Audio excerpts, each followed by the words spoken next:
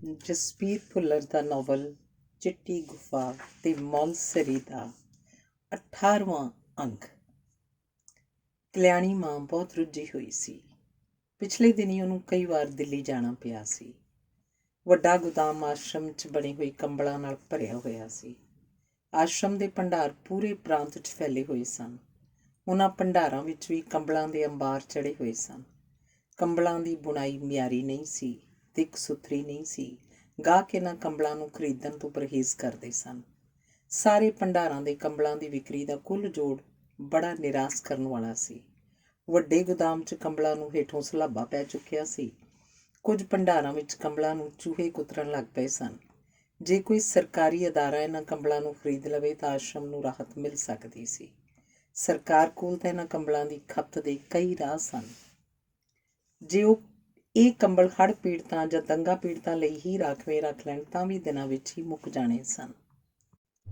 ਕਲਿਆਣੀ ਮਾਂ ਦੇ ਦਿੱਲੀ ਫੇਰਿਆਂ ਦਾ ਹਾਲੇ ਤੱਕ ਕੋਈ ਸੁਖਾਵਾਂ ਸਿੱਟਾ ਨਹੀਂ ਸੀ ਨਿਕਲਿਆ। ਕਲਿਆਣੀ ਮਾਂ ਨੂੰ ਗੌਤਮ ਦਾ ਖਿਆਲ ਆਇਆ। ਉਹੀ ਇੱਕ ਸੀ ਜਿਹੜਾ ਇਸ ਸੌਖ ਦੀ ਘੜੀ ਬੋੜ ਸਕਦਾ ਸੀ।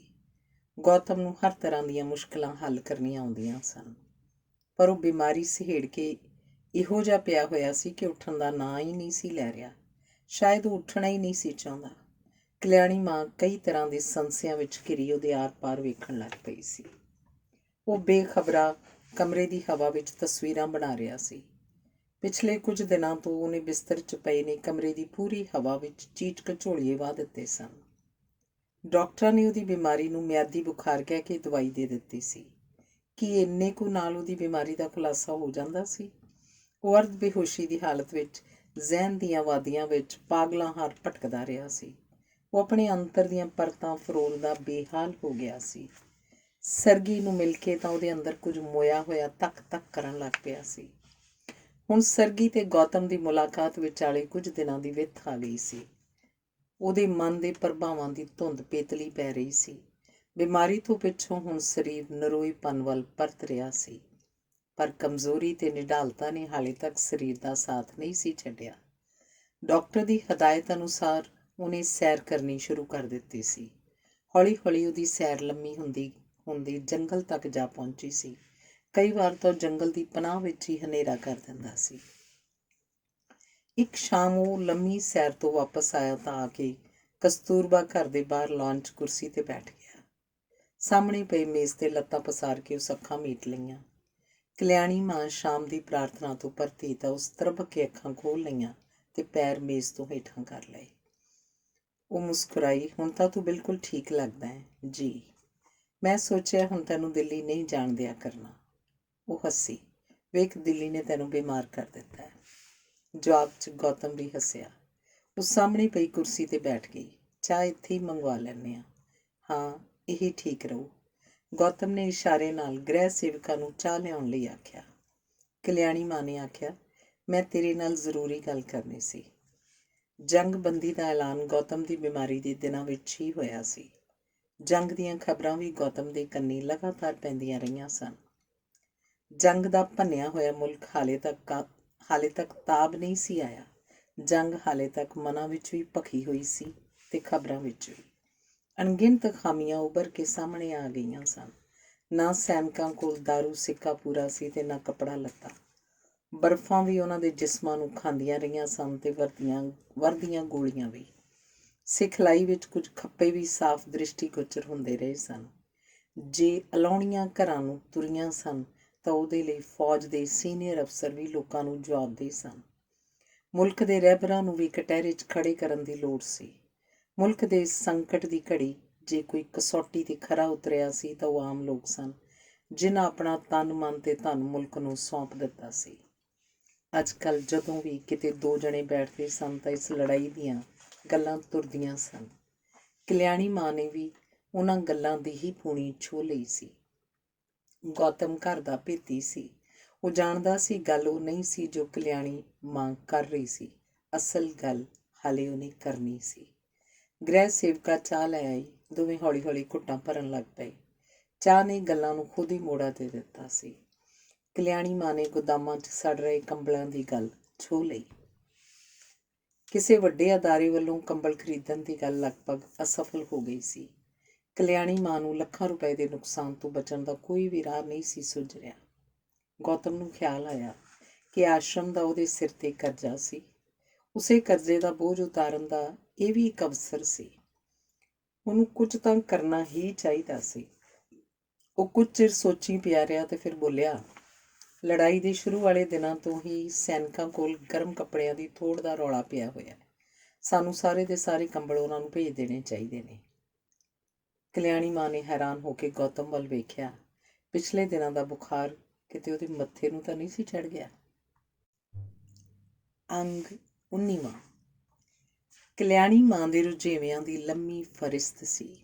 ਉਹ ਫਰਿਸਤ ਦਾ ਕੁਝ ਥੋ ਆਸ਼ਰਮ ਵਾਲਿਆਂ ਨੂੰ ਉਦੋਂ ਲੱਗਦਾ ਸੀ ਜਦੋਂ ਵਾਪਸ ਆ ਕੇ ਕਲਿਆਣੀ ਮਾਂ ਉਸ ਬਾਰੇ ਭਾਸ਼ਣ ਦਿੰਦੀ ਸੀ। ਆਸ਼ਰਮ ਵਾਸੀ ਉਸ ਭਾਸ਼ਣ ਨੂੰ ਉਤਸੁਕਤਾ ਨਾਲ ਸੁਣਦੇ ਸਨ। ਇਸ ਤਰ੍ਹਾਂ ਉਹਨਾਂ ਨੂੰ ਆਸ਼ਰਮ ਤੋਂ ਬਾਹਰ ਦੀ ਦੁਨੀਆ ਦੀ ਕੁਝ ਜਾਣਕਾਰੀ ਮਿਲਦੀ ਸੀ। ਪਰ ਭਾਸ਼ਣ ਹਰ ਵਾਰ ਨਹੀਂ ਸੀ ਹੁੰਦਾ। ਬਹੁਤ ਵਾਰ ਆਸ਼ਰਮ ਵਾਲੇ ਹਨੇਰੇ ਵਿੱਚ ਹੀ ਰਹਿੰਦੇ ਸਨ। ਅਚਨਚੇਤੀ ਦੇ ਦੌਰੇ ਤੋਂ ਪਿੱਛੋਂ ਕਲਿਆਣੀ ਮਾਂ ਅੱਜ 2 ਦਿਨਾਂ ਬਾਅਦ ਪ੍ਰਾਰਥਨਾ ਸਭਾ 'ਚ ਆਈ ਸੀ।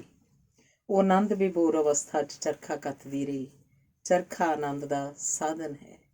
ਪ੍ਰਾਰਥਨਾ ਦੀ ਸਮਾਪਤੀ ਤੋਂ ਪਿੱਛੋਂ ਮਹਾਤਮਾ ਗਾਂਧੀ ਦੀ ਸਟੂਕ ਦੀ ਵਿਆਖਿਆ ਚੱਲ ਰਹੀ ਸੀ ਕਿ ਗਾਂਧੀ ਚਰਖਾ ਹੱਥ 'ਚ ਫੜੀ ਆਚਾਰੀਆ ਗੌਤਮ ਪ੍ਰਾਰਥਨਾ ਸਭਾ ਵਿੱਚ ਪਹੁੰਚ ਗਿਆ। ਪੰਡਤ ਸ਼ਰਧਾਨੰਦ ਨੇ ਪਾਸਾ ਵੱਟ ਕੇ ਉਹਦੇ ਬਹਿਣ ਲਈ ਥਾਂ ਬਣਾ ਦਿੱਤੀ। ਰਾਜੀ ਹੋਣ ਪਿੱਛੋਂ ਗੌਤਮ ਅੱਜ ਪਹਿਲੀ ਵਾਰ ਪ੍ਰਾਰਥਨਾ ਸਭਾ 'ਚ ਆਇਆ ਸੀ। ਕਲਿਆਣੀ ਮਾਂ ਦੇ ਬੁੱਲ੍ਹਾਂ ਉੱਤੇ ਟਿਕੀ ਮੁਸਕਰਾਹਟ ਚਿਹਰੇ 'ਤੇ ਫੈਲ ਗਈ। ਮੁਸਕਰਾਹਟ ਆਸ਼ਰਮ ਦਾ ਰਿਵਾਜ਼ ਸੀ। ਮੁਸਕਰਾਹਟ ਦਾ ਅਰਥ ਤਸੱਲੀ, ਨਫ਼ਰਤ, ਗੁੱਸਾ, ਖੁਸ਼ੀ, ਪਿਆਰ ਜਾਂ ਕੁਝ ਵੀ ਹੋਰ ਹੋ ਸਕਦਾ ਸੀ।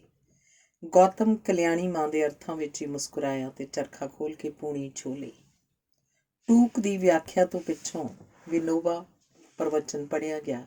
ਪੁੱਛਾਂ ਦੇ ਸਮੇਂ ਇੱਕ ਨੇ ਗਾਂਧੀ ਸੂਕਤੀ ਉੱਤੇ ਆਪਣਾ ਸ਼ੰਕਾ ਨਿਵਰਤ ਕੀਤਾ। ਇੱਕ ਹੋਰ ਨੇ ਵਿਨੋਬਾ ਪ੍ਰਵਚਨ ਉੱਤੇ ਇੱਕ ਅੱਧ ਸਵਾਲ ਪੁੱਛਿਆ। ਹੱਥ ਕਰਗਾ ਵਿਭਾਗ ਦਾ ਬਨਵਾਰੀ ਲਾਲ ਦੱਬੀ ਜ਼ਬਾਨ 'ਚ ਬੋਲਿਆ, ਪ੍ਰਾਰਥਨਾ ਸਥਲ ਦੀ ਬਜਰੀ ਲਗਾਤਾਰ ਚੁਭਦੀ ਰਹਿੰਦੀ ਹੈ। ਪ੍ਰਾਰਥਨਾ ਸਥਲ ਦੀ ਬਜਰੀ ਲਗਾਤਾਰ ਚੁਭਦੀ ਰਹਿੰਦੀ ਹੈ। ਇਸ ਨਾਲ ਪ੍ਰਾਰਥਨਾ 'ਚ ਮਨ ਇਕਾਗਰ ਨਹੀਂ ਹੁੰਦਾ। ਜੇ ਇੱਥੇ ਘਾਹ ਲੱਗ ਜਾਏ ਤਾਂ ਸਾਰੇ ਸਮਾਜ ਸੇਵੀ ਸੌਖੇ ਬਹਿ ਸਕਣ। ਗਾਂਧੀ ਵਿਚਾਰਧਾਰਾ ਤੇ ਵਿਨੋਬਾ ਪ੍ਰਵਚਨ ਨਾਲ ਸੰਬੰਧਿਤ ਸਵਾਲਾਂ ਦੇ ਜਵਾਬ ਆਮ ਤੌਰ 'ਤੇ ਪੰਡਤ ਸ਼ਰਧਾਨੰਦ ਹੀ ਦਿੰਦਾ ਸੀ। ਇਹ ਸਵਾਲ ਉਹਦੀ ਹੱਦ ਤੋਂ ਬਾਹਰ ਸੀ। ਉਹਨੇ ਕਲਿਆਣੀ ਮਾਂ ਵੱਲ ਵੇਖਿਆ। ਕਲਿਆਣੀ ਮਾਂ ਨੇ ਗੌਤਮ ਵੱਲ ਨਜ਼ਰ ਮੋੜੀ। ਗੌਤਮ ਨੇ ਆਪਣੀ ਮੁਸਕਰਾਹਟ ਦਾ ਰੁਖ ਬਨਵਾਰੀ ਲਾਲ ਵੱਲ ਕਰ ਦਿੱਤਾ। ਇਸ ਗੱਲ ਦੇ ਜਵਾਬ 'ਚ ਮੈਂ ਬਸ ਇੰਨਾ ਹੀ ਕਹਿਣਾ ਹੈ ਕਿ ਆਸ਼ਰਮ ਦੀ ਜ਼ਿੰਦਗੀ ਇੱਕ ਤਿਆਗੀ ਦੀ ਜ਼ਿੰਦਗੀ ਹੈ। ਇਸ ਤਿਆਗ ਦਾ ਸੁੱਖ ਤੁਹਾਨੂੰ ਇਸ ਬਜਰੀ ਦੀ ਚੋਭ 'ਚੋਂ ਮਿਲੇਗਾ ਤੇ ਜਾਂ ਸੂਤਰ ਦੀਆਂ ਕੱਚੀਆਂ ਤੰਦਾਂ ਤੋਂ। ਜੋ ਇਹ ਸੁੱਖ ਤੁਹਾਨੂੰ ਨਹੀਂ ਮਿਲ ਰਿਹਾ ਤਾਂ ਸਮਝੋ ਕਿ ਤਿਆਗ ਤੁਹਾਡੇ ਜੀਵਨ ਨਾਲ ਇੱਕਮਿਕ ਹੋਈ ਭਾਵਨਾ ਨਹੀਂ। ਤੁਸੀਂ ਹਾਲੇ ਤੱਕ ਗਲਤ ਰਾਹ 'ਤੇ ਤੁਰ ਰਹੇ ਹੋ। ਆਚਾਰੀਆ ਗੌਤਮ ਦੀ ਗੱਲ ਮੁੱਕੀ ਤਾਂ ਇੱਕ ਹੋਰ ਕਾਰੀਆ ਕਰਤਾਗਣ ਖੜਾ ਹੋ ਗਿਆ। ਪੰਡਤ ਸ਼ਰਧਾਨੰਦ ਨੇ ਬੁੱਲ੍ਹਾਂ 'ਤੇ ਜ਼ੁਬਾਨ ਫੇਰ ਕੇ ਆਪਣੀ ਮੁਸਕਰਾਹਟ ਨੂੰ ਤਾਜ਼ਾ ਕੀਤਾ। ਹਾਂ, ਤੇ ਤੁਹਾਡੀ ਕੀ ਸ਼ੰਕਾ ਹੈ? ਪੰਡਤ ਜੀ, ਮੇਰੀ ਸ਼ੰਕਾ ਨਹੀਂ ਕਿੰਤੂ ਹੈ। ਉਹਦੀ ਆਵਾਜ਼ ਨੂੰ ਆਰੀ ਅਰਗੇ ਦੰਦੇ ਲੱਗੇ ਹੋਏ ਸਨ। ਪੰਡਤ ਸ਼ਰਧਾਨੰਦ ਨੂੰ ਇੱਕ ਛਿਣ ਲਈ ਮੁਸਕਰਾਉਣਾ ਭੁੱਲ ਗਿਆ। ਨੇੜੇ ਬੈਠੇ ਭੈਰੋਨਾਥ ਨੇ ਗੱਲ ਦਾ ਅਣਸੁਖਾਵਾਂ ਹੋਣਾ ਭਾਂਪ ਲਿਆ ਸੀ। ਉਹਨੇ ਉਸ ਕਾਰੀਆ ਕਰਤਾਗਣ ਦਾ ਪਜਾਮਾ ਖਿੱਚ ਕੇ ਬਹਿ ਜਾਣ ਦਾ ਇਸ਼ਾਰਾ ਕੀਤਾ। ਚੁੱਪ ਕਰਕੇ ਬਹਿ ਜਾਣ ਦੀ ਥਾਂ ਉਸ ਸਮਾਜ ਸੇਵੀ ਨੇ ਲੱਤ ਛੰਡੀ, ਜਿਵੇਂ ਲੱਤ ਉੱਤੇ ਚੜ੍ਹੀ ਸੁੰਡੀ ਝਾੜ ਰਿਹਾ ਹੁੰਦਾ। ਉਹ ਉਤੇਜਿਤ ਹੋਇਆ ਬੋਲਿਆ, ਅਸੀਂ ਮਹਾਤਮਾ ਗਾਂਧੀ ਦੇ ਹਵਾਲੇ ਨਾਲ ਵੱਡੀਆਂ ਵੱਡੀਆਂ ਗੱਲਾਂ ਕਰਦੇ ਹਾਂ। ਗੱਲਾਂ ਤੋਂ ਵੱਧ ਅਸੀਂ ਹੋਰ ਕੁਝ ਨਹੀਂ ਕਰਦੇ। ਸਾਨੂੰ ਬਹੁਤਾ ਕੁਝ ਪਤਾ ਵੀ ਨਹੀਂ। ਸਾਡੇ ਦੇਸ਼ ਨੇ ਗੁਆਂਢੀ ਮੁਲਕ ਨਾਲ ਇੱਕ ਭਿਆਨਕ ਜੰਗ ਲੜੀ ਹੈ। ਲੋਕ ਵੱਧ ਚੜ੍ਹ ਕੇ ਰੱਖਿਆ ਕੋਸ਼ 'ਚ ਦਾਨ ਦੇ ਰਹੇ ਹਨ। ਸਾਡਾ ਆਸ਼ਰਮ ਲੋਕ ਕਲਿਆਣ ਤੇ ਦੇਸ਼ ਸੇਵਾ ਦਾ ਦਾਅਵਾ ਕਰਦਾ ਨਹੀਂ ਥੱਕਦਾ। ਪ੍ਰਾਰਥਨਾ ਸਭਾ 'ਚ ਅਸੀਂ ਆਲਤੂ ਫਾਲਤੂ ਬੋਲਦੇ ਰਹਿੰਦੇ ਹਾਂ, ਪਰ ਦੇਸ਼ ਦੇ ਸੰਕਟ ਬਾਰੇ ਚੁੱਪ ਵੱਟੀ ਹੋਈ ਹੈ। ਬਰਫੀਲੇ ਤੂਫਾਨਾਂ 'ਚ ਲੜ ਰਹੇ ਆਪਣੇ ਫੌਜੀ ਭਰਾਵਾਂ ਲਈ ਅਸੀਂ ਕੁਝ ਕਰਨਾ ਤਾਂ ਕੀ ਸੀ? ਅਸੀਂ ਪ੍ਰਾਰਥਨਾ ਸਭਾ 'ਚ ਉਹਨਾਂ ਦੀ ਸੁੱਖ ਤੱਕ ਨਹੀਂ ਮੰਗੀ। ਮੈਂ ਪੁੱਛਦਾ। ਚਾਰੇ ਪਾਸੇ ਚੁੱਪ ਪਸਰ ਗਈ। ਕਲਿਆਣੀ ਮਾਂ ਦੀ ਹਾਜ਼ਰੀ 'ਚ ਕਦੀ ਕੋਈ ਇਸ ਲਹਿਜੇ 'ਚ ਨਹੀਂ ਸੀ ਬੋਲਿਆ। ਉਹ ਸਮਾਜ ਸੇਵੀ ਅਗਿਆਨੀ ਸੀ, ਨਹੀਂ ਸੀ ਜਾਣਦਾ ਕਿ ਉਹ ਕੀ ਕਹਿ ਰਿਹਾ। ਉਹਨੂੰ ਆਸ਼ਰਮ 'ਚ ਰਹਿਣ ਦਾ ਹਾਲੇ ਸਲੀਕਾ ਨਹੀਂ ਸੀ ਆਇਆ। ਪ੍ਰਾਰਥਨਾ ਸਭਾ 'ਚ ਬੈਠੇ ਭਗਤ ਜਨਾਂ ਨੇ ਸਹਿਮ ਵਿੱਚ ਆਪਣੇ ਦਿਲ ਦੀ ਧੜਕਣ ਸੁਣੀ। ਕਲਿਆਣੀ ਮਾਂ ਦੀ ਪੂਣੀ 'ਚੋਂ ਨਿਕਲਦੀ ਤੰਦ ਅਚਨਚੇਤੀ ਟੁੱਟ ਗਈ। ਢੁੱਕੇ ਦਰਵਾਜ਼ੇ ਨੂੰ ਵੱਜੇ ਹਨੇਰੀ ਦੇ ਬੁੱਲੇ ਵਾਂਗ ਉਹਦੀਆਂ ਅੱਧ-ਮੁੰਦੀਆਂ ਅੱਖਾਂ ਚੌੜ ਚਪੱਟ ਖੁੱਲ੍ਹ ਗਈਆਂ। ਉਹਦਾ ਚਿਹਰਾ ਪੀਲਾ ਪੈ ਗਿਆ। ਉਹਦੇ ਸਿਰ 'ਤੇ ਵਲੇਟੀ ਹੋਈ ਖੱਦਰ ਦੀ ਪੱਟੀ ਢਿੱਲ ਕੇ ਹੇਠਾਂ ਆ ਗਈ। ਉਹ ਬੇਚੈਨੀ ਜਿਹੀ ਇੱਧਰ ਉੱਧਰ ਹਿੱਲੀ। ਉਹਦੇ ਚਿਹਰੇ ਦੀ ਆਸ਼ਰਮੀ ਮੁਸਕਰਾਹਟ ਗੁਆਚ ਗਈ। ਉਹਨੂੰ ਟੁੱਟੀ ਹੋਈ ਤੰਦ ਜੋੜਨੀ ਵੀ ਯਾਦ ਨਾ ਰਹੀ। ਉਹਨੇ ਹਥਲੀ ਪੂਣੀ ਚਰਖੇ ਵਾਲੀ ਸੰਦੂਕੜੀ ਦੇ ਬਾਹਰ ਰੱਖ ਦਿੱਤੀ। ਬਾਹਰ ਦੀ ਹਵਾ ਆਮ ਤੌਰ 'ਤੇ ਆਸ਼ਰਮ ਦੀ ਵਲਗਣ ਨਾਲ ਖਹਿ ਕੇ ਬਾਹਰੋਂ ਹੀ ਪਰਤ ਜਾਂਦੀ ਸੀ। ਸੂਝ ਦਾ ਕੋਈ ਵੀ ਬੁੱਲਾ ਆਸ਼ਰਮ ਲਈ ਵਿਊ ਵਰਗਾ ਸੀ। ਇਹ ਕਲਿਆਣੀ ਮਾਨ ਜਾਣਦੀ ਸੀ। 1962 ਦੇ ਵਰ੍ਹੇ ਨੇ ਬੇਸ਼ੱਕ ਖੂਨ ਨਾਲ ਨਹਾ ਲਿਆ ਸੀ, ਪਰ ਆਸ਼ਰਮ ਦੀਆਂ ਪ੍ਰਾਰਥਨਾ ਸਭਾਵਾਂ ਵਿੱਚ ਕਦੀ ਉਹਨਾਂ ਜੰਗ ਦਾ ਨਾਂ ਤੱਕ ਵੀ ਨਹੀਂ ਸੀ ਲਿਆ। ਬਾਹਰ ਮੀਲਾਂ ਤੱਕ ਫੈਲੇ ਹੋਏ ਜੰਗਲ ਨੇ ਇਸ ਹਵਾ ਨੂੰ ਅੰਦਰ ਕਿਵੇਂ ਲੰਘ ਆਉਣ ਦਿੱਤਾ ਸੀ, ਕਲਿਆਣੀ ਮਾਂ ਹੈਰਾਨ ਸੀ। ਆਚਾਰੀਆ ਗੌਤਮ ਨੇ ਸਭਾ 'ਤੇ ਨਜ਼ਰ ਫੇਰੀ। ਸਭਾ ਦਾ ਸੰਨਾਟਾ ਗਹਿਰਾ ਹੋ ਚੁੱਕਿਆ ਸੀ। ਇਸ ਸੰਨਾਟੇ ਨੂੰ ਇੱਕ ਕਾਰੀਆ ਕਰਤਾਗਣ ਦੇ ਚਰਖੇ ਦੀ ਘਰੜ ਘਰੜ ਦੀ ਆਵਾਜ਼ ਭੰਗ ਕਰ ਰਹੀ ਸੀ। ਗੌਤਮ ਨੇ ਚਰਖੇ ਨੂੰ ਸਮੇਂ-ਸਮੇਂ ਤੇਲ ਲਾਉਣ ਦੀ ਲੋੜ 'ਤੇ ਜ਼ੋਰ ਦਿੱਤਾ ਤੇ ਫਿਰ ਸਵਾਲ ਕਰਨ ਵਾਲੇ ਨੂੰ ਮੁਖਾਤਿਬ ਹੋਇਆ, ਤੁਹਾਡਾ ਸ਼ੁਭ ਨਾਮ? ਜੀ, ਚੰਦਰਪਾਨ। ਤੁਹਾਨੂੰ ਪਹਿਲਾਂ ਤਾਂ ਕਦੀ ਵੇਖਿਆ ਨਹੀਂ। ਜੀ, ਮੈਨੂੰ ਆਸ਼ਰਮ 'ਚ ਆਏ ਨੂੰ ਹਾਲੇ 15 ਕੁ ਦਿਨ ਹੀ ਹੋਏ ਹਨ। ਉਹਨੇ ਚੰਦਰਪਾਨ ਨੂੰ ਬਹਿ ਜਾਣ ਦਾ ਇਸ਼ਾਰਾ ਕੀਤਾ। ਨਿੱਕੇ ਨਿੱਕੇ ਸਵਾਲ ਗੌਤਮ ਦੀ ਕੁਝ ਵਕਤ ਹਾਸਲ ਕਰਨ ਦੀ ਜੁਗਤ ਸੀ। ਇਹਨਾਂ ਸਵਾਲਾਂ ਦੇ ਦੌਰਾਨ ਉਹ ਜਵਾਬੀ ਰਾਹ ਸੋਚਦਾ ਰਿਹਾ ਸੀ, ਪਰ ਜਵਾਬ ਤਾਂ ਕਲਿਆਣੀ ਮਾਂ ਨੂੰ ਦੇਣਾ ਚਾਹੀਦਾ ਸੀ। ਉਹਨੇ ਕਲਿਆਣੀ ਮਾਂ ਵੱਲ ਵੇਖਿਆ। ਕਲਿਆਣੀ ਮਾਂ ਦੇ ਚਿਹਰੇ 'ਤੇ ਬੇਵੱਸੀ ਦਾ ਤਰਲਾ ਜਿਹਾ ਸੀ। ਸਵਾਲ ਦੀ ਕੜਿੱਕੀ ਬੜੀ ਕਾਰਗਰ ਸੀ। ਗੌਤਮ ਦੀ ਸਹਾਇਤਾ ਤੋਂ ਬਿਨਾਂ ਕਲਿਆਣੀ ਮਾਂ ਦਾ ਉਸ ਕੜਿੱਕੀ 'ਚੋਂ ਨਿਕਲਣਾ ਸੰਭਵ ਨਹੀਂ ਸੀ। ਇਹ ਗੱਲ ਉਹਨੇ ਭਾਂਪ ਲਈ ਸੀ। ਉਹ ਬੋਲਿਆ, ਸਾਡੇ ਕਾਰਿਆ ਕਰਤਾਗਣ ਚੰਦਰਪਾਨ ਜੀ ਨੇ ਬੜਾ ਸਿਆਣਾ ਸਵਾਲ ਪੁੱਛਿਆ ਹੈ। ਇਹ ਸਵਾਲ ਤੁਹਾਡੇ ਵੱਲੋਂ 1 ਹਫ਼ਤਾ ਪਹਿਲਾਂ ਆਉਣਾ ਚਾਹੀਦਾ ਸੀ, ਪਰ ਹੁਣ ਵੀ ਇਹ ਸਵਾਲ ਇੰਨਾ ਲੇਟ ਨਹੀਂ ਹੈ। ਅੱਜ ਪ੍ਰਾਰਥਨਾ ਸਭਾ 'ਚ ਆਉਣ ਤੋਂ ਪਹਿਲਾਂ ਮਾਂ ਜੀ ਨਾਲ ਇਸੇ ਵਿਸ਼ੇ 'ਤੇ ਗੱਲ ਚੱਲ ਰਹੀ ਸੀ। ਮਾਂ ਜੀ ਬਹੁਤ ਦਿਨਾਂ ਤੋਂ ਚਿੰਤਤ ਹਨ। ਉਹ ਰਾਤ ਭਰ ਸੌਂਦੇ ਨਹੀਂ। ਉਹ ਨਹੀਂ ਸਨ ਚਾਹੁੰਦੇ ਕਿ ਉਹਨਾਂ ਦੀ ਚਿੰਤਾ ਤੁਹਾਡੇ ਤੱਕ ਪਹੁੰਚਾਈ ਜਾਵੇ। ਉਹ ਆਪਣੀ ਸੋਚ ਤੋਂ ਉਪਜੇ ਚੰਗੇ ਸਿੱਟੇ ਹੀ ਤੁਹਾਡੇ ਤੱਕ ਪਹੁੰਚਾਉਣਾ ਚਾਹੁੰਦੇ ਸਨ। ਮਾਂ ਜੀ ਦੀ ਹਦਾਇਤ ਅਨੁਸਾਰ ਮੈਂ ਇਸ ਸਬੰਧ ਵਿੱਚ 1-2 ਫੋਨ ਕਰਨੇ ਸਨ। ਇਸੇ ਲਈ ਪ੍ਰਾਰਥਨਾ ਸਭਾ ਲਈ ਵੀ ਪਛੜ ਗਿਆ ਹਾਂ। ਗੌਤਮ ਕੀ ਬੋਲ ਰਿਹਾ ਸੀ? ਕਲਿਆਣੀ ਮਾਂ ਨੂੰ ਕੁਝ ਪਤਾ ਨਹੀਂ ਸੀ। ਇਸ ਵਿਸ਼ੇ ਉੱਤੇ ਗੌਤਮ ਨਾਲ ਕਦੀ ਕੋਈ ਗੱਲ ਨਹੀਂ ਸੀ ਹੋਈ, ਪਰ ਗੌਤਮ ਨੇ ਅਵਸਰ ਨੂੰ ਸੰਭਾਲ ਲਿਆ ਸੀ। ਇੰਨਾ ਹੀ ਬਹੁਤ ਸੀ। ਗੌਤਮ ਕਹਿ ਰਿਹਾ ਸੀ, ਤੁਹਾਡੇ ਉਤਸ਼ਾਹ ਨੂੰ ਮੁੱਖ ਰੱਖਦਿਆਂ ਦਾਨ ਕੋਸ਼ 'ਚ ਤੁਹਾਡਾ ਹਿੱਸਾ ਜ਼ਰੂਰ ਪਾਇਆ ਜਾਏਗਾ। ਵਿਭਾਗਾਂ ਦੇ ਮੁਖੀ ਤੁਹਾਡੇ ਕੋਲੋਂ ਵਿੱਤ ਮੂਜਬ ਰਕਮ ਲੈ ਕੇ 3 ਦਿਨਾਂ ਤੱਕ ਮੁੱਖ ਦਫ਼ਤਰ ਵਿੱਚ ਖਜ਼ਾਨਚੀ ਪਾਸ ਜਮ੍ਹਾਂ ਕਰਵਾ ਦੇਣਗੇ। ਆਸ਼ਰਮ ਵੱਲੋਂ ਵੀ ਇੱਕ ਵੱਡੀ ਰਕਮ ਤੁਹਾਡੇ ਇਕੱਠੇ ਕੀਤੇ ਫੰਡ ਵਿੱਚ ਜੋੜ ਕੇ ਰੱਖਿਆ ਕੋਸ਼ ਲਈ ਭੇਜ ਦਿੱਤੀ ਜਾਏਗੀ। ਇਹ ਨਿਗੂਣੀ ਜਿਹੀ ਸੋਚ ਮੇਰੀ ਸੀ, ਪਰ ਮਾਂ ਜੀ ਦੇ ਵਿਚਾਰ ਸਾਡੇ ਸਾਰਿਆਂ ਤੋਂ ਉੱਚੇ ਹਨ। ਉਹਨਾਂ ਅਨੁਸਾਰ ਸਰਹੱਦਾਂ ਦੀ ਰਾਖੀ ਲਈ ਲੜੀ ਜਾ ਰਹੀ ਇਸ ਮਹਾਨ ਜੰਗ ਦਾ ਇੰਨੀ ਕੁ ਰਕਮ ਨਾਲ ਕੁਝ ਨਹੀਂ ਸੌਰੇਗਾ। ਉਹ ਹੋਰ ਵੀ ਨਿੱਘਰ ਕਦਮ ਪੁੱਟਣਾ ਚਾਹੁੰਦੇ ਹਨ। ਇਸ ਸੰਬੰਧੀ ਖਾਦੀ ਮੰਤਰਾਲੇ ਰਾਹੀਂ ਰੱਖਿਆ ਮੰਤਰਾਲੇ ਨਾਲ ਗੱਲ ਚੱਲ ਰਹੀ ਹੈ। ਮਾਂ ਜੀ ਇਸ ਸਿਲਸਿਲੇ 'ਚ ਪਿਛਲੇ ਦਿਨੀ ਆਸ਼ਰਮ ਤੋਂ ਬਾਹਰ ਵੀ ਰਹੇ ਹਨ। ਗੱਲਬਾਤ ਮੁਕਾਉਣ ਲਈ ਹਾਲੇ ਹੋਰ ਪਤਾ ਨਹੀਂ ਕਿੰਨੇ ਕੁ ਗੇੜੇ ਲੱਗਣਗੇ। ਜੇ ਕੰਮ ਨੇਪਰੇ ਚੜ੍ਹ ਗਿਆ ਤਾਂ ਤੁਹਾਨੂੰ ਪ੍ਰਾਰਥਨਾ ਸਭਾ ਵਿੱਚ ਇਹਦੀ ਸੂਚਨਾ ਦਿੱਤੀ ਜਾਏਗੀ। ਆਸ਼ਰਮ ਸੰਬੰਧੀ ਤੁਹਾਡਾ ਸਿਰ ਹੋਰ ਉੱਚਾ ਹੋ ਜਾਏਗਾ। ਆਪਣੇ ਭਾਸ਼ਣ ਦੇ ਅੰਤਲੇ ਚਰਨ 'ਚ ਪਹੁੰਚ ਕੇ ਗੌਤਮ ਰੁਕਿਆ। ਉਹਨੇ ਸਰੋਤਿਆਂ 'ਤੇ ਨਜ਼ਰ ਸੁੱਟੀ ਤੇ ਆਪਣੇ ਬੋਲਾਂ ਦੇ ਪ੍ਰਭਾਵ ਨੂੰ ਆਂਕਿਆ। ਮੀਸਣੀ ਮੁਸਕਾਨ ਨਾਲ ਉਹਨੇ ਆਪਣੇ ਸ਼ਬਦਾਂ ਨੂੰ ਤੂਲ ਦਿੱਤੀ। ਤੁਹਾਨੂੰ ਇੰਨਾ ਕੁਝ ਕਾਰੀਆ ਕਰਤਾਗਣ ਚੰਦਰਪਾਨ ਦੀ ਉਤਸੁਕਤਾ ਕਾਰਨ ਹੀ ਦੱਸਿਆ ਗਿਆ ਹੈ। ਮਾਂ ਜੀ ਦੀ ਤਾਂ ਇੱਛਾ ਸੀ ਕਿ ਸਿੱਟਾ ਨਿਕਲਣ ਪਿੱਛੋਂ ਸਿਰਫ ਸ਼ੁਭ ਸੂਚਨਾ ਹੀ ਸੁਣਾਈ ਜਾਵੇ, ਸੰਘਰਸ਼ ਦੀ ਲੰਮੀ ਕਹਾਣੀ ਨਹੀਂ। ਇਸੇ ਕਰਕੇ ਮੈਂ ਸਿਰਫ ਇਸ਼ਾਰਾ ਹੀ ਦਿੱਤਾ ਹੈ ਤੇ ਸੂਚਨਾ ਕਿਸੇ ਆਉਣ ਵਾਲੇ ਸ਼ੁਭ ਦਿਨ ਲਈ ਰੱਖ ਲਈ ਹੈ। ਕਲਿਆਣੀ ਮਾਂ ਨੇ ਟੁੱਟੀ ਹੋਈ ਤੰਦ ਪਤਾ ਨਹੀਂ ਕਿਹੜੇ ਵੇਲੇ ਜੋੜ ਲਈ ਸੀ। ਚਰਖੜੀਆਂ ਉੱਤੇ ਮਾਲ ਹੌਲੀ ਹੌਲੀ ਘੁੰਮਣ ਲੱਗ ਪਈ ਸੀ ਤੇ ਉਹ ਕੱਤਣ ਲੱਗ ਪਈ ਸੀ। ਸੂਤ ਦੀ ਮਹੀਨ ਜਿਹੀ ਤੰਦ। ਇਸ ਵਾਰ ਉਹ ਤੰਦ ਪਹਿਲਾਂ ਨਾਲੋਂ ਵੱਧ ਪੱਕੀ ਸੀ। ਹੁਣੇ ਜਿਹੜੀ ਮੁਸਕਾਨ ਕਲਿਆਣੀ ਮਾਂ ਦੇ ਬੁੱਲ੍ਹਾਂ ਤੋਂ ਖੰਭ ਲਾ ਕੇ ਉੱਡ ਗਈ ਸੀ, ਉਹ ਮੁੜ ਪਰਤ ਆਈ ਸੀ। ਹੁਣ ਤਾਂ ਸ਼ਾਇਦ ਉਹਨੇ ਉੱਥੇ ਆਲਣਾ ਹੀ ਪਾ ਲਿਆ ਸੀ। ਕਲਿਆਣੀ ਮਾਂ ਲਈ ਸਕੂਨ ਵਾਲੀ ਗੱਲ ਇਹ ਵੀ ਸੀ ਕਿ ਗੌਤਮ ਜੋ ਆਸ਼ਰਮ ਦੀ ਮਿੱਟੀ ਦਾ ਸੀ, ਮੁੜ ਆਸ਼ਰਮ ਦੀ ਮਿੱਟੀ 'ਚ ਗੁੰਨਿਆ ਗਿਆ ਸੀ। ਅੰਗ 20ਵਾਂ। ਉਹਨਾਂ ਦੋਹਾਂ ਦੇ ਚਿਹਰੇ ਕੁਝ ਢਲ ਗਈ ਸ਼ਾਮ ਨੇ ਢਕੇ ਹੋਏ ਸਨ ਤੇ ਕੁਝ ਜੰਗਲ ਦੇ ਪਰਛਾਵਿਆਂ ਨੇ ਲੁਕਾ ਲਏ ਸਨ। ਉਹ ਤੀਜੇ ਨੂੰ ਲਗਾਤਾਰ ਕੁੱਟ ਰਹੇ ਸਨ। ਤੀਜੇ ਦਾ ਲਹੂ ਲਿਬੜਿਆ ਚਿਹਰਾ ਬੇਪਛਾਣ ਹੋ ਚੁੱਕਾ ਸੀ। ਉਹ ਉਖੜੇ ਉਖੜੇ ਸਾਹ ਲੈਣ ਲੱਗ ਪਿਆ ਸੀ। ਇੱਕ ਨੇ ਦੂਜੇ ਦਾ ਹੱਥ ਫੜ ਲਿਆ, ਇਹ ਕਿਤੇ ਮਾਰੀ ਨਾ ਜਾਏ। ਦੂਜਾ ਵੈਸੇ ਵੀ ਸਾਹੋ-ਸਾਹੀ ਹੋਇਆ ਪਿਆ ਸੀ, ਉਹ ਢੈਲਾ ਪੈ ਗਿਆ।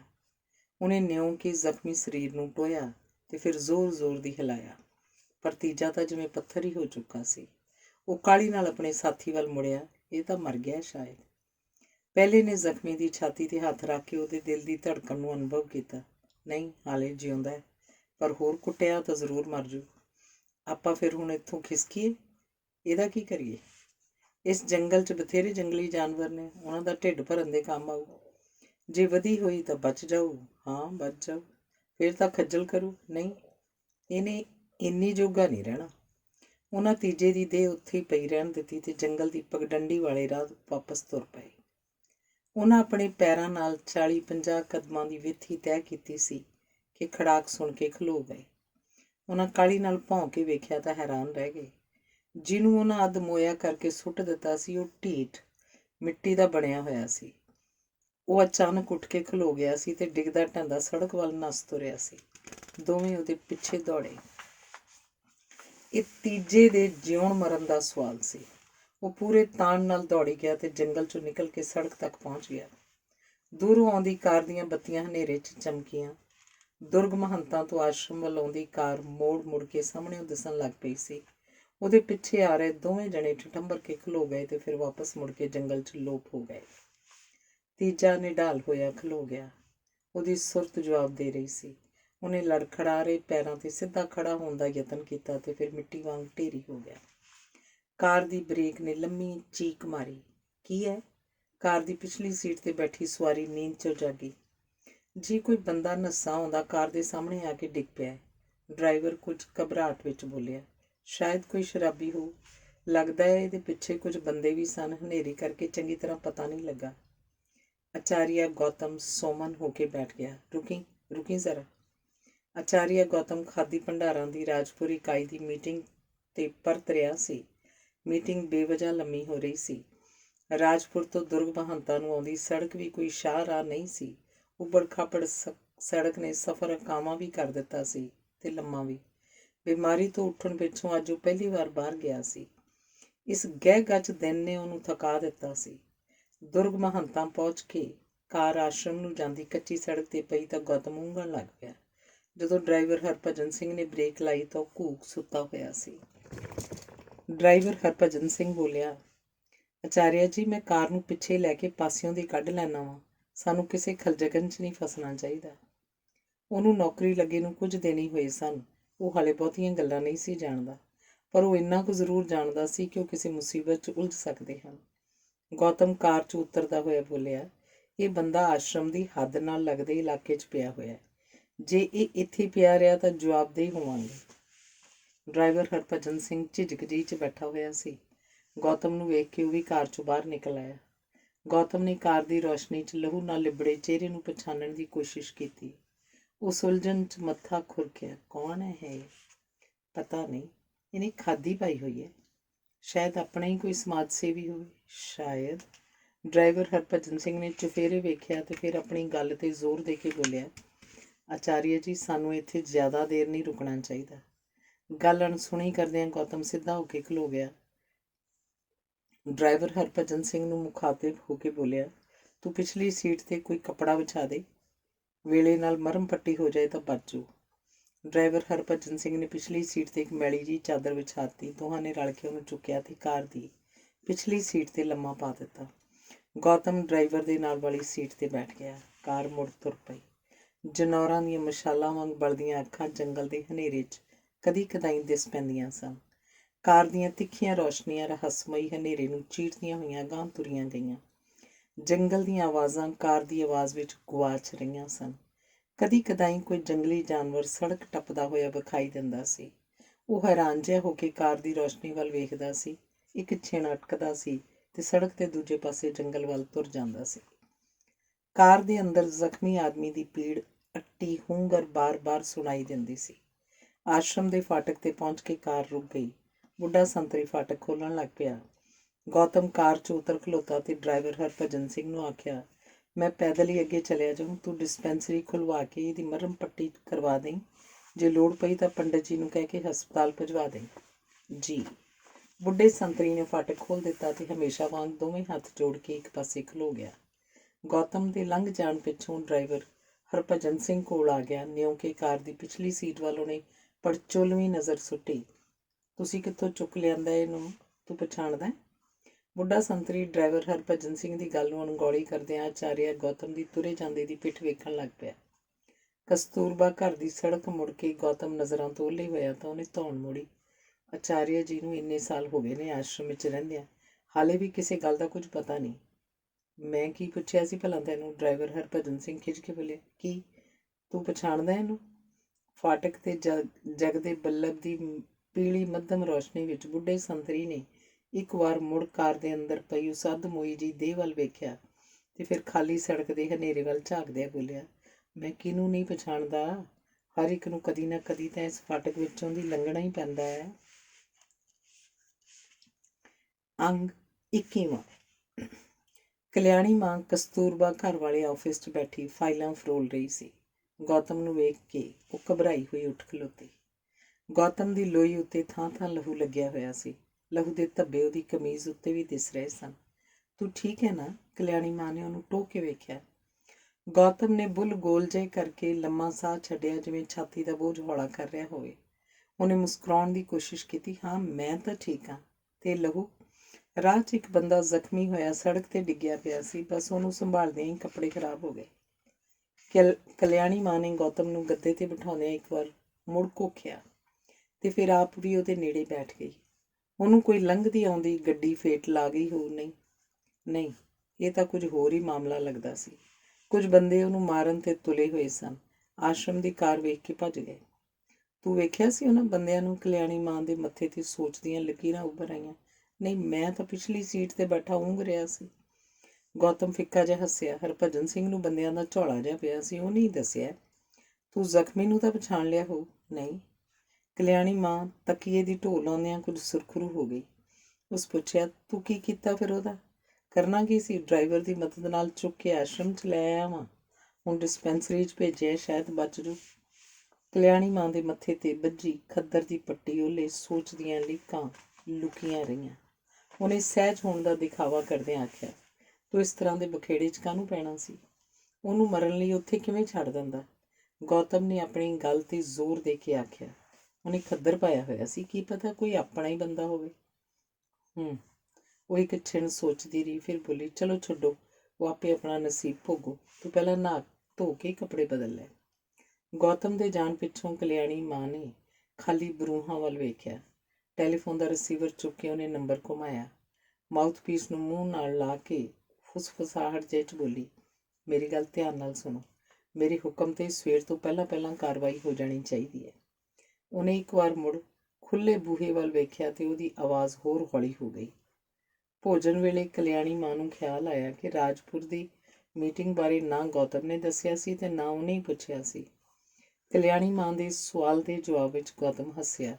ਉਸ ਜ਼ਖਮੀ ਨੇ ਤਾਂ ਸਾਰਾ ਕੁਝ ਹੀ ਭੁਲਾਈ ਰੱਖਿਆ। ਕੋਈ ਵਿਸ਼ੇਸ਼ ਮਸਲਾ ਤਾਂ ਸਾਹਮਣੇ ਨਹੀਂ ਆਇਆ? ਨਹੀਂ, ਬਸ ਕੰਬਲਾਂ ਦੇ ਜ਼ਖੀਰੇ ਹੀ ਹੋਰ ਵੱਡੇ ਹੋਈ ਜਾ ਰਹੇ ਨੇ। ਇਹ ਮਸਲਾ ਸਾਰੇ ਖਾਦੀ ਭੰਡਾਰਾਂ ਦਾ ਸਾਂਝਾ ਹੈ। ਚੂਹੇ ਤਾਂ ਪਹਿਲਾਂ ਹੀ ਬਹੁਤ ਨੇ, ਛੇਤੀ ਕੁਝ ਕਰਨਾ ਪਊ। ਗੌਤਮ ਨੇ ਆਪਣੀ ਗੱਲ 'ਤੇ ਜ਼ੋਰ ਦਿੱਤਾ। ਮੈਂ ਤਾਂ ਕਹਿੰਦੀ ਹਾਂ ਤੂੰ ਛੇਤੀ ਦਿੱਲੀ ਹੋ ਆ। ਤੁਸੀਂ ਫਿਕਰ ਨਾ ਕਰੋ, ਇਹ ਕੰਮ ਹੁਣ ਮੈਂ ਹੀ ਨਿਪਰੇ ਚਾੜੂ। ਫਿਰ ਉਡੀਕ ਕਾਹਦੀ ਹੈ? ਮੈਂ ਸੋਚਦਾ ਹੁਣ ਖਾਦੀ ਭੰਡਾਰਾਂ ਦੀ ਪੜਤਾਲ ਦਾ ਕੰਮ ਸ਼ੁਰੂ ਕਰਕੇ ਸਾਲਾਨਾ ਆਡਿਟ ਤੋਂ ਪਹਿਲਾਂ ਸੁਰਖਰੂ ਹੋ ਜਾਵਾਂ। ਉਸ ਤੋਂ ਪਿੱਛੋਂ ਫਿਰ ਇਹ ਕੰਮ ਹੱਥ 'ਚ ਲੈ ਲਵਾਂ। ਪੜਤਾਲ ਦਾ ਕੰਮ ਤਾਂ ਬਾਅਦ ਵਿੱਚ ਵੀ ਹੁੰਦਾ ਰਹੂ। ਜੇ ਵੇਲੇ ਨਾਲ ਨਾ ਵੀ ਹੋਊ ਤਾਂ ਕੋਈ ਪਹਾੜ ਨਹੀਂ ਡਿੱਗ ਪੈਣ ਲੱਗਾ। ਆਡਿਟ ਵਾਲਿਆਂ ਨੂੰ ਪੰਡਤ ਜੀ ਸੰਭਾਲ ਲੈਣਗੇ, ਤੂੰ ਉਹਨਾਂ ਦਾ ਫਿਕਰ ਨਾ ਕਰ। ਕੰਬਲਾਂ ਨੂੰ ਲੇਖੇ ਲਾਉਣ ਬਾਰੇ ਸੋਚ। ਤਾਂ ਫਿਰ ਠੀਕ ਹੈ, ਤੂੰ ਭਲਕੇ ਤੜਕਸਾਰ ਹੀ ਨਿਕਲ ਜਾਈਂ। ਭਲਕੇ? ਹਾਂ, ਪ੍ਰਾਰਥਨਾ ਸਭਾ 'ਚ ਆਸ਼ਰਮ ਦੇ ਯੋਗਦਾਨ ਬਾਰੇ ਉੱਠੇ ਸਵਾਲ ਤੋਂ ਬਾਅਦ ਹੁਣ ਇਸ ਕੰਮ ਨੂੰ ਹੋਰ ਮੁਲਤਵੀ ਕਰਨਾ ਠੀਕ ਨਹੀਂ। ਪ੍ਰਾਰਥਨਾ ਸਭਾ ਵਿੱਚ ਹੋਈ ਗੱਲ ਤਾਂ ਹੁਣ ਪੁਗਾਉਣੀ ਪਊ।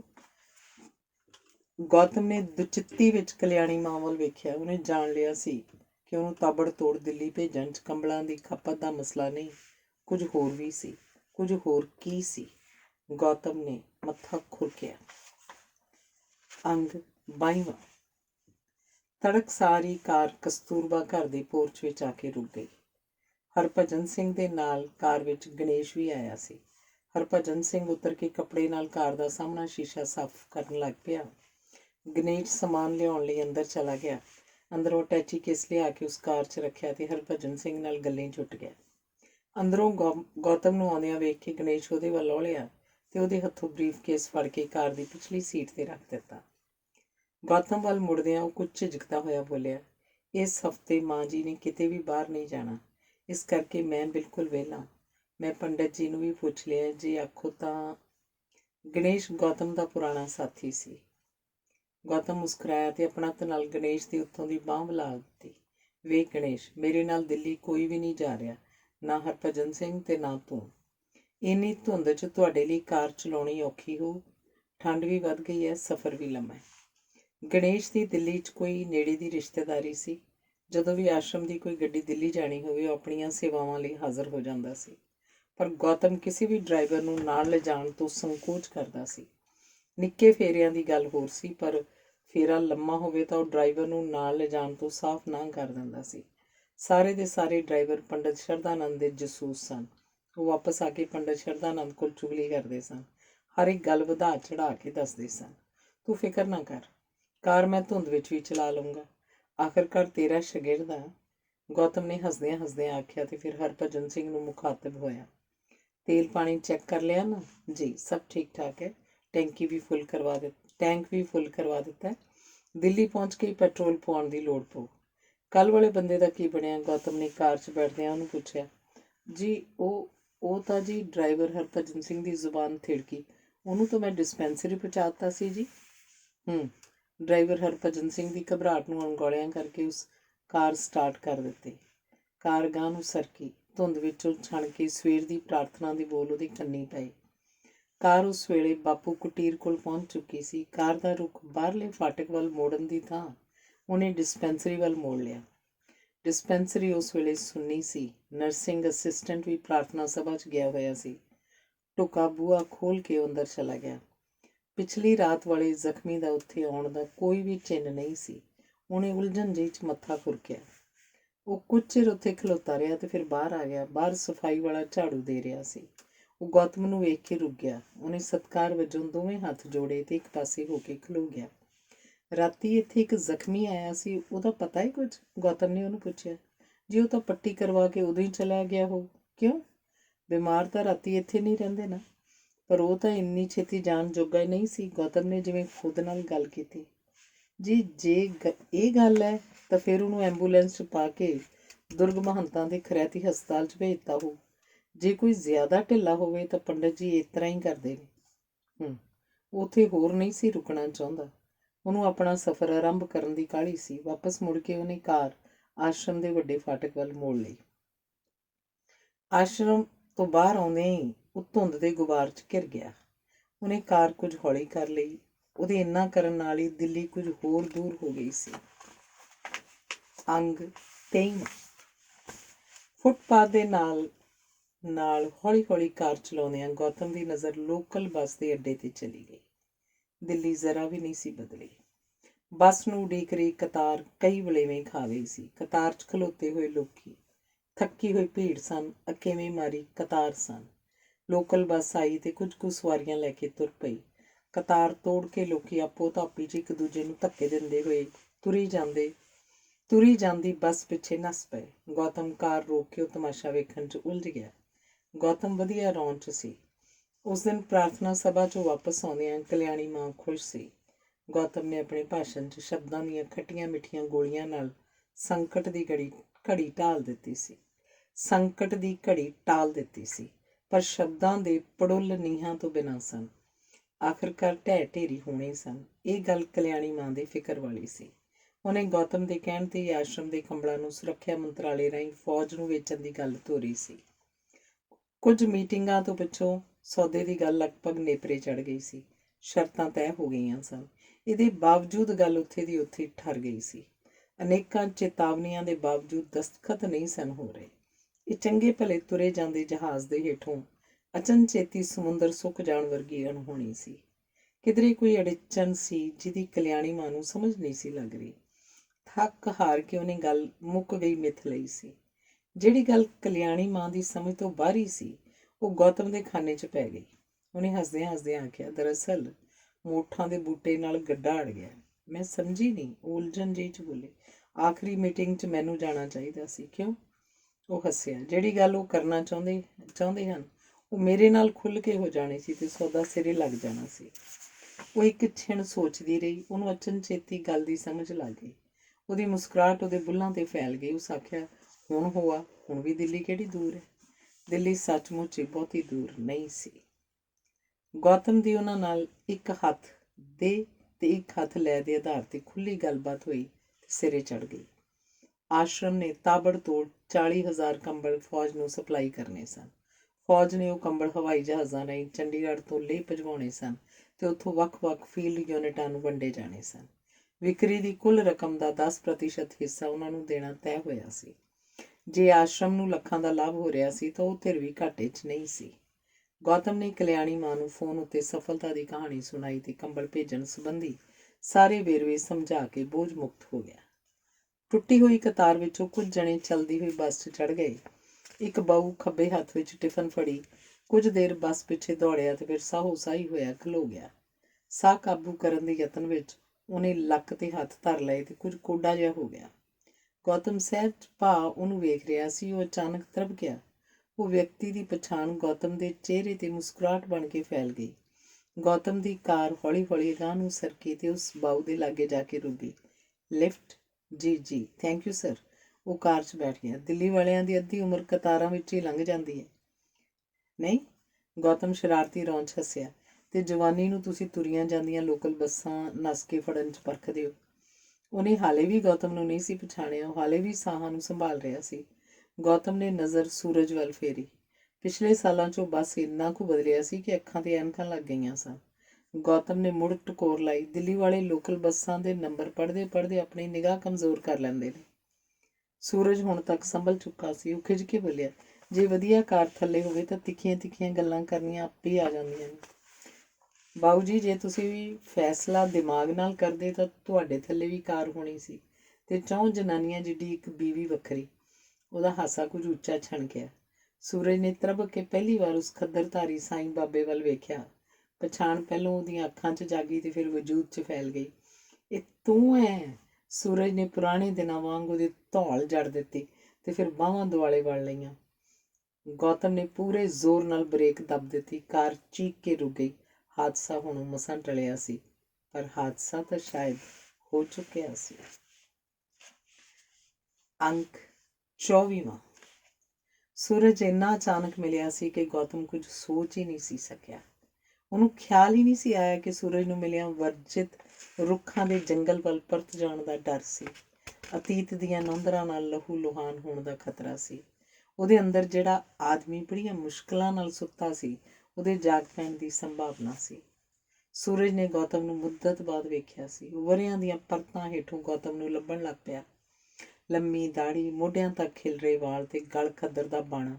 ਗੌਤਮ ਉੱਥੇ ਕਿੱਥੇ ਸੀ? ਇਹ ਤਾਂ ਕੋਈ ਹੋਰ ਸੀ ਜੋ ਭਗੌੜਾ ਦਿੰਦਾ ਸੀ, ਖੁਦ ਤੋਂ ਦੌੜਿਆ ਹੋਇਆ ਜਾਂ ਸ਼ਾਇਦ ਜ਼ਿੰਦਗੀ ਤੋਂ ਨੱਸ ਕੇ ਲੁਕਿਆ ਹੋਇਆ। ਸੂਰਜ ਝੇਂਪ ਜਿਹੀ 'ਚ ਹੱਸਿਆ। ਇਹ ਤੂੰ ਹੀ ਹੈ ਨਾ? ਹਾਂ, ਗੌਤਮ ਖੁੱਲ੍ਹ ਕੇ ਹੱਸਿਆ। ਸਰਗੀ ਨੇ ਦੱਸਿਆ ਸੀ ਕਿ ਤੂੰ ਪਿੱਛੇ ਜੇ ਵੀ ਆਇਆ ਸੀ। ਗੌਤਮ ਖਤਰਿਆਂ ਦੀ ਗੁਫਾ ਦੇ ਮੁਹਾਣੇ ਤੱਕ ਪਹੁੰਚ ਚੁੱਕਾ ਸੀ। ਹੁਣ ਬਹੁਤ ਦੇਰ ਹੋ ਚੁੱਕੀ ਸੀ। ਹੁਣ ਪਿੱਛੇ ਪਰਤਣਾ ਸੰਭਵ ਨਹੀਂ ਸੀ। ਉਹ ਸਰਗੀ ਦੇ ਜ਼ਿਕਰ ਤੋਂ ਕੰਨੀ ਕਤਰਾ ਗਿਆ। ਮੈਂ ਇੱਕ ਦਿਨ ਲਈ ਆਇਆ ਸਾਂ, ਉਦੋਂ ਖਾਦੀ ਬੋਰਡ ਦੀ ਮੀਟਿੰਗ ਸੀ, ਉਸੇ ਦਿਨ ਹੀ ਵਾਪਸ ਚਲਾ ਗਿਆ ਸਾਂ। ਅੱਜ ਵੀ ਰੱਬ ਨੇ ਮੇਲ ਕਰਾ ਦਿੱਤਾ। ਸੂਰਜ ਦੇ ਨਹੋਰੇ ਨੂੰ ਅਣਗੌਲਿਆਂ ਕਰਕੇ ਉਹ ਹੱਸਿਆ। ਆਪੇ ਫਾਥੜੀਏ, ਤੈਨੂੰ ਕੌਣ ਛੁਡਾਵੇ। ਸਰਗੀ ਦੀ ਮੁਹੱਬਤ ਉਹਦੇ ਵਜੂਦ ਦਾ ਪਰਛਾਵਾਂ ਸੀ। ਇਸ ਪਰਛਾਵੇਂ ਨੂੰ ਅਣਗੌਲਿਆਂ ਕਰਨ ਦੀ ਕੋਸ਼ਿਸ਼ ਵਿੱਚ ਉਹ ਇੱਧਰ ਉੱਧਰ ਦੀਆਂ ਗੱਲਾਂ ਕਰਨ ਲੱਗ ਪਿਆ। ਦੀਦੀ ਦਾ ਕੀ ਹਾਲ ਹੈ? ਠੀਕ ਹੈ। ਤੇ ਨਿੱਕਾ ਸੂਰਜ? ਬਹੁਤ ਸ਼ਰਾਰਤੀ ਹੋ ਗਿਆ। ਸਰਗੀ ਦਾ ਬਹੁਤ ਮੋਹ ਕਰਦਾ। ਕੱਲ੍ਹ ਦਾ ਸਰਗੀ ਕੋਲ ਹੀ ਗਿਆ ਹੋਇਆ। ਸਰਗੀ ਨੇ ਜਦੋਂ ਹਰ ਹਾਲ ਵਿੱਚ ਹਾਜ਼ਰ ਹੀ ਰਹਿਣਾ ਸੀ ਤਾਂ ਉਹ ਜਾਣੇ। ਜੇ ਉਹ ਗੌਤਮ ਦੇ ਸਾਹਾਂ ਵਿੱਚ ਸੀ ਤਾਂ ਉਹ ਆਪਣੇ ਸਾਹਾਂ ਤੋਂ ਕਿੰਨੀ ਕੁ ਦੇਰ ਬੇਵਤਨ ਹੁੰਦਾ। ਉਸ ਹੈਰਾਨ ਹੋ ਕੇ ਆਖਿਆ, ਸਰਗੀ ਕੋਲ? ਹਾਂ, ਬੇਜੀ ਦੇ ਸੁਰਗਵਾਸ ਹੋਣ ਪਿੱਛੋਂ ਸਰਗੀ ਬਹੁਤ ਇਕੱਲੀ ਹੋ ਗਈ। ਰੂਪ ਦੇ ਕੋਲ ਹੋਣ ਨਾਲ ਉਹ ਆਰੇ ਲੱਗੀ ਰਹਿੰਦੀ ਹੈ। ਦਿਲ ਕੁਝ ਪਰਚਿਆ ਰਹਿੰਦਾ। ਸੂਰਜ ਨੇ ਸਹਿਜ ਸੁਭਾਅ ਦੱਸਿਆ। ਗੌਤਮ ਨੇ ਆਪਣੀ ਮਾਂ ਨੂੰ ਨਹੀਂ ਸੀ ਵੇਖਿਆ ਹੋਇਆ। ਪਰ ਉਹਦੀ ਹੋਂਦ ਮਾਂ ਦੇ ਤੁਰ ਜਾਣ ਦੇ ਦਰਦ ਦੀ ਇਬਾਰਤ ਸੀ। ਸਰਗੀ ਦੀ ਜ਼ਿੰਦਗੀ 'ਚੋਂ ਮਾਂ ਦੇ ਮੰਨਫੀ ਹੋ ਜਾਣ ਦਾ ਅਰਥ ਉਹ ਜਾਣਦਾ ਸੀ, ਪਰ ਉਹ ਇੱਕ ਅਜਨਬੀ ਵਾਂਗ ਦੂਰ ਖਲੋਤਾ ਹੋਇਆ ਸੀ। ਸਰਗੀ ਦੇ ਗਮ ਵਿੱਚ ਉਹਦੀ ਕੋਈ ਭਿਆਲੀ ਨਹੀਂ ਸੀ। ਇਹ ਖਬਰ ਵੀ ਗੌਤਮ ਕੋਲ ਕਿਸੇ ਸੋਗੀ ਖੱਤ ਦੀ ਸਤਰ ਬਣ ਕੇ ਨਹੀਂ ਸੀ ਆਈ, ਸਗੋਂ ਇਹ ਖਬਰ ਤੁਰੇ ਜਾਂਦਿਆਂ ਦੇ ਕੰਨੀ ਪੈ ਗਈ। ਆਮ ਜਿਹੀ ਗੱਲ ਵਾਂਗ ਉਹਦੇ ਕੋਲ ਪਹੁੰਚੀ ਸੀ। ਇਹੀ ਵਾਜਬ ਸੀ ਸ਼ਾਇਦ। ਉਹ ਕੀ ਸੀ ਸਰਗੀ ਦਾ? ਉਹ ਕਿਸੇ ਦਾ ਵੀ ਕੀ ਸੀ? ਉਹਨੂੰ ਕਿਸੇ ਨਾਲ ਕੋਈ ਰੋਸਾ ਨਹੀਂ ਸੀ ਹੋਣਾ ਚਾਹੀਦਾ। ਉਹਨੇ ਆਪ ਹੀ ਆਪਣਿਆਂ ਦੇ ਵਿਚਕਾਰ ਸਮੁੰਦਰ ਵਿਛਾ ਲਿਆ ਸੀ। ਪਰ ਆਪਣਿਆਂ ਦੀ ਜ਼ਿੰਦਗੀ 'ਚੋਂ ਹੌਲੀ ਹੌਲੀ ਘਿਰ ਜਾਣਾ ਤੇ ਫਿਰ ਅਜਨਬੀ ਹੋ ਜਾਣਾ, ਇਹ ਗੱਲ ਅੰਤਾਂ ਦੀ ਦੁਖਦਾਈ ਸੀ। ਗੌਤਮ ਦੀ ਰੂਹ ਅਣਕਿਆਸੇ ਦਰਦ ਨਾਲ ਪੀੜ ਪੀੜ ਹੋ ਗਈ। ਸਰਗੀ ਹੁਣ ਕੁਝ ਸੰਭਲੀਏ। ਪਹਿਲਾਂ ਤਾਂ ਸੂਰਜ ਆਪਣੇ ਰੌਂਚ 'ਚ ਗੱਲਾਂ ਕਰ ਰਿਹਾ ਸੀ। ਚੌਂਕ 'ਚ ਲਾਲ ਬੱਤੀ ਸੀ। ਕਾਰ ਹਜੋਕੇ ਨਾਲ ਰੁਕ ਗਈ। ਉਹ ਬੋਲਦਾ ਰਿਹਾ। ਉਹਦੇ ਦੂਰ ਨੇੜੇ ਦੇ ਕਈ ਰਿਸ਼ਤੇਦਾਰ ਮਕਾਨ 'ਤੇ ਅੱਖ ਲਾਈ ਬੈਠੇ ਨੇ। ਸੋਚਦੇ ਹਾਂ ਸਰਗੀ ਉਹਨਾਂ ਤੋਂ ਕੁਝ ਪਾਸੇ ਰਹੇ ਤਾਂ ਚੰਗਾ ਹੀ ਹੈ। ਵੈਸੇ ਵੀ ਸੁੰਨੇ ਘਰ 'ਚ ਇਕੱਲੀ ਕੁੜੀ, ਕਦੀ ਕਦਾਈ ਅਸੀਂ ਜਾ ਕੇ ਉਹਨੂੰ ਲੈ ਵੀ ਆਉਂਦੇ ਹਾਂ।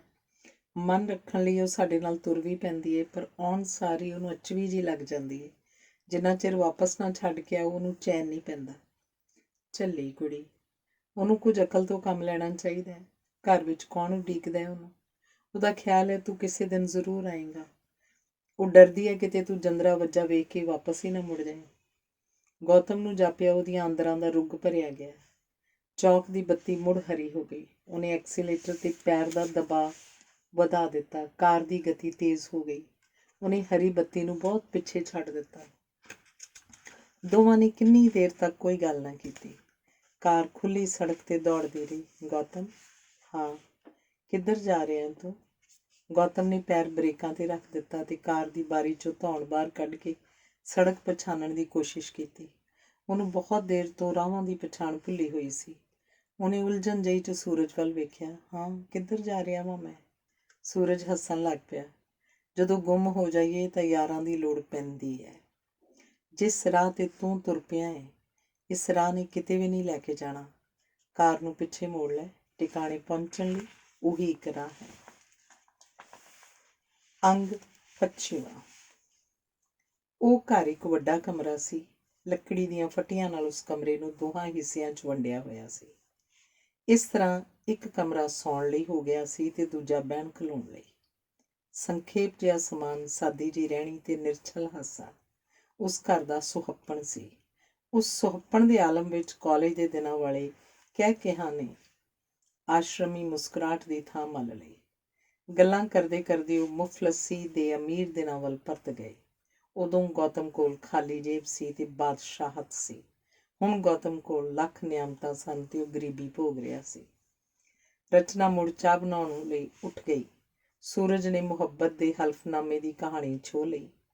ਸੂਰਜ ਤੇ ਰਚਨਾ ਨੇ ਕਾਲਜ ਦੇ ਦਿਨਾਂ ਤੋਂ ਇੱਕ ਦੂਜੇ ਨਾਲ ਜਿਉਣਾ ਮਰਨਾ ਮਿਥ ਲਿਆ ਸੀ। ਜੇ ਉਹਨਾਂ ਦਾ ਪਿਆਰ ਕੱਚੀ ਮਿੱਟੀ ਦਾ ਹੁੰਦਾ ਤਾਂ ਇੱਕ ਅੱਧ ਛੜਾਕੇ ਨਾਲ ਹੀ ਖੁਰ ਜਾਂਦਾ, ਪਰ ਉਹਨਾਂ ਦਾ ਪਿਆਰ ਤਾਂ ਦਿਲ 'ਤੇ ਲਿਖਿਆ ਹੋਇਆ ਇਤਿਹਾਸ ਸੀ, ਜਿਹਦੇ ਹਰਫ ਵਿਰੋਧੀ ਹਵਾਵਾਂ ਕੋਲੋਂ ਵੀ ਮਿਟੇ ਨਹੀਂ ਸਨ ਗਏ। ਦੋਹਾਂ ਧਿਰਾਂ ਦੇ ਮਾਪੇ ਹਾਲੇ ਵੀ ਕਤਰਾ ਕੇ ਬੈਠੇ ਹੋਏ ਸਨ। ਬਰਾਦਰੀਆਂ ਦੇ ਕੱਟੇ ਹੋਏ ਨੱਕ ਦੁਬਾਰਾ ਨਹੀਂ ਸਨ ਉੱਗ ਸਕੇ। ਉਹਨਾਂ ਨੂੰ ਇਸ ਗੱਲ ਦੀ ਕੋਈ ਪਰਵਾਹ ਨਹੀਂ ਸੀ। ਉਮਰ ਭਰ ਦੇ ਝੋਰੇ ਦੀ ਥਾਂ ਉਹਨਾਂ ਖੁਸ਼ੀ ਵਿਹਾਜੀ ਸੀ। ਇਸ ਤੋਂ ਵੱਧ ਹੋਰ ਚਾਹੀਦਾ ਵੀ ਕੀ ਸੀ? ਜਹਾਨ ਭਰ ਦੀਆਂ ਗੱਲਾਂ ਉਹਨਾਂ ਕਰ ਲਈਆਂ ਸਨ, ਪਰ ਉਹਨਾਂ ਦੇ ਘਰ ਦੇ ਅੰਦਰ ਸਰਗੀ ਦਾ ਨਾਂ ਗੈਰ ਹਾਜ਼ਰ ਹੋ ਗਿਆ ਸੀ। ਸਰਗੀ ਉਹਨਾਂ ਦੇ ਹੱਸਦਿਆਂ ਬੁੱਲ੍ਹਾਂ ਪਿੱਛੇ ਜ਼ਰੂਰ ਕਿਤੇ ਘਾਤ ਲਾਈ ਬੈਠੀ ਸੀ। ਇਹ ਆਉਣ ਵਾਲੇ ਖਤਰੇ ਦਾ ਸੰਕੇਤ ਸੀ। ਉਹ ਘਬਰਾ ਕੇ ਉੱਠ ਖਲੋਤਾ। ਮੈਨੂੰ ਹੁਣ ਜਾਣਾ ਚਾਹੀਦਾ ਹੈ। ਹੁਣ? ਹਾਂ। ਰਚਨਾ ਗਲਾਸਾਂ 'ਚ ਚਾਹ ਪਾ ਰਹੀ ਸੀ। ਉੱਥੋਂ ਹੀ ਬੋਲੀ, ਗੌਤਮ, ਚੁੱਪ ਕਰਕੇ ਬੈਠਾ ਰਹਿ। ਇਸ ਵੇਲੇ ਤਾਂ ਮੈਂ ਦੁਸ਼ਮਣ ਨੂੰ ਵੀ ਘਰੋਂ ਨਾ ਤੋਰਾਂ। ਗੌਤਮ ਨੇ ਆਪਣੀ ਮਜਬੂਰੀ ਦੱਸੀ। 40,000 ਕੰਬਲ ਸੀਮਤ ਸਮੇਂ ਵਿੱਚ ਫੌਜ ਨੂੰ ਪਹੁੰਚਾਉਣ ਦੀ ਸਮੱਸਿਆ ਨੂੰ ਕੁਝ ਵਧਾ ਚੜ੍ਹਾ ਕੇ ਦੱਸਿਆ। ਕਲਿਆਣੀ ਮਾਂ ਦੇ ਬਿਮਾਰ ਹੋਣ ਦਾ ਬਹਾਨਾ ਬਣਾਇਆ ਤੇ ਆਖਿਰਕਾਰ ਹਥਿਆਰ ਸੁੱਟ ਦਿੱਤੇ। ਕੁਝ ਚਿਰ ਉਹ ਚਾਹ ਦੀਆਂ ਘੁੱਟਾਂ ਭਰਦੇ ਰਹੇ। ਚਾਹ ਵਾਲਾ ਗਲਾਸ ਤਪਾਈ 'ਤੇ ਰੱਖ ਕੇ ਰਚਨਾ ਉੱਠ ਖੜੋਤੀ। ਚਾਹ ਦਾ ਤਾਂ ਭੋਰਾ ਸਵਾਦ ਨਹੀਂ ਆਇਆ, ਉਸ ਆਖਿਆ। ਗੌਤਮ, ਤੇਰੀ ਬਹਿਸ ਨੇ ਤਾਂ ਚਾਹ ਹੀ ਠੰਡੀ ਕਰਤੀ। ਗੌਤਮ ਹੱਸਿਆ। ਰਚਨਾ ਨੇ ਅੱਧ ਪੀਤੇ ਚਾਹ ਵਾਲੇ ਗਲਾਸ ਚੁੱਕੇ ਤੇ ਰਸੋਈ ਵੱਲ ਤੁਰ ਪਈ। ਮੈਂ ਹੋਰ ਚਾਹ ਬਣਾ ਕੇ ਲਿਆਉਣੀ ਆ। ਗੌਤਮ, ਖਬਰਦਾਰ ਜੇ ਹੁਣ ਬਹੁਤੀਆਂ ਗੱਲਾਂ ਕੀਤੀਆਂ ਤਾਂ। ਗੌਤਮ ਨੇ ਡਰੇ ਹੋਣ ਦਾ ਦਿਖਾਵਾ ਕਰਦਿਆਂ ਕੰਨਾਂ ਨੂੰ ਹੱਥ ਲਾਇਆ। ਮੇਰੀ ਤੌਬਾ, ਹੁਣ ਬਿਲਕੁਲ ਨਹੀਂ ਬੋਲਦਾ, ਬਸ। ਹਾਸੇ ਦੀ ਫੁੱਲਝੜੀ 'ਚ ਕਈ ਰੰਗ ਸ਼ਾਮਲ ਹੋ ਗਏ। ਕੁਝ ਚਿਰ ਬਾਅਦ ਰਚਨਾ ਚਾਹ ਬਣਾ ਕੇ ਲਿਆਈ। ਚਾਹ ਵਰਤਾ ਕੇ ਉਸ ਅਗਲਾ ਹੁਕਮ ਸੁਣਾਇਆ, ਅੱਜ ਖਾਣਾ ਆਪਾਂ ਬਾਹਰ ਖਾਵਾਂਗੇ। ਓਕੇ ਬੌਸ, ਸੂਰਜ ਨੇ ਫੌਜੀਆਂ ਵਾਂਗ ਸਲੂਟ ਮਾਰਿਆ। ਪਰ ਇੱਕ ਸ਼ਰਤ, ਗੌਤਮ ਨੇ ਟੋਕਿਆ। ਦੋਹਾਂ ਨੇ ਹੈਰਾਨ ਹੋ ਕੇ ਉਹਦੇ ਵੱਲ ਵੇਖਿਆ। ਇੰਨੇ ਸਾਲਾਂ ਤੋਂ ਆਪਣਾ ਬਹੁਤਾ ਰਾਬਤਾ ਨਹੀਂ ਰਿਹਾ, ਮੈਂ ਤੁਹਾਡੇ ਵਿਆਹ 'ਤੇ ਵੀ ਨਹੀਂ ਸੀ ਪਹੁੰਚਿਆ। ਗੌਤਮ ਨੇ ਜ਼ੋਰ ਦੇ ਕੇ ਆਖਿਆ, ਅੱਜ ਖਾਣੇ ਵਾਸਤੇ ਤੁਸੀਂ ਮੇਰੇ ਪ੍ਰਾਹੁਣੇ ਬਣੋਗੇ। ਰਚਨਾ ਤੇ ਸੂਰਜ ਨੇ ਇੱਕ ਦੂਜੇ ਵੱਲ ਵੇਖਿਆ। ਤਸੱਲੀ ਦਾ ਪੇਤਲਾ ਜਿਹਾ ਭਾਵ ਦੋਹਾਂ ਦੇ ਚਿਹਰਿਆਂ 'ਤੇ ਸੀ। ਅੱਜ ਜਿਵੇਂ ਗੌਤਮ ਜੰਗਲ ਦੇ ਸਫ਼ਰ ਤੋਂ ਵਾਪਸ ਮੁੜਿਆ ਸੀ, ਅੱਜ ਜਿਵੇਂ ਉਹਨੇ ਨਵੇਂ ਸਿਰਿਓਂ ਪਹਿਲਾ ਪੈਰ ਘਰ ਵੱਲ ਪੁੱਟਿਆ ਸੀ। ਉਹ ਮੁਸਕਰਾਏ ਤੇ ਇਕੱਠਿਆਂ ਫੌਜੀ ਸਲੂਟ ਮਾਰਿਆ। Okay boss. ਸਰਗੀ ਉੱਥੇ ਨਹੀਂ ਸੀ। ਵੇਖਣ ਨੂੰ ਇਹੀ ਦਿਸਦਾ ਸੀ। ਦਰਅਸਲ ਹਾਜ਼ਰ ਸਿਰਫ ਸਰਗੀ ਸੀ। ਉਹਨਾਂ ਦਾ ਸਰਗੀ ਦਾ ਨਾਂ ਲੈਣ ਤੋਂ ਕਤਰਾਉਣਾ ਇਸ ਗੱਲ ਦਾ ਗਵਾਹ ਸੀ।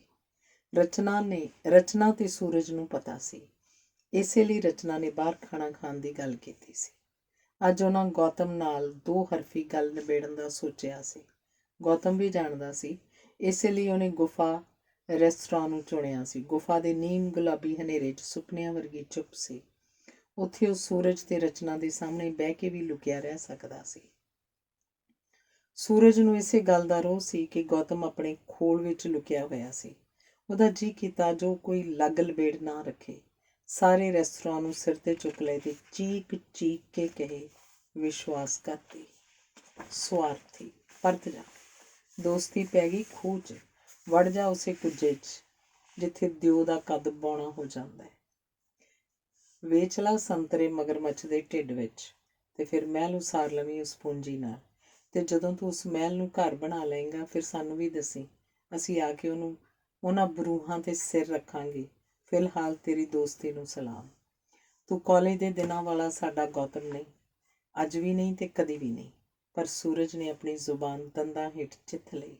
ਉਹਦੀਆਂ ਅੱਖਾਂ 'ਚ ਪਾਣੀ ਆ ਗਿਆ। ਅੱਖਾਂ ਦਾ ਪਾਣੀ ਪੂੰਝਦਿਆਂ ਉਹਨੇ ਬਸ ਇੰਨਾ ਹੀ ਆਖਿਆ, ਗੌਤਮ ਤੂੰ ਸੱਚਮੁੱਚ ਕੁੱਜੇ ਵਾਲਾ ਬੌਣਾ ਹੋ ਗਿਆ। ਗੌਤਮ ਨੂੰ ਅਚਾਨਕ ਸ਼ਰਾਬ ਦੀ ਤਲਬ ਮਹਿਸੂਸ ਹੋਈ, ਪਰ ਉਹ ਏਦਾਂ ਸ਼ਰੇਆਮ ਬੈਠ ਕੇ ਸ਼ਰਾਬ ਨਹੀਂ ਸੀ ਪੀ ਸਕਦਾ। ਉਹ ਕੋਈ ਆਮ ਆਦਮੀ ਨਹੀਂ ਸੀ। ਉਹਨੇ ਬੁੱਲ੍ਹਾਂ 'ਤੇ ਜੀਭ ਫੇਰੀ ਤੇ ਬੋਲਿਆ, ਮੈਨੂੰ ਤਾਂ ਉਦੋਂ ਇਹ ਵੀ ਨਹੀਂ ਸੀ ਪਤਾ ਕਿ ਇਹ ਕੁੱਜਾ। ਹੁਣ ਮੈਂ ਬੰਦ ਹੋ ਗਿਆ ਤਾਂ ਬਾਹਰ ਨਿਕਲਣ ਦਾ ਕੋਈ ਰਾਹ ਨਹੀਂ, ਕੋਈ ਵੀ ਨਹੀਂ। ਰਚਨਾ ਨੇ ਕੁਝ ਤਲਖ ਹੋ ਕੇ ਆਖਿਆ, ਗੌਤਮ ਮੈਨੂੰ ਤਾਂ ਹੁਣ ਇਹ ਵੀ ਸ਼ੱਕ ਹੈ ਕਿ ਤੂੰ ਸਰਗੀ ਨੂੰ ਪਿਆਰ ਕਰਦਾ ਵੀ ਸੈਂ ਜਾਂ ਨਹੀਂ। ਗੌਤਮ ਤਰਬ ਗਿਆ। ਹੁਣ ਜਦੋਂ ਹਵਾ ਨੇ ਬੀਤੇ ਨੂੰ ਪਲੋਸਣ ਦੀ ਥਾਂ ਜ਼ਖਮਾਂ ਵਾਂਗੂ ਚੇੜ ਦਿੱਤਾ ਸੀ ਤਾਂ ਉਹਨੂੰ ਆਸ਼ਰਮ ਦਾ ਆਚਾਰੀਆ ਬਣ ਕੇ ਬੈਠਣ ਦੀ ਕੋਈ ਲੋੜ ਨਹੀਂ ਸੀ। ਵਕਤ ਤੋਂ ਮਿੱਟੀ ਤਾਂ ਉਦੋਂ ਹੀ ਝੜ ਗਈ ਸੀ ਜਦੋਂ ਸ਼ਾਮੀ ਰਾਹ ਵਿੱਚ ਅਚਨਚੇਤੀ ਸੂਰਜ ਮਿਲ ਗਿਆ ਸੀ। ਗੌਤਮ ਨੇ ਅੱਗੇ ਪਏ ਮੇਜ਼ ਦੇ ਹਨੇਰੇ ਵੱਲ ਵੇਖਿਆ ਤੇ ਹੌਲੀ ਜਿਹੀ ਬੋਲਿਆ, ਮੈਂ ਜਾਣਦਾ ਵਾਂ, ਮੈਂ ਸਰਗੀ ਤੋਂ ਦੂਰ ਚਲਿਆ ਗਿਆ ਵਾਂ, ਪਰ ਯਕੀਨ ਕਰੀਂ ਦੀਦੀ, ਦਿਨ ਸ਼ੁਰੂ ਹੋਣ ਤੋਂ ਪਹਿਲਾਂ ਮੈਂ ਹਮੇਸ਼ਾ ਸਰਗੀ ਨੂੰ ਯਾਦ ਕੀਤਾ ਹੈ। ਇਹ ਧੋਖਾ ਆਪਣੇ ਆਪ ਨੂੰ ਦੇ ਰਿਹਾ ਜਾਂ ਕਿਸੇ ਹੋਰ ਨੂੰ? ਰਚਨਾ ਦੀ ਆਵਾਜ਼ ਹੋਰ ਤਲਖ ਹੋ ਗਈ। ਮੁੱਢਲੀ ਮੋਰਚੇਬੰਦੀ ਨੂੰ ਤੋੜਨਾ ਕੁਝ ਔਖਾ ਸੀ। ਹੁਣ ਜਦੋਂ ਗੌਤਮ ਦੇ ਕਿਲੇ ਦੀ ਦੀਵਾਰ ਨੂੰ ਪਹਿਲਾ ਪਾੜ ਪੈ ਚੁੱਕਿਆ ਸੀ ਤਾਂ ਸੂਰਜ ਕੁਝ ਚਿਰ ਲਈ ਮੂਕ ਸਰੋਤਾ ਬਣ ਗਿਆ। ਉਹਨੇ ਅੱਗੇ ਪਏ ਮੈਨਿਊ ਨੂੰ ਬੇਮਤਲਬ ਫਰੋਲਿਆ, ਪਾਣੀ ਦੇ ਗਲਾਸ ਦਾ ਘੁੱਟ ਭਰਿਆ ਤੇ ਗਲਾਸ ਮੇਜ਼ 'ਤੇ ਰੱਖ ਦਿੱਤਾ। ਵੇਟਰ ਆਇਆ ਤੇ ਖਾਣੇ ਦਾ ਆਰਡਰ ਲੈ ਕੇ ਤੁਰ ਗਿਆ।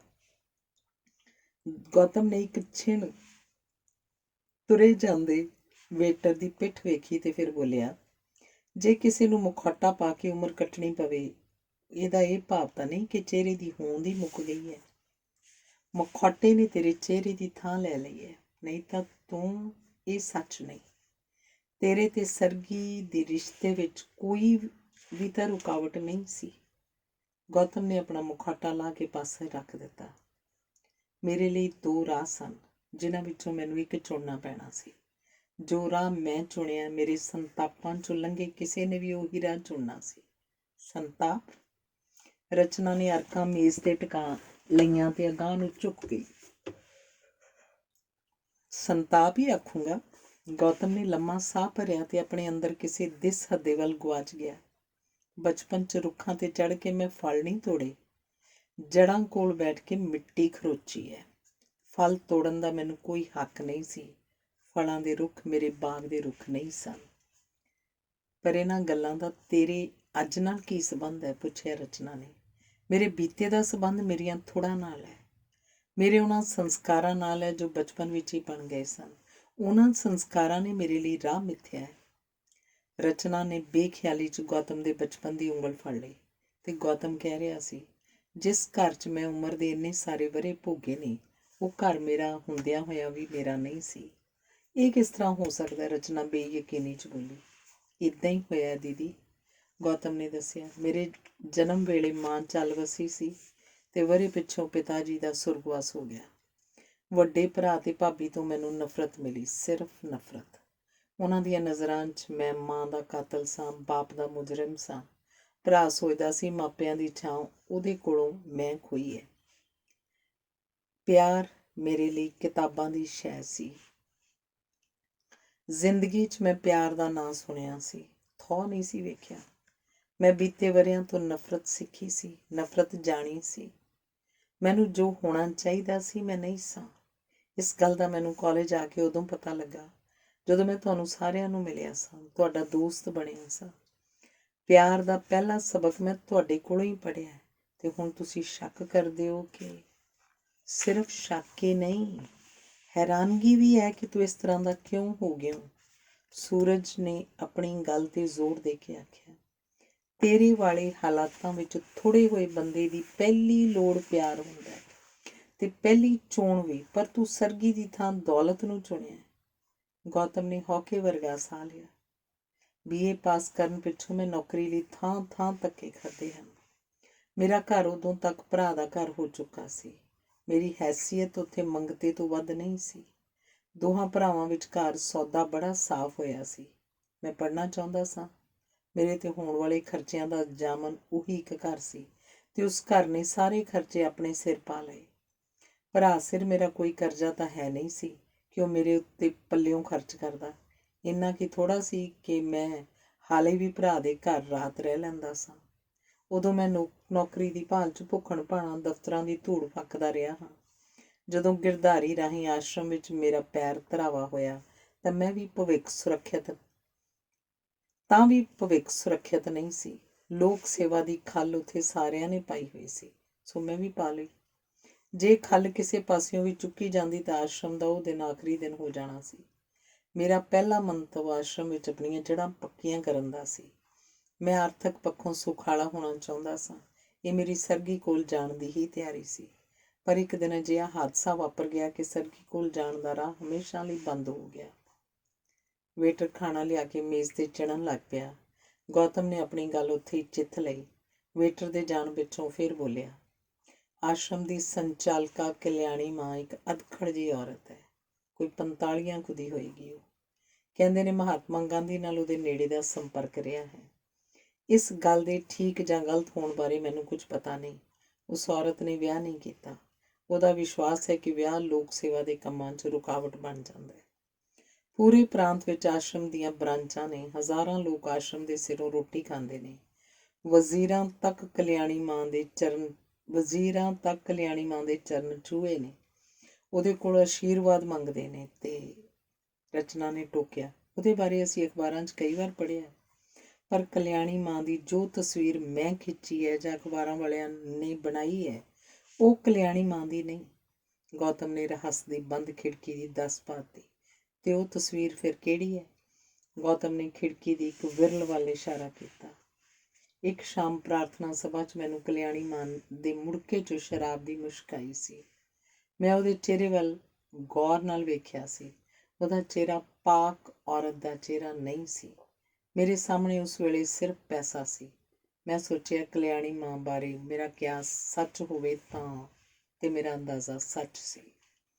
ਹੇ ਭਗਵਾਨ! ਰਚਨਾ ਦੇ ਮੂੰਹ ਸਿਸਕਾਰੀ ਜਿਹੀ ਨਿਕਲੀ ਤੇ ਗੌਤਮ ਨੇ ਭੇਤ ਦੀ ਖਿੜਕੀ ਪੂਰੀ ਦੀ ਪੂਰੀ ਚੌੜ ਚਪੱਟ ਖੋਲ੍ਹ ਦਿੱਤੀ ਤੇ ਮੈਂ ਡਿੱਗ ਪਿਆ। ਮੈਂ ਗਰਕ ਗਿਆ ਉਸ ਪਤਾਲ ਵਿੱਚ ਜਿੱਥੋਂ ਮੈਂ ਜਿਉਂਦਾ ਜਾਗਦਾ ਮੁੜ ਵਾਪਸ ਨਹੀਂ ਸਾਂ ਆ ਸਕਦਾ। ਮੈਂ ਅਲੀ ਬਾਬਾ ਹੁੰਦਾ ਤਾਂ ਲੋੜ ਜੋਗੀ ਦੌਲਤ ਲੈ ਕੇ ਤੁਰ ਆਉਂਦਾ, ਪਰ ਮੈਂ ਕਾਸਮ ਸਾਂ। ਦੌਲਤ ਦੀ ਕਬਰ 'ਚ ਡਿੱਗ ਕੇ ਸਿਮ ਸਿਮ ਕਹਿਣਾ ਵੀ ਭੁੱਲ ਗਿਆ। ਹੁਣ ਮੈਂ ਉਸੇ ਗੁਫਾ ਵਿੱਚ ਕੈਦ ਹਾਂ। ਉੱਥੋਂ ਬਸ ਮੌਤ ਹੀ ਮੇਰੀ ਮੁਕਤੀ ਹੈ। ਗੌਤਮ ਨੇ ਗੱਲ ਮੁਕਾ ਕੇ ਪਾਣੀ ਦਾ ਘੁੱਟ ਭਰਿਆ। ਰਚਨਾ ਤੇ ਸੂਰਜ ਦੇ ਅਣਗਿਣਤ ਸਵਾਲ ਰੈਸਟੋਰਾਂ ਦੇ ਪਰੇਸ਼ਾਨ ਜੇ ਗੁਲਾਬੀ ਹਨੇਰੇ 'ਚ ਗੂੰਗੇ ਹੋ ਗਏ। ਖਾਣਾ ਮੇਜ਼ 'ਤੇ ਪਿਆ ਪਿਆ ਕਦੋਂ ਦਾ ਠੰਡਾ ਹੋ ਚੁੱਕਾ ਸੀ। ਚੁੱਪ ਦੇ ਬੋਝ ਤੋਂ ਘਬਰਾ ਕੇ ਸੂਰਜ ਨੇ ਵੇਟਰ ਨੂੰ ਬੁਲਾਇਆ ਤਾਂ ਉਹਨੂੰ ਖਾਣਾ ਗਰਮ ਕਰਕੇ ਲਿਆਉਣ ਲਈ ਆਖਿਆ। ਵੇਟਰ ਖਾਣਾ ਚੁੱਕ ਕੇ ਲੈ ਗਿਆ। ਖਾਣਾ ਮੁੜ ਮੇਜ਼ 'ਤੇ ਲੱਗਿਆ ਤਾਂ ਪਲੇਟ ਚਮਚਿਆਂ ਦੀ ਖੜਕਣ ਦੀ ਆਵਾਜ਼ ਆਉਣ ਲੱਗ ਪਈ। ਸਾਰੇ ਚੁੱਪ-ਚਾਪ ਖਾਣਾ ਖਾਂਦੇ ਰਹੇ। ਉਸ ਵੇਲੇ ਭੋਜਨ ਹੀ ਸਾਰਿਆਂ ਲਈ ਓਹਲਾ ਸੀ। ਉਦੋਂ ਕੋਈ ਵੀ ਕੀ ਗੱਲ ਕਰਦਾ, ਉਹਨਾਂ ਦੇ ਅੰਦਰਲਾ ਸਮੁੰਦਰ ਤਾਂ ਬਹੁਤ ਬੇਚੈਨ ਹੋ ਚੁੱਕਾ ਸੀ। ਅੰਗ 26ਵਾਂ। ਆਚਾਰੀਆ ਜੀ ਦੀ ਕਾਰ ਵੇਖ ਕੇ ਬੁੱਢੇ ਸੰਤਰੀ ਨੇ ਹੱਥ ਜੋੜ ਕੇ ਸਿਰ ਝੁਕਾਇਆ ਤੇ ਫਾਟਕ ਖੋਲ੍ਹਣ ਲਈ ਔਲਿਆ। ਆਸ਼ਰਮ ਦੀ ਸ਼ਾਮ ਬੜੀ ਚੁੱਪ ਸੀ। ਇਹ ਵੇਲਾ ਸ਼ਾਮ ਦੀ ਪ੍ਰਾਰਥਨਾ ਦਾ ਸੀ, ਪਰ ਬਾਪੂ ਕੁਟੀਰ ਸੁੰਨੀ ਸੀ। ਗੌਤਮ ਨੇ ਹੈਰਾਨ ਹੋ ਕੇ ਘੜੀ ਵੇਖੀ। ਇਸ ਵੇਲੇ ਭਜਨ ਦੀ ਲੈਅ ਨਾਲ ਗਾਂਧੀ ਚਰਖਿਆਂ ਦੀ ਘੂਕਰ ਰਲਦੀ ਸੀ। ਪੌਣੀਆਂ 'ਚੋਂ ਨਿਕਲਦੀਆਂ ਸੂਤਰ ਦੀਆਂ ਤੰਦਾਂ ਟੁੱਟਦੀਆਂ ਜੁੜਦੀਆਂ ਰਹਿੰਦੀਆਂ ਸਨ। ਮੀਂਹ ਆਵੇ, ਹਨੇਰੀ ਆਵੇ, ਆਸ਼ਰਮ ਦੀ ਪ੍ਰਾਰਥਨਾ ਸਭਾ ਕਦੀ ਮੁਲਤਵੀ ਨਹੀਂ ਸੀ ਹੁੰਦੀ। ਉਹਨੇ ਉਲਝਣ ਜਿਹੀ 'ਚ ਮੱਥਾ ਖੁਰਕਿਆ।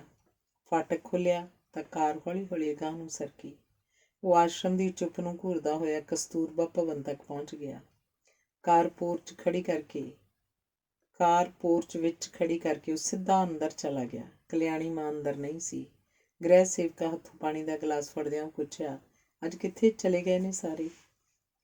ਗ੍ਰਹਿ ਸੇਵਕਾ ਲਈ ਸਾਰੇ ਦਾ ਅਰਥ ਕਲਿਆਣੀ ਮਾਂ ਸੀ। ਉਸ ਆਖਿਆ, ਮਾਂ ਜੀ ਇੱਥੋਂ ਸਿੱਧੇ ਗੋਦਾਮ ਵਿੱਚ ਹੀ ਗਏ ਨੇ। ਆਸ਼ਰਮ ਫੌਜੀਆਂ ਲਈ 40,000 ਕੰਬਲ ਦਾਨ ਕਰ ਰਿਹਾ ਹੈ।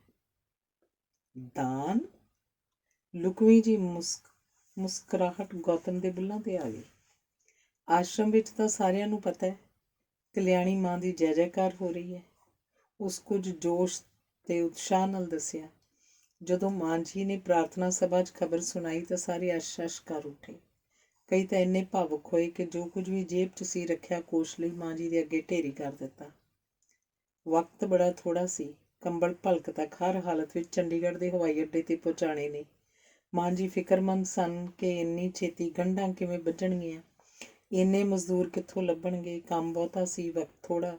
ਸਾਰੇ ਆਸ਼ਰਮ ਨੇ ਇੱਕ ਆਵਾਜ਼ 'ਚ ਆਖਿਆ ਕਿ ਉਹ ਬਿਨਾਂ ਅੱਖ ਝਮਕਿਆਂ ਦਿਨ ਰਾਤ ਲਗਾਤਾਰ ਕੰਮ ਕਰਨਗੇ ਤੇ ਕੰਬਲ ਵੇਲੇ ਨਾਲ ਹਵਾਈ ਅੱਡੇ 'ਤੇ ਪੁੱਜਦੇ ਕਰਨਗੇ।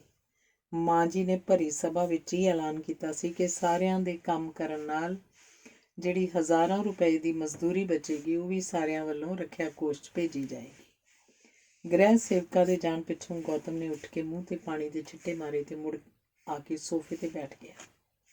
ਉਹਦੇ ਜਿਸਮ 'ਚ ਸਫ਼ਰ ਦੀ ਥਕਾਵਟ ਵੀ ਸੀ ਤੇ ਅੱਖਾਂ 'ਚ ਪਿਛਲੀ ਰਾਤ ਦਾ ਉਣੀਂਦਰਾ। ਇਹ ਉਣੀਂਦਰਾ ਉਹਦੇ ਅੰਦਰ ਦੀ ਬੇਚੈਨੀ ਸੀ। ਹੁਣ ਮੇਰੀ ਕੋਈ ਇੱਛਾ ਨਹੀਂ। ਉੱਥੇ ਕਿਸੇ ਦੀ ਆਪਣੀ ਕੋਈ ਇੱਛਾ ਹੁੰਦੀ ਵੀ ਨਹੀਂ। ਜੇ ਹੋਵੇ ਵੀ ਤਾਂ ਮਾਰ ਦਿੱਤੀ ਜਾਂਦੀ ਹੈ। ਰੈਸਤਰਾਂ 'ਚ ਉੱਠਣ ਵੇਲੇ ਗੌਤਮ ਨੇ ਗੱਲ ਨਿਬੇੜਨ ਦਾ ਯਤਨ ਕੀਤਾ ਸੀ। ਮੈਂ ਭਲਕੇ ਆਸ਼ਰਮ ਪਰਤ ਜਾਵਾਂਗਾ ਤੇ ਬਸ, ਇਹ ਮੇਰੀ ਕਹਾਣੀ ਦਾ ਅੰਤ ਹੈ।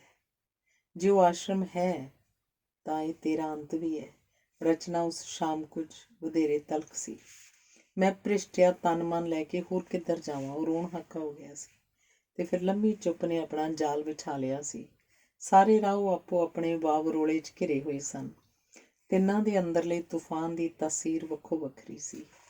ਰਚਨਾ ਨੂੰ ਸੁਆਹ ਦੇ ਢੇਰ ਵਿੱਚੋਂ ਲਗਾਤਾਰ ਚਿਣਗ ਦਿਸਦੀ ਰਹੀ ਸੀ।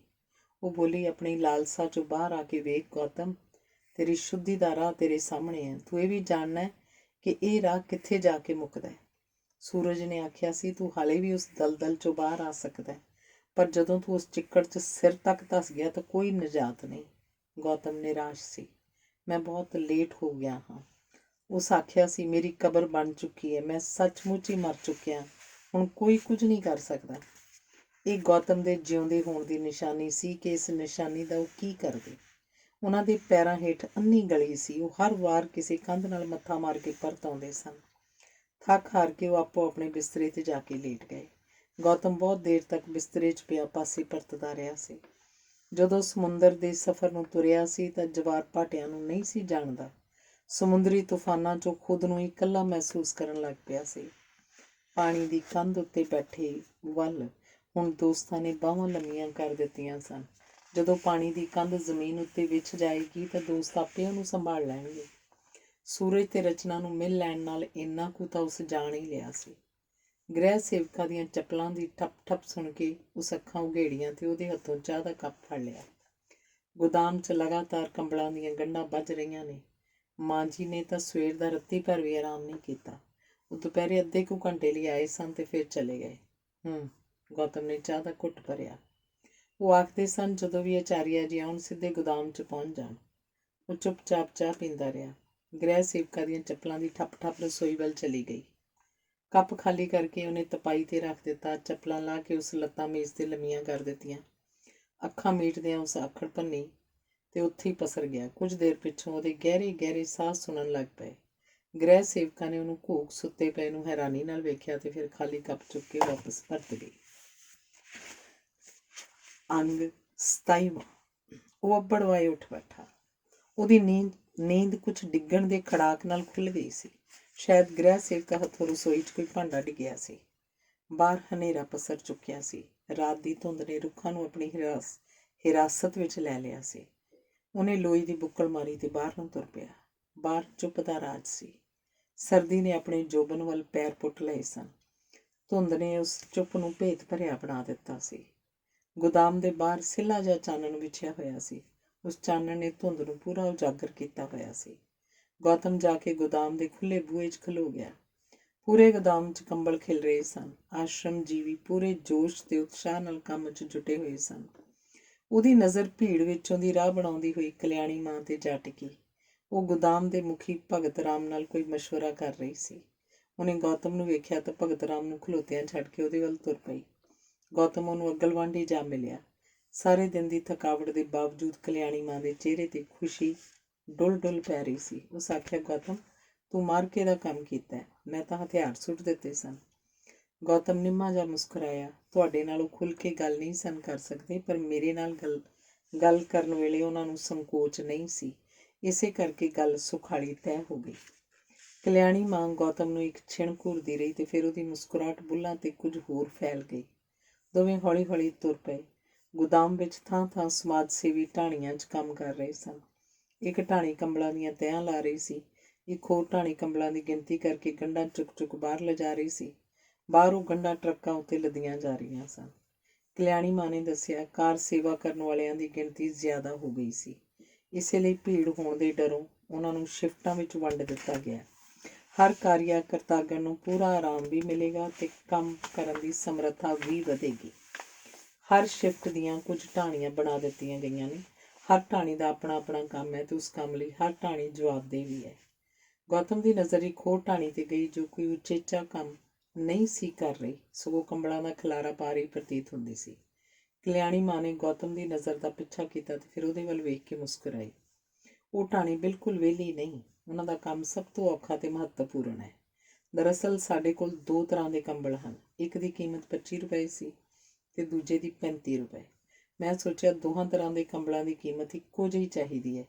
ਇਸ ਢਾਣੀ ਦੀ ਜ਼ਿੰਮੇਵਾਰੀ ਹੈ ਕਿ ਹਰ ਕੰਬਲ ਤੋਂ ਪੁਰਾਣੀ ਕੀਮਤ ਦੀ ਪਰਚੀ ਉਤਾਰ ਕੇ ਨਵੀਂ ਕੀਮਤ ਦੀ ਪਰਚੀ ਲਾ ਦੇਣ। ਹਾਂ, ਮੈਂ ਸੋਚਿਆ 45 ਰੁਪਏ ਪ੍ਰਤੀ ਕੰਬਲ ਮੁੱਲ ਠੀਕ ਰਹੇਗਾ। ਉਹ ਨਿੰਮਾ ਜਿਹਾ ਹੱਸੀ। ਦਿੱਲੀ ਦੇ ਖਰਚਿਆਂ ਦਾ ਭੁਗਤਾਨ ਹਾਲੇ ਬਾਕੀ ਹੈ, ਉਹ ਵੀ ਤਾਂ ਪੂਰਾ ਕਰਨਾ ਹੈ। ਦੋਵੇਂ ਟਹਿਲਦੇ ਹੋਏ ਉਸ ਢਾਣੀ ਕੋਲ ਪਹੁੰਚ ਗਏ। ਕਲਿਆਣੀ ਮਾਂ ਨੇ ਇਸ਼ਾਰੇ ਨਾਲ ਭੈਰੋਨਾਥ ਨੂੰ ਉਰਾਂ ਬੁਲਾ ਲਿਆ। ਭੈਰੋ ਬੇਟਾ, ਕਿਤੇ ਇੱਦਾਂ ਨਾ ਹੋਵੇ ਕਿ ਕਿਸੇ ਕੰਬਲ 'ਤੇ ਕੀਮਤ ਦੀ ਪਹਿਲੀ ਪਰਚੀ ਵੀ ਲੱਗੀ ਰਹੇ ਤੇ ਦੂਜੀ ਵੀ ਨਾਲ ਹੀ ਚਿਪਕਾ ਦਿਓ। ਪਤਾ ਲੱਗਣ 'ਤੇ ਸੰਸਥਾ ਦੀ ਬੜੀ ਭਾਰੀ ਬਦਨਾਮੀ ਹੋ ਸਕਦੀ ਹੈ। ਵੈਸੇ ਤਾਂ ਤੁਹਾਡੀ ਟੀਮ 'ਚ ਸਾਰੇ ਹੀ ਭਰੋਸੇਯੋਗ ਕਾਰਿਆਕਰਤਾਗਣ ਨੇ, ਫਿਰ ਵੀ ਦੋਹਰੀ ਪੜਤਾਲ ਦਾ ਫਾਇਦਾ ਹੀ ਹੈ। ਜ਼ਰਾ ਨਜ਼ਰ ਰੱਖਿਓ। ਭੈਰੋਨਾਥ ਨੇ ਆਪਣੀ ਚੌਕਸੀ ਦਾ ਭਰੋਸਾ ਦਿਵਾਇਆ ਤੇ ਜਾ ਕੇ ਆਪਣੇ ਕੰਮ ਵਿੱਚ ਰੁੱਝ ਗਿਆ। ਕਲਿਆਣੀ ਮਾਂ ਕੁਝ ਚਿਰ ਪੁਰਾਣੀਆਂ ਪਰਚੀਆਂ ਦੇ ਉਤਰਨ ਤੇ ਨਵੀਆਂ ਪਰਚੀਆਂ ਦੇ ਚਿਪਕਣ ਦਾ ਕੰਮ ਵੇਖਦੀ ਰਹੀ ਤੇ ਫਿਰ ਕੁਝ ਪਰਾਂ ਜਾ ਕੇ ਕੰਬਲਾਂ ਦੀ ਇੱਕ ਗੰਢ 'ਤੇ ਬੈਠ ਗਈ। ਗੌਤਮ ਵੀ ਉਹਦੇ ਨੇੜੇ ਬੈਠ ਗਿਆ। ਭਗਤ ਰਾਮ ਇੱਕ ਗਲਿਆ ਸੜਿਆ ਕੰਬਲ ਚੁੱਕੀ ਉੱਥੇ ਪਹੁੰਚ ਗਿਆ। ਮਾਂ ਜੀ, ਕੰਬਲਾਂ ਨੂੰ ਤਾਂ ਥੱਲਿਓਂ ਸਲਾਬ ਪਈ ਹੋਈ ਹੈ। ਹੇਠਲੇ ਪਾਸਿਓਂ ਕੰਬਲ ਗਲੇ ਸੜੇ ਹੀ ਮਿਲ ਰਹੇ ਨੇ। ਇਹ ਤਾਂ ਮੇਰੀ ਨਜ਼ਰ ਪੈ ਗਈ, ਨਹੀਂ ਤਾਂ ਜਾ ਜਾਂਦੀ ਹੋ ਜਾਣੀ ਸੀ। ਮੈਨੂੰ ਤਾਂ ਹੁਣ ਇਹ ਫਿਕਰ ਹੈ ਕਿ ਕਿਤੇ ਪਹਿਲੇ ਟਰੱਕਾਂ ਵਿੱਚ ਵੀ ਇਹੋ ਜਿਹੇ ਕੰਬਲ ਨਾ ਚਲੇ ਗਏ ਹੋਣ। ਕਲਿਆਣੀ ਮਾਂ ਕਾਹਲੀ ਨਾਲ ਕੰਬਲਾਂ ਦੀ ਗੰਢ ਤੋਂ ਉੱਠ ਬੈਠੀ। ਉਹਨੇ ਭਗਤ ਰਾਮ ਹੱਥੋਂ ਕੰਬਲ ਲੈ ਕੇ ਵੇਖਿਆ, ਪਰਖਿਆ ਤੇ ਫਿਰ ਕੰਬਲ ਵਾਪਸ ਫੜਾਉਂਦਿਆਂ ਬੋਲੀ, ਫਿਕਰ ਵਾਲੀ ਕੋਈ ਗੱਲ ਨਹੀਂ।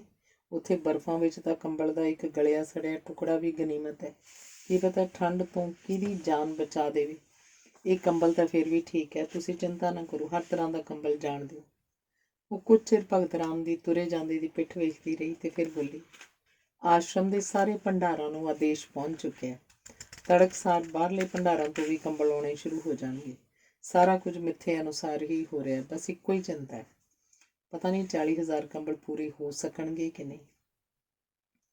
ਮੈਂ ਪਿਛਲੇ ਦਿਨੀ ਸਟਾਕ ਦੇ ਵੇਰਵੇ 'ਚ ਗਿਆ ਸਾਂ, ਗੌਤਮ ਨੇ ਕਲਿਆਣੀ ਮਾਂ ਨੂੰ ਦੱਸਿਆ। ਉਦੋਂ ਕੰਬਲਾਂ ਦੀ ਗਿਣਤੀ 45,000 ਤੋਂ ਕੁਝ ਵੱਧ ਹੀ ਸੀ। ਆਪਣਾ ਪੱਕਾ ਸਰ ਜੋ। ਚੰਗਾ ਹੀ ਹੈ ਜੇ ਤੇਰੀ ਗੱਲ ਠੀਕ ਹੋਵੇ ਤਾਂ। ਕਲਿਆਣੀ ਮਾਂ ਨੇ ਲੰਮਾ ਸਾਹ ਲਿਆ ਤੇ ਮੁੜ ਕੰਬਲਾਂ ਦੀ ਉਸੇ ਗੰਢ ਤੇ ਬੈਠ ਗਈ। ਅੱਜ ਤਾਂ ਸਵੇਰ ਦੀ ਖਲੋਤੀ ਬਹੁਤ ਥੱਕ ਗਈ ਹਾਂ।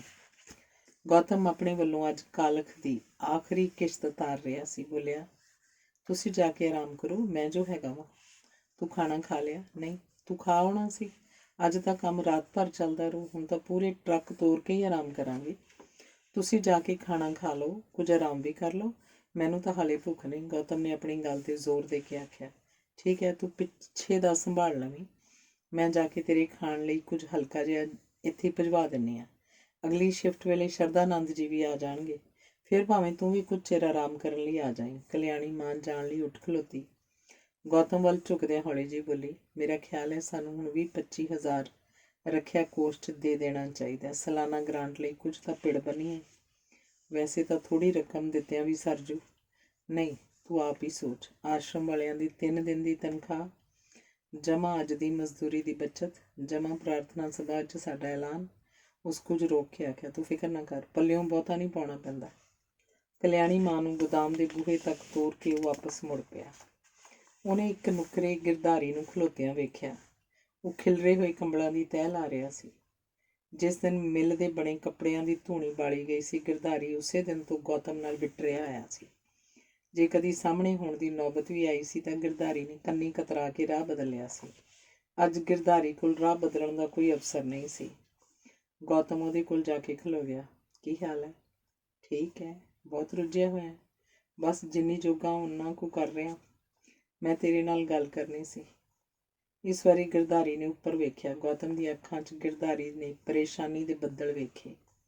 ਦੋਸਤੀ ਦੀ ਲੋੜ ਨੂੰ ਪੜ੍ਹਿਆ ਤੇ ਫਿਰ ਸਾਰੀ ਨਾਰਾਜ਼ਗੀ ਭੁੱਲ ਕੇ ਹੌਲੀ ਜਿਹੀ ਬੋਲਿਆ, ਇੱਥੇ ਨਹੀਂ, ਸ਼ਿਫਟ ਖਤਮ ਹੋਣ ਪਿੱਛੋਂ ਸ਼ਾਂਤੀ ਸਤੂਪ ਆ ਜਾਏ। ਗਿਰਧਾਰੀ ਨੇ ਹੱਥ ਲੰਮਾ ਕਰਕੇ ਦੂਜਾ ਕੰਬਲ ਚੁੱਕ ਲਿਆ ਤੇ ਗੌਤਮ ਵੱਲ ਪਿੱਠ ਕਰਕੇ ਤਹਿ ਲਾਉਣ ਲੱਗ ਪਿਆ। ਗੌਤਮ ਹੌਲੀ ਹੌਲੀ ਪੈਰ ਪੁੱਟਦਾ ਦੂਸਰੀ ਢਾਣੀ ਕੋਲ ਜਾ ਖਲੋਤਾ। ਰਾਤ ਹੌਲੀ ਹੌਲੀ ਆਪਣਾ ਸਫ਼ਰ ਤੈਅ ਕਰ ਰਹੀ ਸੀ। ਅਗਲੀ ਸ਼ਿਫਟ ਸ਼ੁਰੂ ਹੋਈ ਤਾਂ ਨਵਿਆਂ ਨੇ ਆ ਕੇ ਪਹਿਲੀਆਂ ਢਾਣੀਆਂ ਨੂੰ ਕੰਮ ਤੋਂ ਵਿਹਲਿਆਂ ਕਰ ਦਿੱਤਾ। ਗੌਤਮ ਨੇ ਚੋਹ ਰੱਖੀ ਗਿਰਧਾਰੀ ਨੂੰ ਗੋਦਾਮ ਤੋਂ ਬਾਹਰ ਜਾਂਦਿਆਂ ਵੇਖਿਆ। ਉਸ ਵੇਲੇ ਪੰਡਿਤ ਸ਼ਰਧਾਨੰਦ ਵੀ ਗੋਦਾਮ ਵਿੱਚ ਪਹੁੰਚ ਚੁੱਕਾ ਸੀ। ਗੌਤਮ ਨੇ ਕੁਝ ਚਿਰ ਖਲੋ ਕੇ ਪੰਡਿਤ ਸ਼ਰਧਾਨੰਦ ਨਾਲ ਗੱਲਾਂ ਕੀਤੀਆਂ। ਕੁਝ ਵੇਰਵੇ ਜਾਣਨ ਦੇ ਬਹਾਨੇ ਉਹ ਭੈਰੋਨਾਥ ਕੋਲ ਜਾ ਖਲੋਤਾ। ਭੈਰੋਨਾਥ ਨੂੰ ਉਹਨੇ ਪਰਚੀਆਂ ਦੀ ਪੜਤਾਲ ਦਾ ਸਿੱਟਾ ਪੁੱਛਿਆ ਤੇ ਫਿਰ ਉੱਥੋਂ ਤੁਰ ਪਿਆ। ਪੰਡਿਤ ਸ਼ਰਧਾਨੰਦ ਇਕੱਲੀ ਢਾਣੀ ਕੋਲ ਜਾ ਕੇ ਉਹਨਾਂ ਨੂੰ ਕੰਮ ਬਾਰੇ ਹਦਾਇਤਾਂ ਦੇ ਰਿਹਾ ਸੀ। ਗੌਤਮ ਸਹਿਜ ਭਾਅ ਉਹਦੇ ਲਾਗੋਂ ਦੀ ਲੰਘਿਆ ਤੇ ਗੋਦਾਮ ਤੋਂ ਬਾਹਰ ਲੱਦੇ ਜਾ ਰਹੇ ਟਰੱਕਾਂ ਕੋਲ ਜਾ ਕੇ ਖਲੋ ਗਿਆ। ਉਹ ਇੱਕ ਅੱਧ ਮਿੰਟ ਉੱਥੇ ਖਲੋਤਾ ਰਿਹਾ ਤੇ ਫਿਰ ਹਨੇਰੇ ਪਰਛਾਵਿਆਂ ਵਿੱਚ ਗੁੰਮ ਹੋ ਗਿਆ। ਅੰਕ 28। ਗਿਰਧਾਰੀ ਸ਼ਾਂਤੀ ਸਤੂਪ ਲਾਗਲੇ ਝੁੰਡ ਹੇਠ ਖਲੋਤਾ ਹੋਇਆ ਮਿਲ ਪਿਆ। ਰੁੱਖਾਂ ਹੇਠਲੇ ਹਨੇਰੇ ਨੇ ਦੋਹਾਂ ਨੂੰ ਇੱਕ ਦੂਜੇ ਕੋਲੋਂ ਢਕਿਆ ਹੋਇਆ ਸੀ, ਪਰ ਇਹ ਵੀ ਭੁਲੇਖਾ ਹੀ ਸੀ। ਗਿਰਧਾਰੀ ਦੇ ਬੋਲਾਂ ਨੇ ਗੌਤਮ ਦੀ ਬੁੱਕਲ ਲਾ ਦਿੱਤੀ। ਵੇਖ ਹੁਣ ਹੋਰ ਖੇਖਣ ਨਾ ਕਰੀ, ਇਸ ਤੋਂ ਅਗਾਂਹ ਕੋਈ ਵੀ ਪੌੜੀ ਬਾਕੀ ਨਹੀਂ।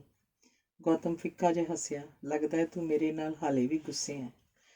ਤੂੰ ਹੁਣ ਦੀ ਗੱਲ ਕਰ। ਗਿਰਧਾਰੀ ਦੇ ਬੋਲਾਂ ਦੀ ਤਲਖੀ ਨੇ ਹਨੇਰੇ 'ਚ ਰਾਹ ਬਣਾ ਲਿਆ। ਪੁਰਾਣਾ ਹਿਸਾਬ ਕਿਤੇ ਫੇਰ ਕਰ ਲਾਂਗੇ। ਪਿਛਲੇ ਕੁਝ ਚਿਰ ਤੋਂ ਮੇਰਾ ਮਨ ਸ਼ਾਂਤ ਨਹੀਂ। ਕੋਈ ਤਾਂ ਗੱਲ ਹੋ। ਦਿੱਲੀ ਹੀ ਇਹਦਾ ਕਾਰਨ ਹੈ। ਮੈਂ ਸਮਝਿਆ ਨਹੀਂ। ਮੈਂ ਉੱਥੇ ਮੈਂ ਗੱਲ ਕਰਦਿਆਂ ਉਹ ਇੱਕੋ ਛੜੱਪੇ ਨਾਲ ਆਖਰੀ ਸਿਰੇ 'ਤੇ ਪਹੁੰਚ ਗਿਆ। ਬਸ ਮੈਂ ਸੋਚ ਲਿਆ ਮੈਂ ਹੁਣ ਆਸ਼ਰਮ 'ਚ ਨਹੀਂ ਰਹਿਣਾ। ਉਹ ਤੇਰਾ ਦਿਮਾਗ ਤਾਂ ਠੀਕ ਹੈ ਨਾ? ਗਿਰਧਾਰੀ ਤ੍ਰਭ ਗਿਆ। ਉਹਦੀ ਆਵਾਜ਼ ਕੁਝ ਤਿੱਖੀ ਹੋ ਗਈ।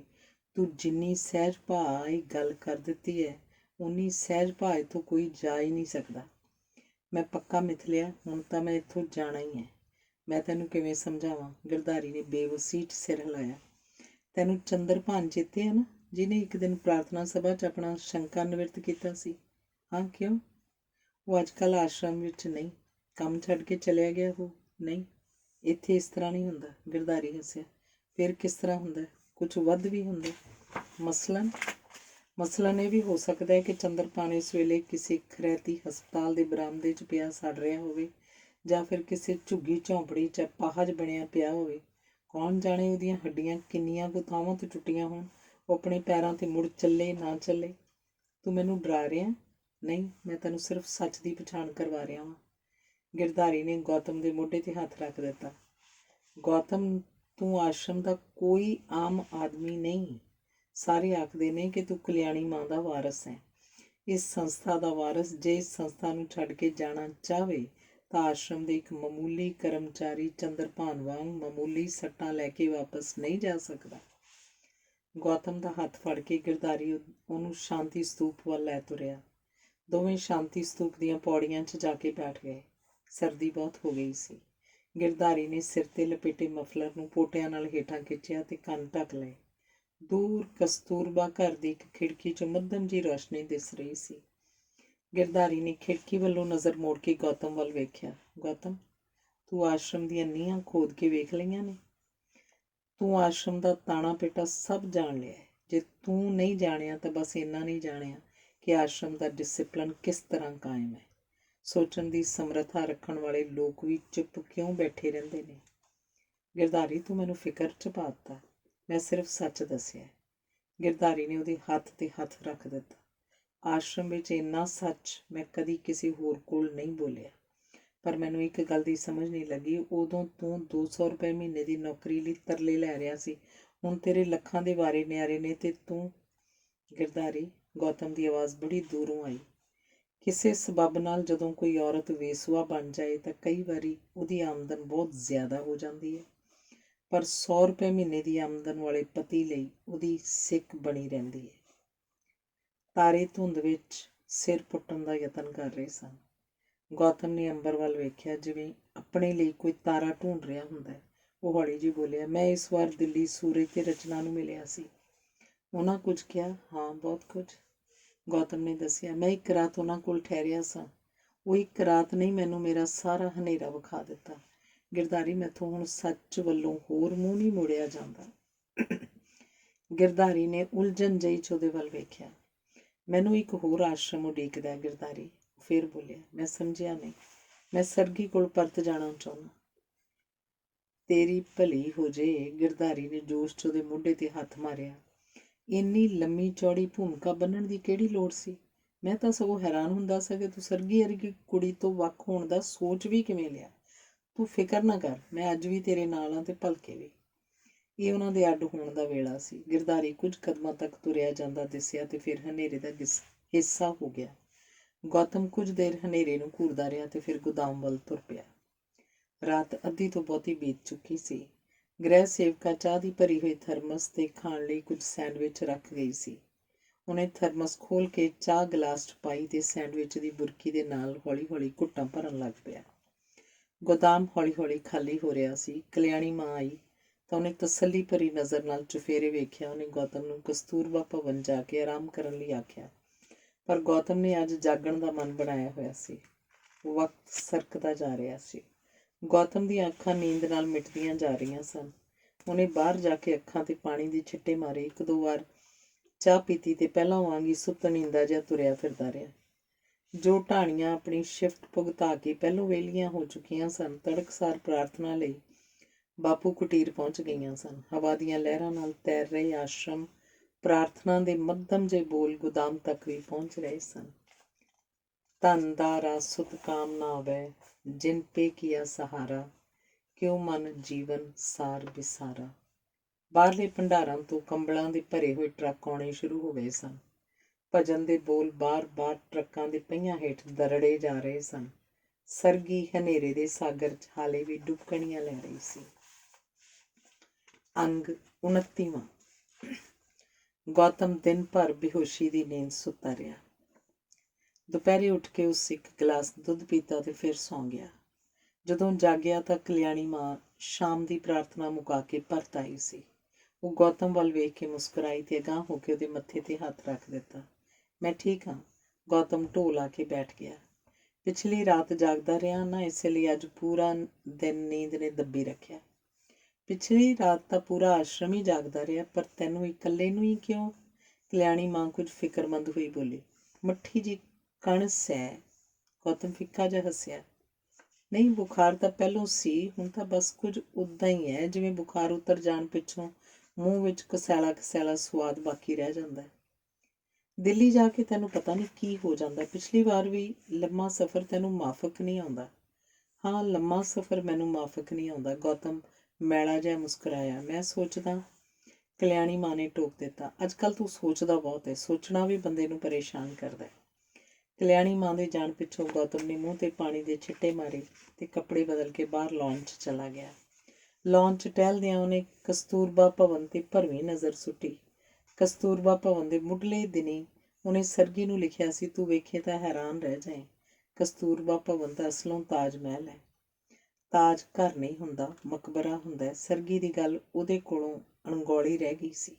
ਉਹ ਜਿਵੇਂ ਮਿੱਥ ਕੇ ਆਪਣੀ ਕਬਰ 'ਚ ਜਾ ਲੇਟਿਆ ਸੀ। ਇਹ ਸ਼ਾਇਦ ਪਰਲੋ ਦੇ ਦਿਨਾਂ ਦੀ ਆਮਦ ਸੀ। ਜਾਪਦਾ ਸੀ ਕਿ ਉਹ ਆਪਣੀ ਕਬਰ 'ਚੋਂ ਹੁਣ ਉੱਠਿਆ ਕਿ ਉੱਠਿਆ। ਉਹਨੂੰ ਗੁਆਚੇ ਹੋਏ ਸਾਹ ਮਿਲਣ ਹੀ ਵਾਲੇ ਸਨ। ਪੇਤਲਾ ਜਿਹਾ ਹਨੇਰਾ ਹੌਲੀ ਹੌਲੀ ਆਸ਼ਰਮ ਨੂੰ ਢੱਕ ਰਿਹਾ ਸੀ। ਵਿਨੋਬਾ ਘਰ ਦੀ ਇਮਾਰਤ ਉਸ ਧੁੰਦਲਕੇ ਵਿੱਚ ਬੜੀ ਚੁੱਪ ਖੜੀ ਸੀ। ਸ਼ਾਮ ਦੀ ਧੁੰਦ ਤੇ ਹਨੇਰੇ ਨੇ ਇਕੱਠਿਆਂ ਜੋਬਨ ਵੱਲ ਪੈਰ ਪੁੱਟਿਆ ਸੀ। ਇਹ ਘੁੱਪ ਵਿਨੋਬਾ ਘਰ ਦੀ ਰਹੱਸਮਈ ਹੋਂਦ ਨੂੰ ਹੋਰ ਗਹਿਰਾ ਕਰ ਰਿਹਾ ਸੀ। ਵਿਨੋਬਾ ਘਰ ਦੀ ਪਹਿਲੀ ਮੰਜ਼ਲ ਦੀਆਂ ਖੁੱਲ੍ਹੀਆਂ ਖਿੜਕੀਆਂ ਸਿੱਧੀਆਂ ਕਸਤੂਰਬਾ ਘਰ ਵੱਲ ਝਾਕ ਰਹੀਆਂ ਸਨ। ਉਹਨਾਂ ਖਿੜਕੀਆਂ 'ਚ ਇੱਕ ਉਹ ਖਿੜਕੀ ਵੀ ਸੀ ਜਿਸ ਖਿੜਕੀ 'ਚ ਖਲੋ ਕੇ ਉਸ ਅੱਧੀ ਰਾਤ ਵੇਲੇ ਵਿਧਵਾ ਘਰ ਤੇ ਕਸਤੂਰਬਾ ਘਰ ਵਿਚਲੀ ਕੰਧ ਦਾ ਬੂਹਾ ਖੁੱਲ੍ਹਦਾ ਤੇ ਫਿਰ ਬੰਦ ਹੁੰਦਾ ਵੇਖਿਆ ਸੀ। ਵਿਨੋਬਾ ਘਰ ਸ਼ਾਇਦ ਉੱਚੀ ਥਾਂ ਤੇ ਸੀ। ਉਸ ਖਿੜਕੀ 'ਚ ਖਲੋ ਕੇ ਉਹ ਬਹੁਤ ਕੁਝ ਵੇਖ ਸਕਦਾ ਸੀ। ਕਸਤੂਰਬਾ ਘਰ ਵਿੱਚ ਆ ਕੇ ਤਾਂ ਉਹਨੂੰ ਚੁਫੇਰੇ ਦਿਸਣਾ ਵੀ ਬੰਦ ਹੋ ਗਿਆ ਸੀ।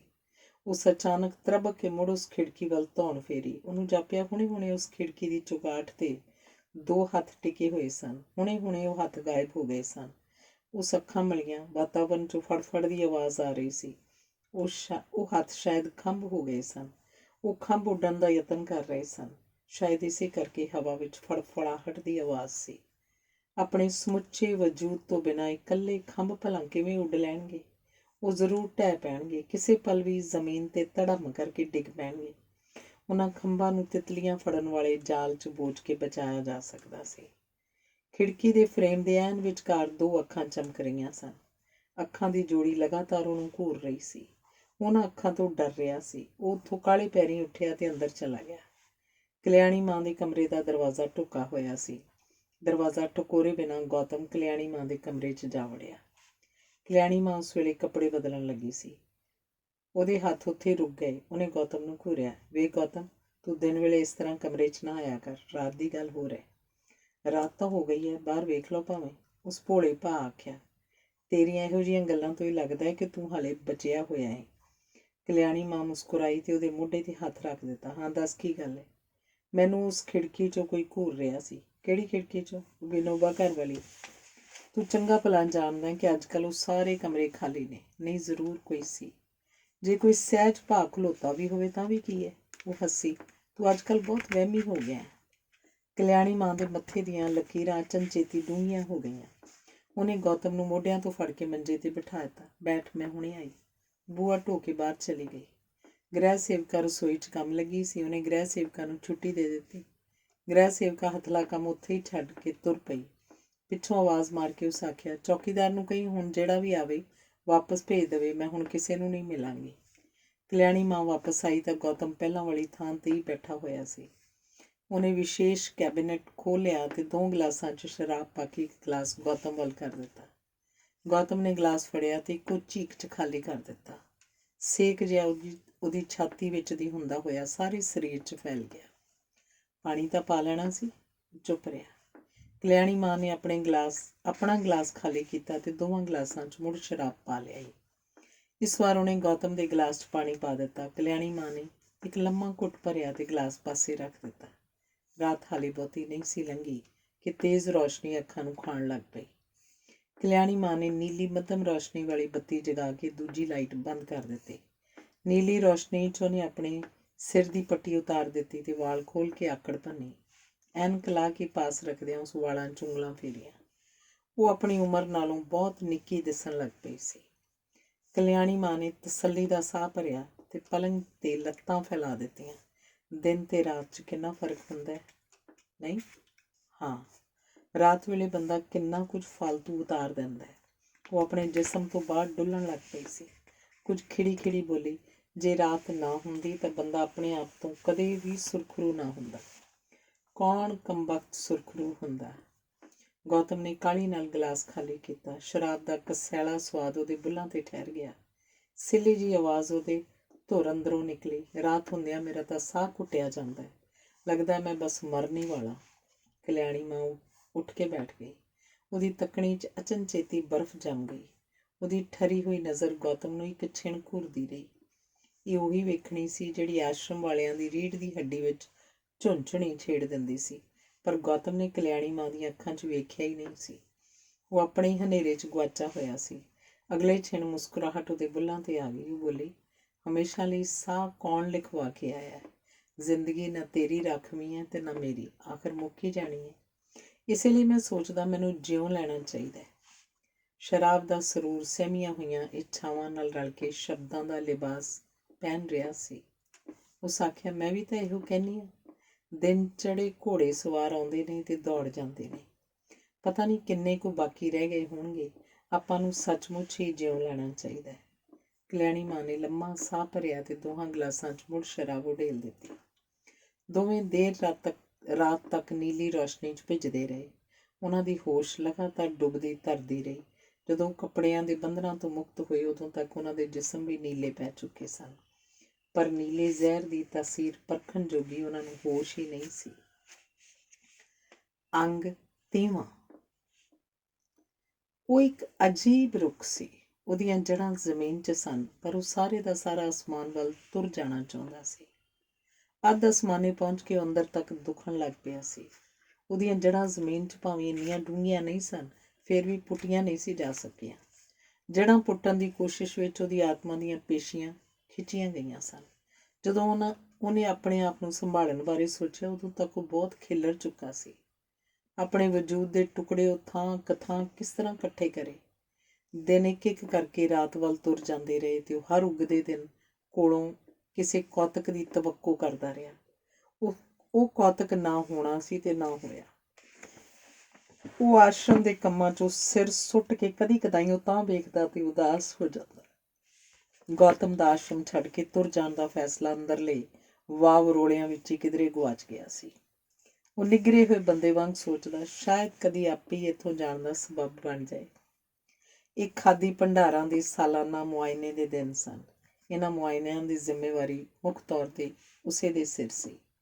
ਉਹ ਪ੍ਰਾਂਤ ਦਾ ਕੋਈ ਵੀ ਇੱਕ ਸ਼ਹਿਰ ਜਾਂ ਕਸਬਾ ਚੁਣ ਲੈਂਦਾ ਸੀ ਤੇ ਇੱਕ ਦਿਨ ਵਿੱਚ ਸਹੂਲਤ ਮੁਤਾਬਕ 1 ਜਾਂ 2 ਭੰਡਾਰਾਂ ਦੀ ਪੜਤਾਲ ਦਾ ਕੰਮ ਮੁਕਾ ਕੇ ਸ਼ਾਮ ਤੱਕ ਪਰਤ ਆਉਂਦਾ ਸੀ।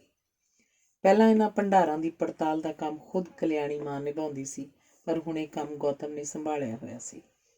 ਜਦੋਂ ਗੌਤਮ ਨੂੰ ਇਹ ਕੰਮ ਨਵਾਂ ਸੌਂਪਿਆ ਗਿਆ ਸੀ, ਉਦੋਂ ਉਹਦੇ ਲਈ ਇਹ ਮਾਣ ਵਾਲੀ ਗੱਲ ਸੀ, ਪਰ ਹੁਣ ਉਹ ਉਕਤਾਇਆ ਹੋਇਆ ਸੀ। ਹਰ ਖਾਦੀ ਭੰਡਾਰ ਦੀ ਘੋਖ ਪੜਤਾਲ ਵੇਲੇ ਲੱਗਦਾ ਸੀ ਕਿ ਉਹ ਇੱਕ ਹੀ ਭੰਡਾਰ ਨੂੰ ਘੜੀ ਮੁੜੀ ਵੇਖ ਰਿਹਾ। ਪਿਛਲੇ ਵਰ੍ਹਿਆਂ 'ਚ ਕੁਝ ਵੀ ਨਹੀਂ ਸੀ ਬਦਲਿਆ। ਭੰਡਾਰਾਂ 'ਚ ਕੰਮ ਕਰਨ ਵਾਲੇ ਹਾਲੇ ਵੀ ਖੈਣੀ ਫੱਕ ਰਹੇ ਸਨ, ਪੀਕ ਥੁੱਕ ਰਹੇ ਸਨ। ਭੰਡਾਰਾਂ ਦਾ ਘੱਟਾ ਝਾੜਨ ਜੋਗਾ ਹਾਲੇ ਵੀ ਉਹਨਾਂ ਕੋਲ ਵਕਤ ਨਹੀਂ ਸੀ। ਗਾਹਕਾਂ ਨਾਲ ਖਿੱਚ ਦਾ ਰਿਸ਼ਤਾ ਹਾਲੇ ਤੱਕ ਬਣਿਆ ਹੋਇਆ ਸੀ। ਸ਼ੁਰੂ 'ਚ ਗੌਤਮ ਨੇ ਖਾਦੀ ਭੰਡਾਰਾਂ ਦੇ ਕੰਮ 'ਚ ਸੁਧਾਰ ਲਿਆਉਣ ਲਈ ਜਿਹੜੀ ਸਕੀਮ ਬਣਾਈ, ਉਹਦਾ ਉਦੋਂ ਕਲਿਆਣੀ ਮਾਂ ਨੇ ਹੁੰਗਾਰਾ ਭਰਿਆ ਸੀ, ਪਰ ਉਹ ਸਕੀਮ ਕਦੋਂ ਦੀ ਫਾਈਲਾਂ 'ਚ ਗੁਆਚ ਗਈ ਸੀ। ਉਸ ਸ਼ਾਮ ਉਹਦੀ ਕਾਰ ਪੜਤਾਲ ਦਾ ਕੰਮ ਮੁਕਾ ਕੇ ਆਸ਼ਰਮ ਪਰਤੀ ਤਾਂ ਪ੍ਰਾਰਥਨਾ ਦੇ ਬੋਲ ਉਹਦੇ ਕੰਨੀ ਪਏ। ਉੱਥੇ ਹੀ ਨਹੀਂ ਸੀ ਅਟਕ ਜਾਣਾ ਚਾਹੁੰਦਾ। ਪ੍ਰਾਰਥਨਾ ਦੇ ਬੋਲਾਂ ਤੋਂ ਕੰਨ ਚੁਰਾ ਕੇ ਉਹ ਕਸਤੂਰਬਾ ਘਰ ਪਹੁੰਚ ਗਿਆ। ਉਹ ਥੱਕਿਆ ਹੋਇਆ ਸੀ। ਉਹਨੇ ਨਹਾ ਕੇ ਕੱਪੜੇ ਬਦਲੇ ਤੇ ਗ੍ਰਹਿ ਸੇਵਕਾਂ ਨੂੰ ਚਾਹ ਲਿਆਉਣ ਲਈ ਆਖਿਆ। ਚਾਹ ਦੇਣ ਆਈ ਗ੍ਰਹਿ ਸੇਵਕਾਂ ਨੇ ਉਹਨੂੰ ਇੱਕ ਚਿੱਠੀ ਵੀ ਫੜਾ ਦਿੱਤੀ। ਗੌਤਮ ਨੇ ਚਿੱਠੀ ਨੂੰ ਉਲਟ ਪੁਲਟ ਕੇ ਵੇਖਿਆ।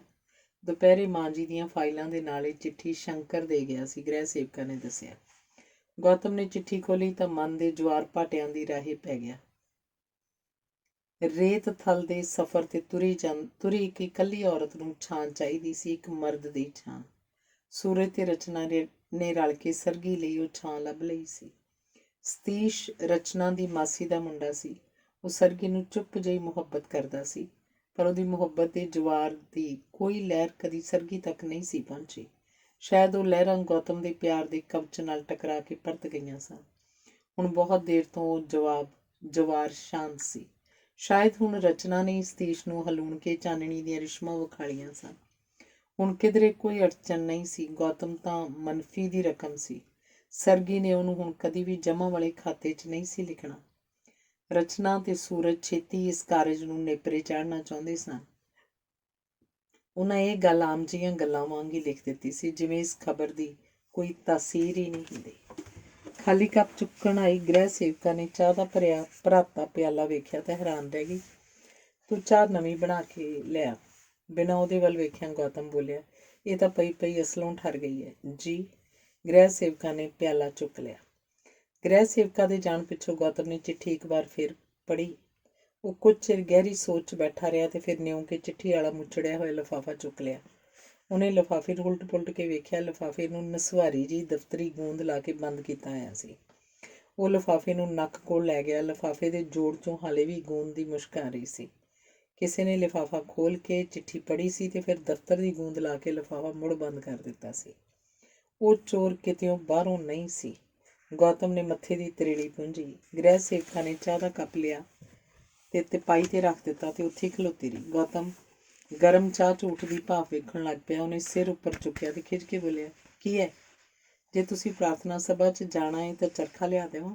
ਉਸ ਹਲੀਮੀ ਨਾਲ ਪੁੱਛਿਆ। ਨਹੀਂ, ਮੈਂ ਕਿਤੇ ਨਹੀਂ ਜਾਣਾ। ਗੌਤਮ ਨੇ ਚਾਹ ਦਾ ਘੁੱਟ ਭਰਿਆ ਤੇ ਪਿਆਲਾ ਮੁੜ ਤਿਪਾਈ 'ਤੇ ਰੱਖ ਦਿੱਤਾ। ਉਸ ਹੱਥ ਨਾਲ ਮੱਥਾ ਮਲਿਆ ਤੇ ਫਿਰ ਅੱਖਾਂ ਮੀਟ ਲਈਆਂ। ਉਹ ਆਪਣੀ ਨਜਾਤ ਦਾ ਕੋਈ ਰਾਹ ਲੱਭਣਾ ਚਾਹੁੰਦਾ ਸੀ, ਪਰ ਉਹਦੀ ਸੋਚ ਨੂੰ ਬੰਨ੍ਹਣ ਪਿਆ ਹੋਇਆ ਸੀ। ਇਸ ਵੇਲੇ ਉਹਦਾ ਮਨ ਮੁਗਲਿਆ ਸਲਤਨਤ ਦਾ ਹਮਾਯੂ ਸੀ। ਰਾਜ ਭਾਗ ਦੇ ਖੁੱਸਣ ਪਿੱਛੋਂ ਖਾਨਾ ਬਦੋਸ਼ ਬਣਿਆ ਹਮਾਯੂ। ਅੰਗ 31। ਗੌਤਮ ਨੇ ਕੁਝ ਦਿਨਾਂ ਤੋਂ ਆਪਣੇ ਆਪ ਨੂੰ ਆਸ਼ਰਮ ਦੇ ਕੰਮਾਂ ਤੋਂ ਵੱਖ ਕੀਤਾ ਹੋਇਆ ਸੀ। ਉਸਨੇ ਆਸ਼ਰਮ ਦੀਆਂ ਪ੍ਰਾਰਥਨਾ ਸਭਾਵਾਂ ਵਿੱਚ ਜਾਣਾ ਵੀ ਲਗਭਗ ਬੰਦ ਕਰਤਾ ਸੀ। ਉਹ ਦੇਰ ਤੱਕ ਆਪਣੇ ਕਮਰੇ 'ਚ ਲੰਮਾ ਪਿਆ ਪਤਾ ਨਹੀਂ ਕਿਹੜੀ ਬੁਣਤੀ ਬੁਣਦਾ ਰਹਿੰਦਾ ਸੀ। ਪ੍ਰਾਰਥਨਾ ਤੋਂ ਆ ਕੇ ਕਲਿਆਣੀ ਮਾਂ ਸਿੱਧੀ ਗੌਤਮ ਦੇ ਕਮਰੇ 'ਚ ਪਹੁੰਚ ਗਈ। ਹੁਣ ਕੀ ਹਾਲ ਹੈ?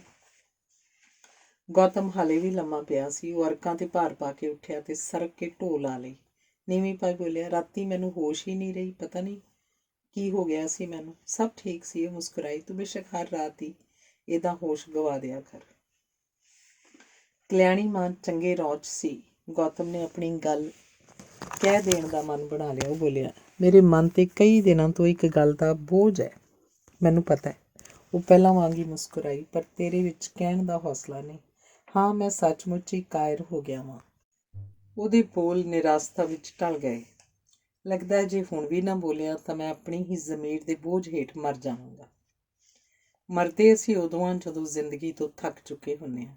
ਕਲਿਆਣੀ ਮਾਂ ਹੱਸੀ। ਪਰ ਤੂੰ ਤਾਂ ਥੱਕਿਆ ਹੋਇਆ ਨਹੀਂ ਲੱਗਦਾ। ਮੈਂ ਬਿਲਕੁਲ ਵੀ ਥੱਕਿਆ ਹੋਇਆ ਨਹੀਂ। ਗੌਤਮ ਨੇ ਆਪਣੀ ਗੱਲ 'ਤੇ ਜ਼ੋਰ ਦੇ ਕੇ ਆਖਿਆ, ਮੈਂ ਥੱਕਣਾ ਵੀ ਨਹੀਂ ਚਾਹੁੰਦਾ। ਫਿਰ ਤੂੰ ਆਪਣੀ ਗੱਲ ਕਹਿ ਹੀ ਦੇ। ਮੈਂ ਆਸ਼ਰਮ ਛੱਡ ਕੇ ਜਾਣਾ ਚਾਹੁੰਦਾ।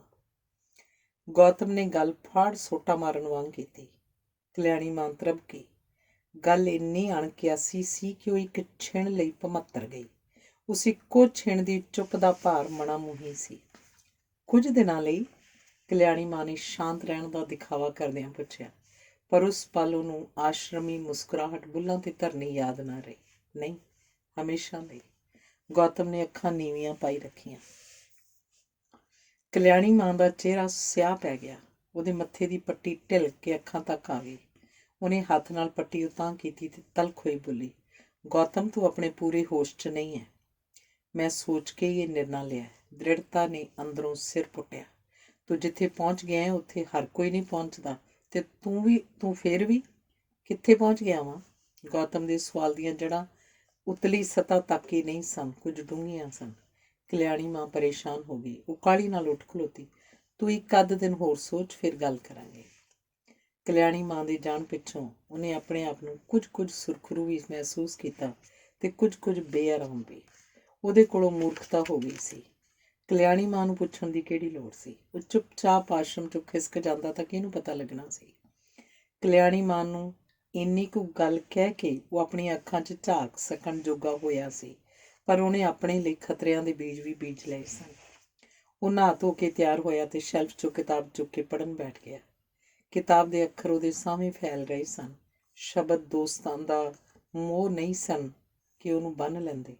ਉਹਨੇ ਕਿਤਾਬ ਬੰਦ ਕਰਕੇ ਪਰਾਂ ਰੱਖ ਦਿੱਤੀ ਤੇ ਅੱਖਾਂ ਮੀਟ ਲਈਆਂ।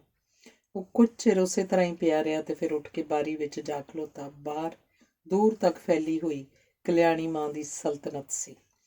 ਇਸ ਸਲਤਨਤ ਨੂੰ ਗੌਤਮ ਦੇ ਆਉਣ ਤੋਂ ਪਹਿਲਾਂ ਵੀ ਲੋਕ ਆਸ਼ਰਮ ਕਹਿੰਦੇ ਸਨ। ਗੌਤਮ ਦੇ ਜਾਣ ਤੋਂ ਬਾਅਦ ਵੀ ਆਸ਼ਰਮ ਹੀ ਕਹਿਣਗੇ। ਆਸ਼ਰਮ ਦੀ ਮਿੱਟੀ ਦੇ ਪੋਰ ਪੋਰ ਤੇ ਗੌਤਮ ਦੇ ਪੈਰਾਂ ਦੇ ਨਿਸ਼ਾਨ ਸਨ। ਪੱਤੇ ਪੱਤੇ ਉੱਤੇ ਉਹਦੇ ਸਾਹਾਂ ਦਾ ਰੰਗ ਸੀ। ਗੌਤਮ ਦੇ ਜਾਣ ਪਿੱਛੋਂ ਕੁਝ ਚਿਰ ਉਹ ਨਿਸ਼ਾਨ ਬਾਕੀ ਰਹਿਣਗੇ ਤੇ ਫਿਰ ਮੌਨਸੂਨ ਦੇ ਮੁੱਢਲੇ ਛੜਾਕਿਆਂ ਵਿੱਚ ਹੀ ਸਾਰੀਆਂ ਪੈੜਾਂ ਮਿਟ ਜਾਣਗੀਆਂ। ਉਹਦੇ ਆਸ਼ਰਮ ਵਿੱਚ ਆਉਣ ਤੋਂ ਪਹਿਲਾਂ ਵੀ ਕਈ ਗੌਤਮ ਆਏ ਹੋਣਗੇ, ਉਹਦੇ ਬਾਅਦ ਵੀ ਕਈ ਗੌਤਮ ਆਉਣਗੇ ਤੇ ਤੁਰ ਜਾਣਗੇ। ਉਹਦੇ ਜਾਣ ਨਾਲ ਕੋਈ ਫਰਕ ਨਹੀਂ ਪਏਗਾ। ਉੱਥੇ ਕੋਈ ਵੀ ਉਹੋ ਜਿਹੀ ਕੰਧ ਨਹੀਂ ਸੀ ਜਿੱਥੇ ਕੋਈ ਆਪਣਾ ਨਾਂ ਖੁਣ ਦੇਵੇ। ਮਨ ਦੀ ਮਿੱਟੀ ਤਾਂ ਜ਼ਰਖੇਜ਼ ਹੁੰਦੀ ਹੈ। ਇੱਕ ਪੌਦਾ ਪੁੱਟ ਕੇ ਕੋਈ ਵੀ ਹੋਰ ਪੌਦਾ ਲਾਇਆ ਜਾ ਸਕਦਾ ਹੁੰਦਾ ਹੈ। ਉਹ ਚਾਹੁੰਦਾ ਸੀ ਇਸ ਤਰ੍ਹਾਂ ਹੋ ਜਾਏ, ਕਿਤੇ ਇਹ ਨਾ ਹੋਏ ਕਿ ਉਹਨੇ ਇਸ ਮਿੱਟੀ ਵਿੱਚ ਜੜ੍ਹਾਂ ਫੜ ਲਈਆਂ ਹੋਣ ਤੇ ਜੜ੍ਹਾਂ ਪੁੱਟ ਕੇ ਦੂਜੇ ਥਾਂ ਲਾਉਣ ਲੱਗਿਆਂ ਉਹ ਲਹੂ ਲੁਹਾਨ ਹੋ ਜਾਏ। ਕਿਸੇ ਰੁੱਖ ਨੂੰ ਜੜ੍ਹਾਂ ਸਮੇਤ ਪੁੱਟ ਕੇ ਦੂਸਰੇ ਥਾਂ ਲਾਉਣਾ ਇੰਨਾ ਆਸਾਨ ਨਹੀਂ ਹੁੰਦਾ। ਸੋਚਾਂ ਗੌਤਮ ਨੂੰ ਉਹਨਾਂ ਵਰ੍ਹਿਆਂ ਵੱਲ ਲੈ ਗਈਆਂ ਜਿਹੜੇ ਆਸ਼ਰਮ ਨੇ ਚੂੰਡ ਲਏ ਸਨ। ਉਹਨਾਂ ਵਰ੍ਹਿਆਂ ਦੇ ਲੇਖੇ ਜੋਖੇ ਦਾ ਹਾਸਲ ਸਿਰਫ ਗਿਰਧਾਰੀ ਸੀ, ਬਾਕੀ ਸਭ ਪਰਾਏ ਸਨ। ਉਹਦਾ ਗਿਰਧਾਰੀ ਨੂੰ ਮਿਲਣ ਨੂੰ ਜੀਅ ਕੀਤਾ। ਆਪਣੀ ਪਰੇਸ਼ਾਨੀ ਵੇਲੇ ਗਿਰਧਾਰੀ ਉਹਦਾ ਸਕੂਨ ਸੀ, ਉਹਦੀ ਸ਼ਕਤੀ ਸੀ, ਉਹਦਾ ਹੌਸਲਾ ਸੀ। ਉਹਨੇ ਲੋਈ ਦੀ ਬੁੱਕਲ ਮਾਰੀ ਤੇ ਸ਼ਾਮ ਦੀ ਸੈਰ ਲਈ ਬਾਹਰ ਨਿਕਲ ਗਿਆ। ਬਾਹਰ ਕੱਚੀਆਂ ਪੱਕੀਆਂ ਸੜਕਾਂ ਗੁੰਝਲਾਂ ਵਾਂਗ ਖਿਲ ਰਹੀਆਂ ਸਨ। ਬਾਪੂ ਕੁਟੀਰ ਵੱਲੋਂ ਸ਼ਾਮ ਦੀ ਪ੍ਰਾਰਥਨਾ ਦੇ ਬੋਲ ਉਹਨਾਂ ਕੰਨਾਂ ਤੱਕ ਪਹੁੰਚ ਰਹੇ ਸਨ। ਨਾਨਕ ਤਿਨਾ ਬਸੰਤ ਹੈ ਜਿਨ ਘਰ ਵਸਿਆ ਕੰਤ, ਜਿਨ ਕੈ ਕੰਤ ਦਿਸ ਫਰੀ ਸੇ ਐਨਸ ਫਿਰੇ ਜਲੰਤ। ਆਸ਼ਰਮ ਪ੍ਰਾਰਥਨਾ ਨੂੰ ਇੱਕ ਵਿਸ਼ੇਸ਼ ਤਰਤੀਬ ਮਿਲੀ ਹੋਈ ਸੀ। ਬੁੱਧ ਧਰਮ ਦੇ ਮੂਲ ਮੰਤਰ ਤੋਂ ਪਿੱਛੋਂ ਗੀਤਾ ਵਿੱਚੋਂ ਸ਼ਲੋਕ ਪੜ੍ਹਿਆ ਜਾਂਦਾ ਸੀ। ਪਵਿੱਤਰ ਕੁਰਾਨ ਦੀ ਆਇਤ ਉਚਾਰੀ ਜਾਂਦੀ ਸੀ। ਬਾਈਬਲ ਤੇ ਸ੍ਰੀ ਗੁਰੂ ਗ੍ਰੰਥ ਸਾਹਿਬ ਵਿੱਚੋਂ ਵੀ ਪਾਠ ਹੁੰਦਾ ਸੀ। ਬਾਪੂ ਕੁਟੀਰ ਦਾ ਪ੍ਰਾਰਥਨਾ ਸਥਲ ਸਾਰੇ ਧਰਮਾਂ ਦਾ ਸਾਂਝਾ ਮੰਦਰ ਸੀ। ਮੁੱਢਲੀ ਤਰਤੀਬ ਦੀ ਪੂਰਤੀ ਤੋਂ ਪਿੱਛੋਂ ਹੀ ਭਜਨ ਤੇ ਪ੍ਰਵਚਨਾਂ ਦਾ ਸਿਲਸਿਲਾ ਸ਼ੁਰੂ ਹੁੰਦਾ ਸੀ। ਸ਼ਬਦ ਦੇ ਬੋਲ ਸ਼ਾਂਤੀ ਸਤੂਪ ਤੱਕ ਗੌਤਮ ਦੇ ਨਾਲ ਨਾਲ ਤੁਰੇ ਗਏ। ਉਹਨਾਂ ਬੋਲਾਂ ਨੇ ਪਤਾ ਨਹੀਂ ਕਿਹੜੇ ਵੇਲੇ ਸਰਗੀ ਦਾ ਰੂਪ ਵਟਾ ਲਿਆ। ਸ਼ਾਂਤੀ ਸਤੂਪ ਦੀਆਂ ਪੌੜੀਆਂ 'ਚ ਬੈਠਾ ਉਹ ਬਹੁਤ ਦੇਰ ਤੱਕ ਦੋ ਮੋਟੀਆਂ ਉਦਾਸ ਅੱਖਾਂ 'ਚ ਡੁੱਬਿਆ ਰਿਹਾ। ਉਹ ਅੱਖਾਂ ਸਫ਼ਰ ਤੇ ਸਨ ਤੇ ਬਹੁਤ ਹੀ ਇਕੱਲੀਆਂ ਸਨ। ਅੱਜ ਦਾ ਦਿਨ ਵੀ ਬੀਤ ਗਿਆ ਸੀ। ਆਸ਼ਰਮ ਤੋਂ ਜਾਣ ਦੀ ਗੱਲ ਸਿਰਫ ਸਰਕੀ ਸੀ, ਹਾਲੇ ਤੁਰੀ ਨਹੀਂ ਸੀ। ਗੱਲ ਨੇ ਤੁਰ ਜਾਣ ਤੋਂ ਪਿੱਛੋਂ ਹੀ ਟਿਕਾਣੇ ਤੇ ਪਹੁੰਚਣਾ ਸੀ। ਗਿਰਧਾਰੀ ਉੱਥੇ ਨਹੀਂ ਸੀ। ਇਸ ਵੇਲੇ ਗਿਰਧਾਰੀ ਦੇ ਉੱਥੇ ਹੋਣ ਦੀ ਕੋਈ ਆਸ ਵੀ ਨਹੀਂ ਸੀ। ਉਹ ਕੁਝ ਚਿਰ ਉੱਥੇ ਬੈਠਾ ਰਿਹਾ ਤੇ ਫਿਰ ਵਾਪਸ ਤੁਰ ਪਿਆ। ਸ਼ਾਮ ਦੀ ਪ੍ਰਾਰਥਨਾ ਦੀ ਸਮਾਪਤੀ ਹੋ ਚੁੱਕੀ ਸੀ। ਆਪੋ ਆਪਣੇ ਆਲਣਿਆਂ ਵੱਲ ਪਰਤ ਰਹੇ ਆਸ਼ਰਮ ਜੀਵੀ ਆਪਸ ਵਿੱਚ ਉੱਚੀ ਉੱਚੀ ਗੱਲਾਂ ਕਰ ਰਹੇ ਸਨ, ਝਗੜ ਰਹੇ ਸਨ। ਉਹਨਾਂ ਦੀਆਂ ਆਵਾਜ਼ਾਂ ਰੁੱਖਾਂ ਵਿੱਚੋਂ ਦੀ ਛਣ ਕੇ ਉਹਦੇ ਤੱਕ ਪਹੁੰਚ ਰਹੀਆਂ ਸਨ।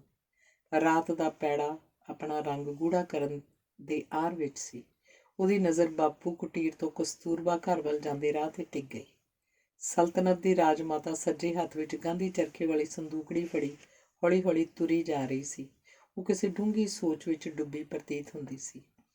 ਉਹ ਕਸਤੂਰਬਾ ਘਰ ਪਹੁੰਚਿਆ ਤਾਂ ਗ੍ਰਹਿ ਸੇਵਕਾਂ ਨੇ ਦੱਸਿਆ, ਮਾਂ ਜੀ ਖਾਣਾ ਨਹੀਂ ਖਾਣਗੇ। ਕਿਉਂ?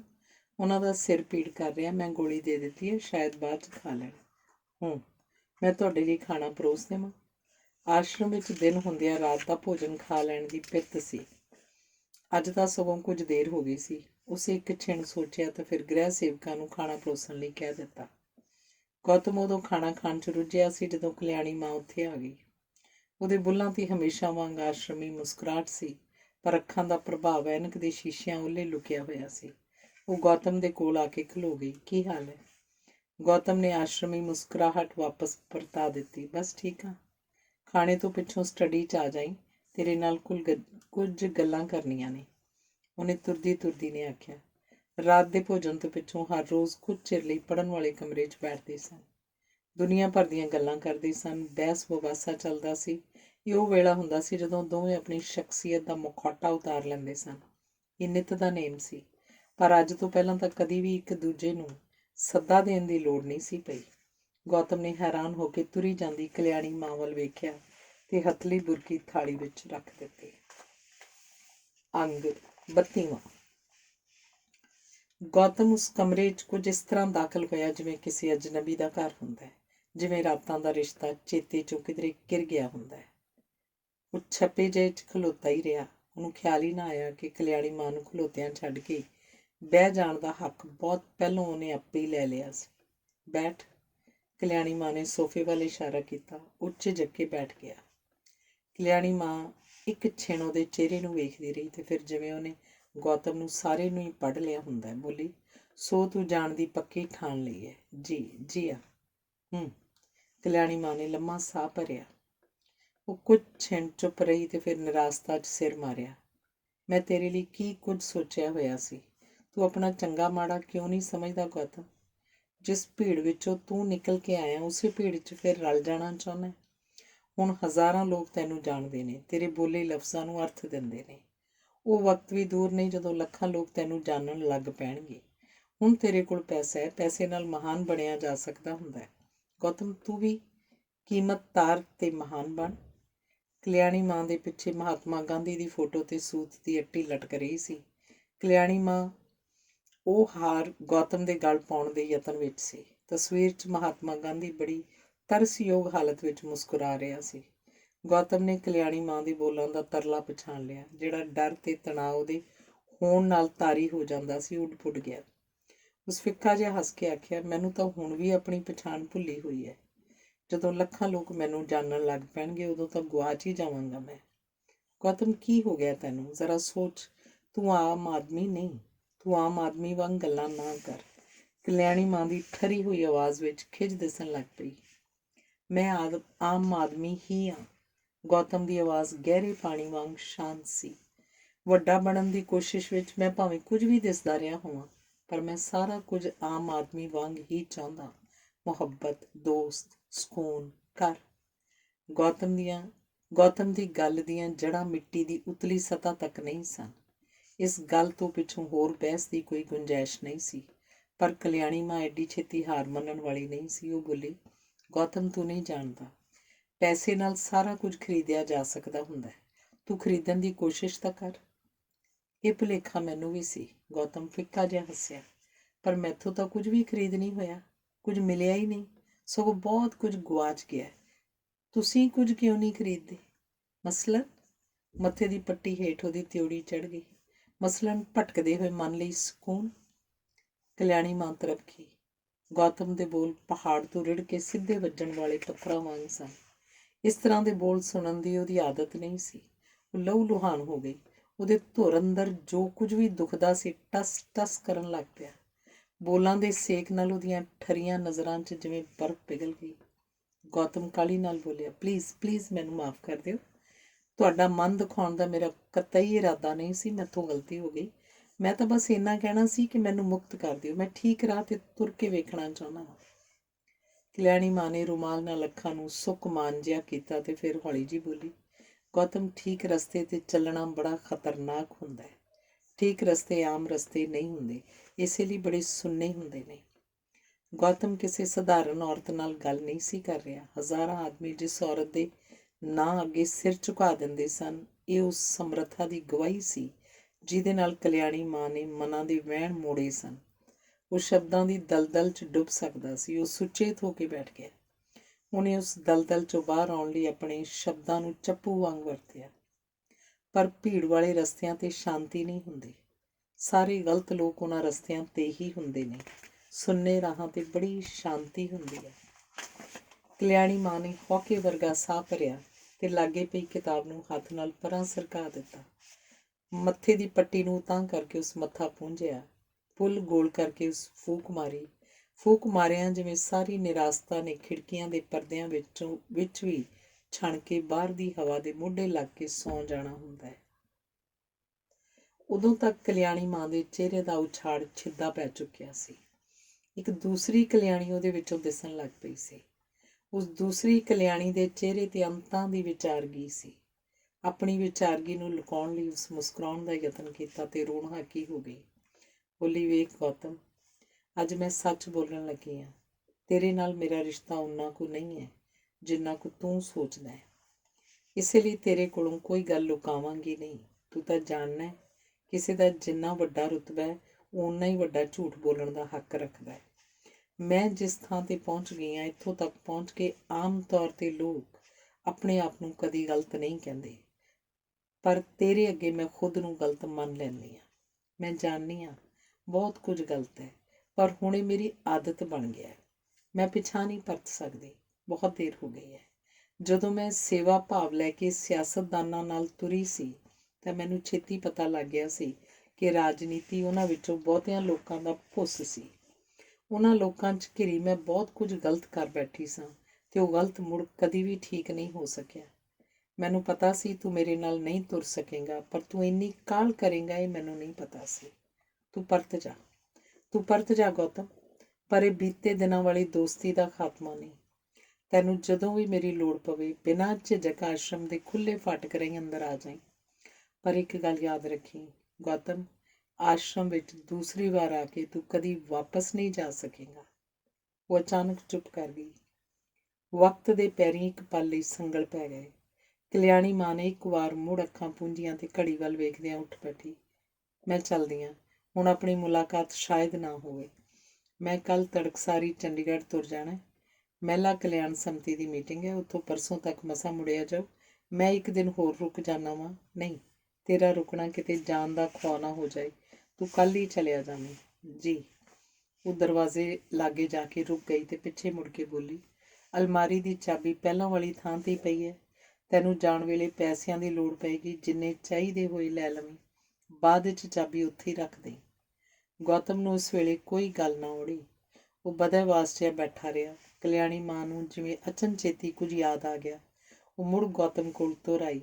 ਸੋਫੇ 'ਤੇ ਹੱਥ ਰੱਖ ਕੇ ਉਹ ਕੁਝ ਅੱਗੇ ਨੂੰ ਝੁਕ ਗਈ ਤੇ ਬੋਲੀ, ਤੇਰੇ ਤੇ ਮੇਰੇ ਵਿਚਕਾਰ ਜੋ ਕੁਝ ਵੀ ਸੀ ਉਹਨੂੰ ਜਾਣ ਤੋਂ ਪਹਿਲਾਂ ਇੱਥੇ ਕਿਧਰੇ ਦੱਬ ਜਾਈਂ। ਉਸ ਬੋਝ ਨੇ ਤੈਨੂੰ ਜੀਣ ਨਹੀਂ ਦੇਣਾ। ਉਹ ਬੋਝ ਮੇਰੇ ਲਈ ਵੀ ਸੁਖਾਵਾਂ ਨਹੀਂ। ਗੌਤਮ, ਤੂੰ ਤਾਂ ਜਾਣਨਾ ਹੈ, ਕਈ ਲੋਕ ਮੇਰੀ ਪੂਜਾ ਵੀ ਕਰਦੇ ਨੇ। ਜੇ ਉਹਨਾਂ ਦੇ ਕੰਨੀ ਭਿਣਕ ਵੀ ਪੈ ਗਈ ਤਾਂ ਉਹਨਾਂ ਦੇ ਅੰਦਰ ਮੇਰਾ ਬੁੱਤ ਤਿੜਕ ਜਾਊ। ਇਹ ਉਹਨਾਂ ਕੋਲੋਂ ਬਰਦਾਸ਼ਤ ਨਹੀਂ ਹੋਣਾ। ਤੂੰ ਸਮਝਦਾ ਹੈ ਨਾ ਮੇਰੀ ਗੱਲ? ਜੀ ਹਾਂ, ਸੱਚ। ਜਾ ਕੇ ਆਪਣਾ ਖਿਆਲ ਰੱਖੀ। ਉਹਨੇ ਤੁਰਦਿਆਂ ਤੁਰਦਿਆਂ ਗੌਤਮ ਦੇ ਵਾਲਾਂ 'ਚ ਉਂਗਲਾਂ ਫੇਰੀਆਂ ਤੇ ਫਿਰ ਅਜੀਬ ਗੱਲ ਆਖੀ, ਗੌਤਮ, ਇਹ ਜ਼ਰੂਰੀ ਤਾਂ ਨਹੀਂ ਹੁੰਦਾ ਕਿ ਪੱਥਰ ਅੰਦਰ ਪਾਣੀ ਹੋਵੇ ਹੀ ਨਾ। ਕਮਰੇ ਵਿੱਚ ਜਿਵੇਂ ਵਾਵ ਰੋਲਾ ਫਿਰ ਗਿਆ। ਵਾਵ ਰੋਲੇ ਦੇ ਜਾਣ ਪਿੱਛੋਂ ਸੋਫੇ 'ਤੇ ਪਈ ਕਿਤਾਬ ਬੜੀ ਚੁੱਪ ਸੀ। ਗੱਲ ਮੁੱਕ ਗਈ ਸੀ। ਉਹਨੂੰ ਖੁਸ਼ ਹੋਣਾ ਚਾਹੀਦਾ ਸੀ, ਪਰ ਉਹ ਉਦਾਸ ਹੋ ਗਿਆ। ਕਲਿਆਣੀ ਮਾਂ ਦੀ ਇਸ ਆਖਰੀ ਗੱਲ ਦਾ ਕੀ ਅਰਥ ਹੋਇਆ ਭਲਾ? ਉਹ ਸੋਚਣ ਲੱਗ ਪਿਆ। ਉਹ ਔਰਤ ਜੋ ਬਹੁਤ ਵਿੱਥ 'ਤੇ ਖੜੀ ਸੀ, ਦੂਰ ਜਾਣ ਵੇਲੇ ਕਰੀਬ ਹੋ ਗਈ ਜਾਪੀ। ਉਹਦਾ ਜੀਅ ਕੀਤਾ ਜਾਣ ਤੋਂ ਪਹਿਲਾਂ ਉਸ ਔਰਤ ਦੀ ਕੱਲ੍ਹ ਲਈ ਰੋਵੇ। ਹਜ਼ਾਰਾਂ ਲੋਕਾਂ ਦੀ ਸ਼ਰਧਾ 'ਚ ਘਿਰੀ ਉਸ ਉਦਾਸ ਔਰਤ ਨੂੰ ਖੁਸ਼ੀ ਦੀ ਥੋੜ੍ਹੀ ਜਿਹੀ ਚੁਟਕੀ ਦੇ ਜਾਵੇ। ਸੁੰਨੇ ਭਵਨ 'ਚ ਪਰਸੋਂ ਤੱਕ ਬੈਠਾ ਉਹਨੂੰ ਉਡੀਕਦਾ ਰਹੇ ਤੇ ਤੁਰਨ ਵੇਲੇ ਉਹਦੇ ਹੱਥਾਂ ਨੂੰ ਮੱਥੇ ਨਾਲ ਛੁਹਾ ਕੇ ਆਖੇ, ਤੂੰ ਬੇਸ਼ੱਕ ਕੁਝ ਵੀ ਸੈਂ, ਮੈਂ ਤੈਨੂੰ ਨਫ਼ਰਤ ਨਹੀਂ ਸਾ ਕਰਦਾ। ਉਸ ਇਕੱਲੀ ਔਰਤ ਕੋਲ ਉਹਦੇ ਜਾਣ ਪਿੱਛੋਂ ਯਾਦ ਰੱਖਣ ਗੋਚਰਾ ਕੁਝ ਤਾਂ ਬਾਕੀ ਰਹਿ ਜਾਵੇ। ਅੰਗ 33ਵਾਂ। ਉਸ ਨੂੰ ਗਿਰਧਾਰੀ ਨਾਲ ਹੋਈ ਉਸ ਰਾਤ ਦੀ ਮੁਲਾਕਾਤ ਯਾਦ ਆ ਗਈ। ਗੌਤਮ ਆਸ਼ਰਮ ਦਾ ਕੋਈ ਮਾਮੂਲੀ ਵੇਤਨ ਭੋਗੀ ਨਹੀਂ ਸੀ। ਜੇ ਉਹਨੇ ਇਸ ਆਸ਼ਰਮ ਨੂੰ ਛੱਡਣ ਲਈ ਸਦਰ ਦਰਵਾਜ਼ੇ ਤੋਂ ਪੈਰ ਵੀ ਬਾਹਰ ਰੱਖਿਆ ਤਾਂ ਉਹਨੂੰ ਜਾਨ ਤੋਂ ਹੱਥ ਧੋਣੇ ਪੈ ਸਕਦੇ ਸਨ। ਗਿਰਧਾਰੀ ਨੇ ਉਸ ਰਾਤ ਸ਼ਬਦ ਜਿੱਥੇ ਨਹੀਂ ਸਨ ਸਪਸ਼ਟ ਬੋਲੇ ਸਨ। ਉਹ ਤ੍ਰਭਕਿਆ। ਉਹ ਤਾਂ ਐਵੇਂ ਹੀ ਕਲਿਆਣੀ ਮਾਂ ਬਾਰੇ ਭਾਵੁਕ ਹੋ ਕੇ ਸੋਚਣ ਲੱਗ ਪਿਆ ਸੀ। ਕਲਿਆਣੀ ਮਾਂ ਨੇ ਵੀ ਤਾਂ ਕੁਝ ਇਹੋ ਜਿਹਾ ਇਸ਼ਾਰਾ ਹੀ ਉਹਨੂੰ ਕੀਤਾ ਸੀ। ਉਹਦੀ ਭਾਵੁਕਤਾ ਦਾ ਸਮੁੰਦਰ ਪਲ ਛਿਣ ਵਿੱਚ ਸੁੱਕ ਗਿਆ। ਉਸ ਸਮੁੰਦਰ ਦੀ ਥਾਂ ਸੰਸਿਆਂ ਦੀ ਜਿਲਬ ਜਿਹੀ ਨੇ ਉਹਦੇ ਜ਼ਿਹਨ ਨੂੰ ਢੱਕ ਲਿਆ। ਉਹ ਕੀ ਕਰੇ? ਅਜੇ ਉਹ ਆਸ਼ਰਮ ਦੀ ਵਲਗਣ ਦੇ ਅੰਦਰ ਸੀ। ਹਾਲੇ ਉਹ ਕਿਧਰੇ ਬਾਹਰ ਨਹੀਂ ਸੀ ਗਿਆ। ਹਾਲੇ ਤਾਂ ਉਹਦੇ ਪੈਂਡੇ 'ਚ ਦੁਰਗ ਮਹੰਤਾਂ ਤੱਕ ਫੈਲਿਆ ਖਤਰਿਆਂ ਦਾ ਸੰਘਣਾ ਜੰਗਲ ਸੀ। ਉਹਦਾ ਜੀਅ ਕੀਤਾ ਕੋਈ ਇਹੋ ਜਿਹਾ ਯਾਰ ਬੌੜ ਪਵੇ ਜਿਹਦੇ ਵੱਲ ਉਹ ਹੱਥ ਲੰਮਾ ਕਰ ਸਕੇ। ਉਹ ਕਿਹਨੂੰ ਯਾਦ ਕਰੇ? ਹੁਣ ਤਾਂ ਉਹ ਇਕੱਲਾ ਸੀ। ਯਾਰਾਂ ਨੂੰ ਤਾਂ ਛੱਡ ਕੇ ਤੁਰ ਆਇਆ ਸੀ। ਤੂਫਾਨ 'ਚ ਘਿਰੇ ਲਈ ਕੋਈ ਵੀ ਕਿਨਾਰਾ ਬਾਕੀ ਨਹੀਂ ਸੀ। ਜਿਸ ਭੀੜ ਨੂੰ ਉਹ ਪਿੱਛੇ ਛੱਡ ਆਇਆ ਸੀ, ਉਸੇ ਭੀੜ 'ਚੋਂ ਉਹਨੂੰ ਅਚਾਨਕ ਇੱਕ ਉਹ ਯਾਦ ਆ ਗਿਆ। ਉਹ ਗਿਰਧਾਰੀ ਨੂੰ ਬੁਲਾਉਣ ਲਈ ਉੱਠ ਖਲੋਤਾ। ਕਸਤੂਰਬਾ ਘਰ ਦੇ ਗੇਟ ਦਾ ਸੰਤਰੀ ਕਲਿਆਣੀ ਮਾਂ ਦੇ ਜਾਣ ਪਿੱਛੋਂ ਆਰਾਮ ਦੇ ਰੌਂ 'ਚ ਧੁੱਪ ਸੇਕ ਰਿਹਾ ਸੀ। ਉਹਨੇ ਪੋਰਚ 'ਚ ਖਲੋ ਕੇ ਹਾਕ ਮਾਰੀ, ਸ਼ੰਕਰ, ਸ਼ੰਕਰ। ਗੌਤਮ ਦੀ ਆਵਾਜ਼ ਗੇਟ ਤੋਂ ਉਰਾਂ ਹੀ ਰਹਿ ਗਈ। ਉਹ ਦੁਚਿੱਤੀ ਜਿਹੀ 'ਚ ਕੁਝ ਚਿਰ ਉੱਥੇ ਖਲੋਤਾ ਰਿਹਾ ਤੇ ਫਿਰ ਕੁਝ ਸੋਚ ਕੇ ਅੰਦਰ ਆ ਗਿਆ। ਉਹਨੇ ਫੋਨ ਦਾ ਰਿਸੀਵਰ ਚੁੱਕਿਆ, ਨੰਬਰ ਡਾਇਲ ਕੀਤਾ ਤੇ ਫਿਰ ਅਚਾਨਕ ਰਿਸੀਵਰ ਥੱਲੇ ਰੱਖ ਦਿੱਤਾ। ਆਸ਼ਰਮ ਵਿੱਚ ਸਿਰਫ 2 ਟੈਲੀਫੋਨ ਸਨ। ਦੂਸਰਾ ਫੋਨ ਮੁੱਖ ਦਫ਼ਤਰ ਵਿੱਚ ਪੰਡਿਤ ਸ਼ਰਧਾਨੰਦ ਕੋਲ ਸੀ। ਪੰਡਿਤ ਸ਼ਰਧਾਨੰਦ ਦੇ ਕੰਨੀ ਕੋਈ ਭਿਣਕ ਨਾ ਹੀ ਪਵੇ ਤਾਂ ਚੰਗਾ ਸੀ। ਉਹ ਟੈਲੀਫੋਨ ਕੋਲ ਬੈਠਾ ਸੋਚੀ ਪੈ ਗਿਆ। ਅਚਾਨਕ ਉਹਨੇ ਮੁੜ ਉਹੀ ਨੰਬਰ ਡਾਇਲ ਕਰਨ ਦਾ ਮਨ ਬਣਾ ਲਿਆ ਸੀ। ਕੀ ਪਤਾ ਪੰਡਿਤ ਸ਼ਰਧਾਨੰਦ ਇਸ ਵੇਲੇ ਕਿਧਰੇ ਬਾਹਰ ਗਿਆ ਹੋਵੇ। ਜੋ ਵੀ ਕੋਈ ਰਿਸੀਵਰ ਚੁੱਕੇਗਾ ਉਹਨੂੰ ਗਿਰਧਾਰੀ ਨੂੰ ਬੁਲਾਉਣ ਲਈ ਕਹਿ ਦੇਗਾ। ਉਹਨੇ ਮੁੜ ਨੰਬਰ ਡਾਇਲ ਕਰ ਦਿੱਤਾ। ਟਰਨ ਟਰਨ ਅਗਲੇ ਪਾਸੇ ਘੰਟੀ ਜਾ ਰਹੀ ਸੀ। ਹੈਲੋ, ਕਿਸੇ ਨੇ ਰਿਸੀਵਰ ਚੁੱਕਿਆ। ਉਹਨੇ ਪੰਡਿਤ ਸ਼ਰਧਾਨੰਦ ਦੀ ਆਵਾਜ਼ ਪਛਾਣ ਲਈ। ਉਸ ਕਾਹਲੀ ਨਾਲ ਆਖਿਆ, ਪੰਡਿਤ ਜੀ ਮੈਂ ਆ, ਕੋਈ ਖਾਸ ਗੱਲ ਨਹੀਂ ਸੀ, ਮੈਂ ਬਾਅਦ 'ਚ ਫੋਨ ਕਰ ਲਾਂਗਾ। ਤੁਹਾਡੀ ਸਿਹਤ ਦਾ ਹੁਣ ਕੀ ਹਾਲ ਹੈ? ਮੈਂ ਹੁਣ ਠੀਕ ਹਾਂ। ਸਫੈਦ ਕਾਰ ਮਾਂ ਜੀ ਲੈ ਗਏ ਨੇ, ਉਸ ਦੱਸਿਆ। ਕਾਲੀ ਕਾਰ ਰਿਪੇਅਰ ਹੋ ਕੇ ਆ ਗਈ ਹੈ। ਜਦੋਂ ਵੀ ਤੁਹਾਨੂੰ ਲੋੜ ਪਈ ਮੈਂ ਭਿਜਵਾ ਦਿਆਂਗਾ। ਸ਼ੁਕਰੀਆ ਪੰਡਿਤ ਜੀ, ਮੈਂ ਬਸ ਸਟੇਸ਼ਨ ਤੱਕ ਹੀ ਜਾਣਾ ਹੈ। ਤੁਹਾਡੀ ਗੱਡੀ ਤਾਂ ਰਾਤ 2:30 ਵਜੇ ਹੈ। ਇੱਥੋਂ 2 ਕੁ ਵਜੇ ਜਾਣਾ ਠੀਕ ਰਹੂ। ਜੀ ਹਾਂ, ਇਹ ਠੀਕ ਰਹੂ। ਗੌਤਮ ਕਾਹਲੀ ਨਾਲ ਬੋਲਿਆ ਤੇ ਫੋਨ ਰੱਖ ਦਿੱਤਾ। ਉਹਨੇ ਆਪਣੇ ਜਾਣ ਦੇ ਪ੍ਰੋਗਰਾਮ ਬਾਰੇ ਕਿਸੇ ਨਾਲ ਗੱਲ ਨਹੀਂ ਸੀ ਕੀਤੀ। ਪੰਡਿਤ ਸ਼ਰਧਾਨੰਦ ਫਿਰ ਵੀ ਸਾਰਾ ਕੁਝ ਜਾਣਦਾ ਸੀ। ਕਿਤੇ ਇਸ ਤਰ੍ਹਾਂ ਤਾਂ ਨਹੀਂ ਸੀ ਕਿ ਕਲਿਆਣੀ ਮਾਂ ਨੇ ਗੌਤਮ ਨੂੰ ਤਾਂ ਬੇਸ਼ੱਕ ਕੁਝ ਹੋਰ ਆਖਿਆ ਸੀ, ਪਰ ਉਹਦੇ ਮਨ 'ਚ ਕੁਝ ਹੋਰ ਹੋਵੇ। ਹੁਣ ਤਾਂ ਗਿਰਧਾਰੀ ਨੂੰ ਮਿਲਣਾ ਹੋਰ ਵੀ ਜ਼ਰੂਰੀ ਹੋ ਗਿਆ ਸੀ। ਇਸ ਵਾਰ ਉਹਨੇ ਗ੍ਰਹਿ ਸੇਵਕਾਂ ਨੂੰ ਆਵਾਜ਼ ਦਿੱਤੀ ਤੇ ਗੇਟ ਤੋਂ ਸ਼ੰਕਰ ਨੂੰ ਬੁਲਾ ਲਿਆਉਣ ਲਈ ਆਖਿਆ। ਸ਼ੰਕਰ ਹੱਥ ਜੋੜ ਕੇ ਆਚਾਰੀਆ ਜੀ ਦੀ ਹਜ਼ੂਰੀ 'ਚ ਆ ਖਲੋਤਾ। ਸ਼ੰਕਰ, ਮੈਂ ਤੈਨੂੰ ਇੱਕ ਜ਼ਿੰਮੇਵਾਰੀ ਵਾਲੇ ਕੰਮ ਭੇਜਣ ਲੱਗਾ। ਗੌਤਮ ਨੇ ਆਖਿਆ। ਬਿਨਾਂ ਕਿਸੇ ਨਾਲ ਕੋਈ ਗੱਲ ਕੀਤਿਆਂ ਸਿੱਧਾ ਜਾਵੀਂ ਤੇ ਗਿਰਧਾਰੀ ਨੂੰ ਆਖੀ ਮੈਨੂੰ ਫੌਰਨ ਮਿਲੇ। ਜੀ ਆਚਾਰੀਆ ਜੀ। ਉਹਨੇ ਹੱਥ ਜੋੜੇ ਤੇ ਚਲਾ ਗਿਆ। ਸ਼ੰਕਰ ਦੇ ਜਾਣ ਪਿੱਛੋਂ ਆਪਣਾ ਸਮਾਨ ਸਾਂਭਣ ਲੱਗ ਪਿਆ। ਅਚਾਨਕ ਟੈਲੀਫੋਨ ਦੀ ਘੰਟੀ ਖੜਕਣ ਲੱਗ ਪਈ। ਉਹਦੇ ਹੱਥ ਥਾਂਏ ਰੁਕ ਗਏ। ਉਹ ਇੱਕ ਛਿੰਡ ਰਿਸੀਵਰ ਨੂੰ ਘੂਰਦਾ ਰਿਹਾ ਤੇ ਫਿਰ ਸ਼ਸ਼ੋਪੰਚ ਰਿਸੀਵਰ ਚੁੱਕ ਲਿਆ। ਹੈਲੋ ਆਚਾਰੀਆ ਜੀ, ਨਮਸਕਾਰ। ਮੈਂ ਭੈਰੋਨਾਥ ਬੋਲ ਰਿਹਾ ਵਾਂ। ਜੀ ਭੈਰੋਨਾਥ ਜੀ, ਨਮਸਕਾਰ। ਉਹਨੇ ਉਲਝਣ ਜਿਹੀ 'ਚ ਜਵਾਬ ਦਿੱਤਾ। ਗਿਰਧਾਰੀ ਇਸ ਵੇਲੇ ਆਪਣੇ ਵਿਭਾਗ 'ਚ ਨਹੀਂ, ਕਿਧਰੇ ਕੰਮ ਗਿਆ ਹੋਇਆ।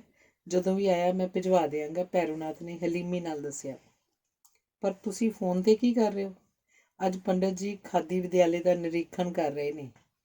ਮਾਂ ਜੀ ਵੀ ਇੱਥੇ ਨਹੀਂ। ਪੰਡਿਤ ਜੀ ਨੇ ਸੋਚਿਆ ਕਿਤੇ ਕੋਈ ਜ਼ਰੂਰੀ ਫੋਨ ਨਾ ਆ ਜਾਏ, ਉਹੀ ਬਿਠਾ ਗਏ ਨੇ। ਮੇਰੇ ਲਈ ਕੋਈ ਸੇਵਾ ਹੋਵੇ ਤਾਂ ਹਾਜ਼ਰ ਹੋ ਜਾਣਾ। ਉਸ ਫੇਰ ਆਖਿਆ। ਸ਼ੁਕਰੀਆ, ਮੈਨੂੰ ਗਿਰਧਾਰੀ ਨਾਲ ਹੀ ਕੰਮ ਸੀ।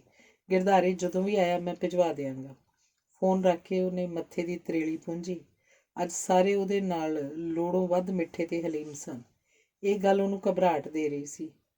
ਉਹਨੇ ਪਰਦਾ ਪਾਸੇ ਕਰਕੇ ਖਿੜਕੀ ਤੋਂ ਬਾਹਰ ਵੇਖਿਆ। ਮੌਸਮ ਬੜਾ ਚੁੱਪ ਗੁੜਪ ਜਿਹਾ ਸੀ। ਧੁੱਪ ਨਿੱਕੀ ਸੀ, ਕਿਧਰੇ ਕੋਈ ਪੱਤਾ ਨਹੀਂ ਸੀ ਹਿਲ ਰਿਹਾ। ਮੌਸਮ ਦਾ ਇੰਨਾ ਠੀਕ ਹੋਣਾ ਹੀ ਮੌਸਮ ਦੇ ਵਿਗੜਨ ਦਾ ਇਸ਼ਾਰਾ ਸੀ।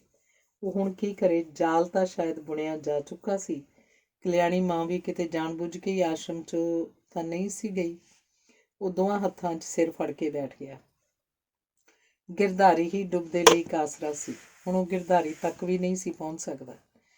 ਹੁਣ ਉਹਨੂੰ ਆਪਣੇ ਬਚਾਅ ਲਈ ਆਪ ਹੀ ਕੁਝ ਕਰਨਾ ਪੈਣਾ ਸੀ। ਦਿਨ ਵੇਲੇ ਤਾਂ ਉਹ ਬਿਲਕੁਲ ਨਿਆਸਰਾ ਸੀ, ਪਰ ਰਾਤ ਵੇਲੇ ਉਹ ਇੱਥੋਂ ਨੱਸਣ ਦਾ ਔੜ-ਪੌੜ ਕਰ ਸਕਦਾ ਸੀ।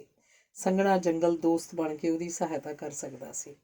ਬਸ ਰਾਤੀ ਉਹਨੇ ਸ਼ਹਿ ਕੇ ਕੰਡਿਆਲੀ ਤਾਰ ਟੱਪਣੀ ਸੀ ਤੇ ਜੰਗਲ ਨੇ ਉਹਨੂੰ ਆਪਣੀ ਪਨਾਹ 'ਚ ਲੈ ਲੈਣਾ ਸੀ। ਪਰ ਹਾਲੇ ਤਾਂ ਰਾਤ ਦੇ ਘਰ ਤੋਂ ਪਹਿਲਾਂ ਇੱਕ ਲੰਮਾ ਦਿਨ ਸੀ।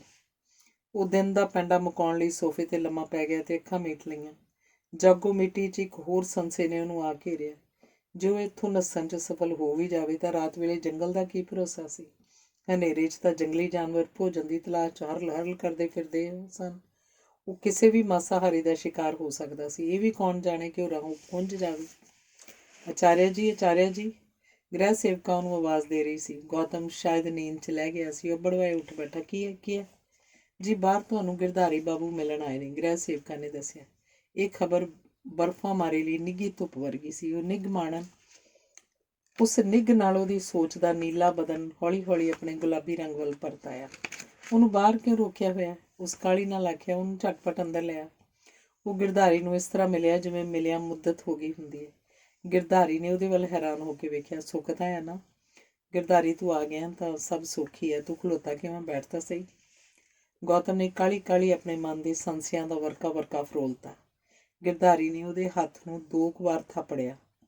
ਗੌਤਮ, ਆਸ਼ਰਮ ਵਿੱਚ ਸਾਰਾ ਕੁਝ ਯੋਜਨਾ ਦੇ ਅਧੀਨ ਹੁੰਦਾ ਹੈ। ਜਦੋਂ ਮੈਂ ਤੈਨੂੰ ਆਸ਼ਰਮ 'ਚ ਲਿਆਂਦਾ ਸੀ, ਬਸ ਉਹ ਕਿਸੇ ਸਕੀਮ ਦੀ ਕੜੀ ਨਹੀਂ ਸੀ, ਪਰ ਤੇਰਾ ਕਸਤੂਰਬਾ ਘਰ ਤੱਕ ਪਹੁੰਚਣਾ ਮਿੱਥੀ ਯੋਜਨਾ ਅਨੁਸਾਰ ਹੀ ਸੀ। ਇਹ ਗੱਲ ਵੱਖਰੀ ਹੈ ਕਿ ਕੁਝ ਅਣਕਿਆਸਿਆ ਵੀ ਵਾਪਰਿਆ ਹੋਵੇ। ਕੁਝ ਤੇਰੀ ਕਾਰਗੁਜ਼ਾਰੀ ਕਰਕੇ ਘਟਨਾਵਾਂ ਤੇ ਵਕਤ ਦੀ ਤਰਤੀਬ ਬਦਲ ਗਈ ਹੋਵੇ। ਹੁਣ ਤੂੰ ਜਾ ਰਿਹਾ ਤੇ ਇਹ ਤੇਰੀ ਨਹੀਂ, ਕਲਿਆਣੀ ਮਾਂ ਦੀ ਇੱਛਾ ਤੇ ਨਿਰਭਰ ਹੈ। ਜੇ ਕਲਿਆਣੀ ਮਾਂ ਚਾਹਵੇ ਤਾਂ ਤੂੰ ਹੁਣ ਵੀ ਇੱਥੋਂ ਨਹੀਂ ਜਾ ਸਕਦਾ। ਹੁਣ ਜੇ ਤੂੰ ਇਹ ਸੋਚ ਰਿਹਾ ਹੋਵੇਂ ਕਿ ਤੂੰ ਇੱਥੋਂ ਚੋਰੀ ਭੱਜ ਕੇ ਜਾ ਸਕਦਾ ਹੈ ਤੇ ਇਹ ਵੀ ਤੇਰੀ ਗਲਤਫਹਿਮੀ ਹੈ। ਨੱਸਣ ਵਾਲੇ ਸਾਰੇ ਰਾਹ ਆਸ਼ਰਮ ਦੇ ਆਪਣੇ ਬਣਾਏ ਹੋਏ ਨੇ। ਤੇ ਇੱਕ ਹੋਰ ਗੱਲ, ਜਿਨ੍ਹਾਂ ਨੂੰ ਤੇਰੇ ਜਾਣ ਬਾਰੇ ਪਤਾ ਹੋਣਾ ਚਾਹੀਦਾ ਸੀ, ਉਹਨਾਂ ਨੂੰ ਪਤਾ ਹੈ ਕਿ ਤੂੰ ਅੱਜ ਕਾਲੀ ਕਾਰ ਤੇ ਜਾਏਂਗਾ ਤੇ ਤੂੰ ਰਾਤੀ 2:30 ਵਜੇ ਵਾਲੀ ਗੱਡੀ ਫੜਨੀ ਹੈ। ਤੈਨੂੰ ਕਿਵੇਂ ਪਤਾ? ਗੌਤਮ, ਇਸ ਆਸ਼ਰਮ ਦੇ ਸਾਰੇ ਪੱਤੇ ਕਲਿਆਣੀ ਮਾਂ ਦੇ ਇਸ਼ਾਰੇ ਨਾਲ ਹਿਲਦੇ ਨੇ। ਪੱਤਿਆਂ ਦੀ ਬਰਾਦਰੀ ਦੀ ਫਿਤਰਤ ਦਾ ਤੂੰ ਵਾਕਫ ਹੈ। ਜਿੱਧਰ ਨੂੰ ਹਵਾ ਦਾ ਰੁੱਖ ਹੋਵੇ, ਸਾਰੇ ਪੱਤੇ ਉੱਧਰ ਨੂੰ ਹੀ ਉੱਡਦੇ ਨੇ। ਉਹ ਫਿੱਕੀ ਜਿਹੀ ਹਾਸੀ ਹੱਸਿਆ। ਗੌਤਮ, ਨਿੱਜੀ ਲੋੜਾਂ ਹੀ ਹਵਾ ਦਾ ਰੁੱਖ ਨੇ। ਗੌਤਮ ਨੂੰ ਗੱਲ ਦੀ ਕੁਝ ਸਮਝ ਨਹੀਂ ਸੀ ਲੱਗੀ। ਗਿਰਧਾਰੀ ਨੇ ਮੁੜ ਗੌਤਮ ਦੇ ਹੱਥ ਤੇ ਹੱਥ ਰੱਖ ਦਿੱਤਾ। ਗੌਤਮ, ਆਮ ਹਾਲਤਾਂ ਵਿੱਚ ਤੂੰ ਇੱਥੋਂ ਸਾਬਤ ਨਹੀਂ ਸਹਿ ਜਾ ਸਕਦਾ, ਕਦੀ ਵੀ ਨਹੀਂ। ਕਲਿਆਣੀ ਮਾਂ ਨੇ ਤੇਰੇ ਲਈ ਬੜਾ ਅਲੋਕਾਰ ਫੈਸਲਾ ਦਿੱਤਾ ਹੈ। ਆਸ਼ਰਮ ਦੇ ਇਤਿਹਾਸ ਵਿੱਚ ਤਾਂ ਇਹ ਅਣਹੋਣੀ ਜਿਹੀ ਘਟਨਾ ਹੈ। ਸਾਰੇ ਹੈਰਾਨ ਨੇ। ਕਲਿਆਣੀ ਮਾਂ ਦਾ ਭੇਦ ਪਾਉਣਾ ਵੀ ਬਹੁਤ ਔਖਾ ਹੈ। ਗੌਤਮ, ਤੂੰ ਬਿਨਾਂ ਕਿਸੇ ਡਰ ਭੈ ਦੇ ਨਿਸ਼ੰਗ ਹੋ ਕੇ ਜਾ। ਇਹ ਮੈਂ ਤੇਰੀ ਮਦਦ ਨਹੀਂ ਕਰ ਰਿਹਾ, ਸਿਰਫ ਤੈਨੂੰ ਦੱਸ ਰਿਹਾ ਵਾਂ। ਸਾਰੇ ਤੈਨੂੰ ਪਹਿਲਾਂ ਵਾਂਗ ਹੀ ਸਿਰ ਝੁਕਾ ਕੇ ਨਮਸਕਾਰ ਕਰਨਗੇ। ਤੈਨੂੰ ਕਿਸੇ ਤਰ੍ਹਾਂ ਦਾ ਕੋਈ ਖਤਰਾ ਨਹੀਂ। ਤਾਂ ਤੂੰ ਗਿਰਧਾਰੀ? ਗੌਤਮ ਨੂੰ ਗੱਲ ਨਹੀਂ ਸੀ ਆਉਣ ਰਹੀ। ਤੂੰ ਜੋ ਸੋਚ ਰਿਹਾ ਸ਼ਾਇਦ ਠੀਕ ਸੋਚ ਰਿਹਾ ਹੈ। ਗਿਰਧਾਰੀ ਜਾਣ ਲਈ ਉੱਠ ਖਲੋਤਾ। ਅੱਜ ਤੂੰ ਜ਼ਰੂਰ ਚਲਿਆ ਜਾ ਗੌਤਮ, ਪਰ ਭੁੱਲ ਭੁਲੇਖੇ ਵੀ ਕਿਤੇ ਆਸ਼ਰਮ 'ਚ ਵਾਪਸ ਆਉਣ ਦੀ ਨਾ ਸੋਚ ਲਈ। ਤੂੰ ਖੁਸ਼ਕਿਸਮਤ ਹੈ ਕਿ ਹਾਲੇ ਵੀ ਤੈਨੂੰ ਆਸ਼ਰਮ ਬਾਰੇ ਬਹੁਤਾ ਪਤਾ ਨਹੀਂ। ਤੂੰ ਫਾਈਲਾਂ ਤਾਂ ਬੜੀਆਂ ਫਰੋਲੀਆਂ ਨੇ, ਪਰ ਬਹੁਤ ਕੁਝ ਫਾਈਲਾਂ ਤੋਂ ਬਾਹਰ ਵੀ ਹੈ। ਜੇ ਉਹ ਵੀ ਜਾਣ ਲੈਂਦਾ ਤਾਂ ਇੱਥੋਂ ਵਾਪਸ ਕਿਵੇਂ ਜਾਂਦਾ? ਗੌਤਮ ਡਰ ਭੌਰ ਜਿਹਾ ਬੈਠਾ ਰਿਹਾ। ਗਿਰਧਾਰੀ ਤੁਰਦਾ ਤੁਰਦਾ ਰੁਕ ਗਿਆ। ਗੌਤਮ, ਇੱਥੋਂ ਜਾ ਕੇ ਬੇਸ਼ੱਕ ਸਾਰਾ ਕੁਝ ਭੁੱਲ ਜਾਈਂ, ਪਰ ਇੰਨਾ ਕੁ ਬੇਸ਼ੱਕ ਯਾਦ ਰੱਖੀ ਕਿ ਆਸ਼ਰਮ ਵਿੱਚ ਇੱਕ ਉਹ ਵੀ ਸੀ ਜੋ ਬੇਸ਼ੱਕ ਆਸ਼ਰਮ ਦਾ ਚੰਗਾ ਆਦਮੀ ਨਹੀਂ ਸੀ, ਪਰ ਤੇਰਾ ਦੋਸਤ ਸੀ। ਜਾਣ ਵੇਲੇ ਗਿਰਧਾਰੀ ਦੀਆਂ ਅੱਖਾਂ ਡੁੱਲੀਆਂ ਨਹੀਂ ਸਨ, ਪਰ ਉਹ ਚਸ਼ਮੇ ਉੱਪਰ ਤੱਕ ਭਰੇ ਹੋਏ ਸਨ। ਉਹ ਦਰਵਾਜ਼ੇ ਤੋਂ ਬਾਹਰ ਜਾਂਦਾ ਦਿਸਿਆ ਤੇ ਫਿਰ ਬਿਨੋਬਾ ਘਰ ਵੱਲ ਮੁੜ ਕੇ ਪੱਤਿਆਂ ਦੀ ਬਰਾਦਰੀ 'ਚ ਗੁੰਮ ਹੋ ਗਿਆ। ਅੰਗ 34। ਅੱਧੀ ਰਾਤ ਤੋਂ ਪਿੱਛੋਂ ਜਦੋਂ ਦੁਰਗ ਮਹੰਤਾਂ ਦੇ ਰੇਲਵੇ ਸਟੇਸ਼ਨ ਤੇ ਪਹੁੰਚਿਆ ਤਾਂ ਆਸ਼ਰਮ ਦਾ ਪਰਛਾਵਾਂ ਉਹਦੇ ਨਾਲ ਸੀ। ਗੱਡੀ ਨੇ ਤੁਰਨ ਤੋਂ ਪਹਿਲਾਂ ਲੰਮੀ ਚੀਕ ਮਾਰੀ ਤਾਂ ਪਰਛਾਵਾਂ ਵੀ ਉਹਦੇ ਨਾਲ ਹੀ ਗੱਡੀ 'ਚ ਬਹਿ ਗਿਆ। ਗੱਡੀ ਹੌਲੀ ਹੌਲੀ ਸਰਕੀ ਤੇ ਫਿਰ ਤੇਜ਼ ਹੋ ਗਈ। ਜਦੋਂ ਦੁਰਗ ਮਹੰਤਾਂ ਦੀਆਂ ਇੱਕੀਆਂ ਦੁੱਖੀਆਂ ਬੱਤੀਆਂ ਦਿਸਣੋਂ ਬੰਦ ਹੋ ਗਈਆਂ ਤਾਂ ਉਹ ਪਰਛਾਵਾਂ ਅਚਨਚੇਤੀ ਲੋਪ ਹੋ ਗਿਆ। ਸੁਰਖਰੂ ਹੋ ਕੇ ਉਹਨੇ ਲੰਮਾ ਸਾਹ ਭਰਨਾ ਸੀ, ਪਰ ਹਾਲੇ ਤੱਕ ਉਹਦੇ ਅੰਦਰ ਕੋਈ ਵੀ ਦੀਵਾ ਨਹੀਂ ਸੀ ਬਲਿਆ। ਕਿਸੇ ਚਾਹ ਨੇ ਉਹਦੀਆਂ ਅੱਖਾਂ ਚਾਲਣਾ ਨਹੀਂ ਸੀ ਪਾਇਆ। ਇੱਕ ਅਜੀਬ ਜਿਹਾ ਖਿਲਾਅ ਸੀ ਜਿਹੜਾ ਉਹਦੇ ਅੰਦਰ ਧੂਏ ਵਾਂਗ ਪਸਰ ਗਿਆ ਸੀ। ਗੌਤਮ ਉਦਾਸ ਸੀ। ਉਹਦੀ ਹੋਂਦ ਦਾ ਕੋਈ ਟੁਕੜਾ ਵਲੂੰਧਰਿਆ ਹੋਇਆ ਆਸ਼ਰਮ ਵਿੱਚ ਹੀ ਕਿਤੇ ਰਹਿ ਗਿਆ ਸੀ। ਗੌਤਮ ਨੇ ਆਸ਼ਰਮ ਦੇ ਉਹਨਾਂ ਰਾਹਾਂ ਨੂੰ ਯਾਦ ਕੀਤਾ ਜਿਨ੍ਹਾਂ 'ਤੇ ਉਹਦੀਆਂ ਪੈੜਾਂ ਸਨ।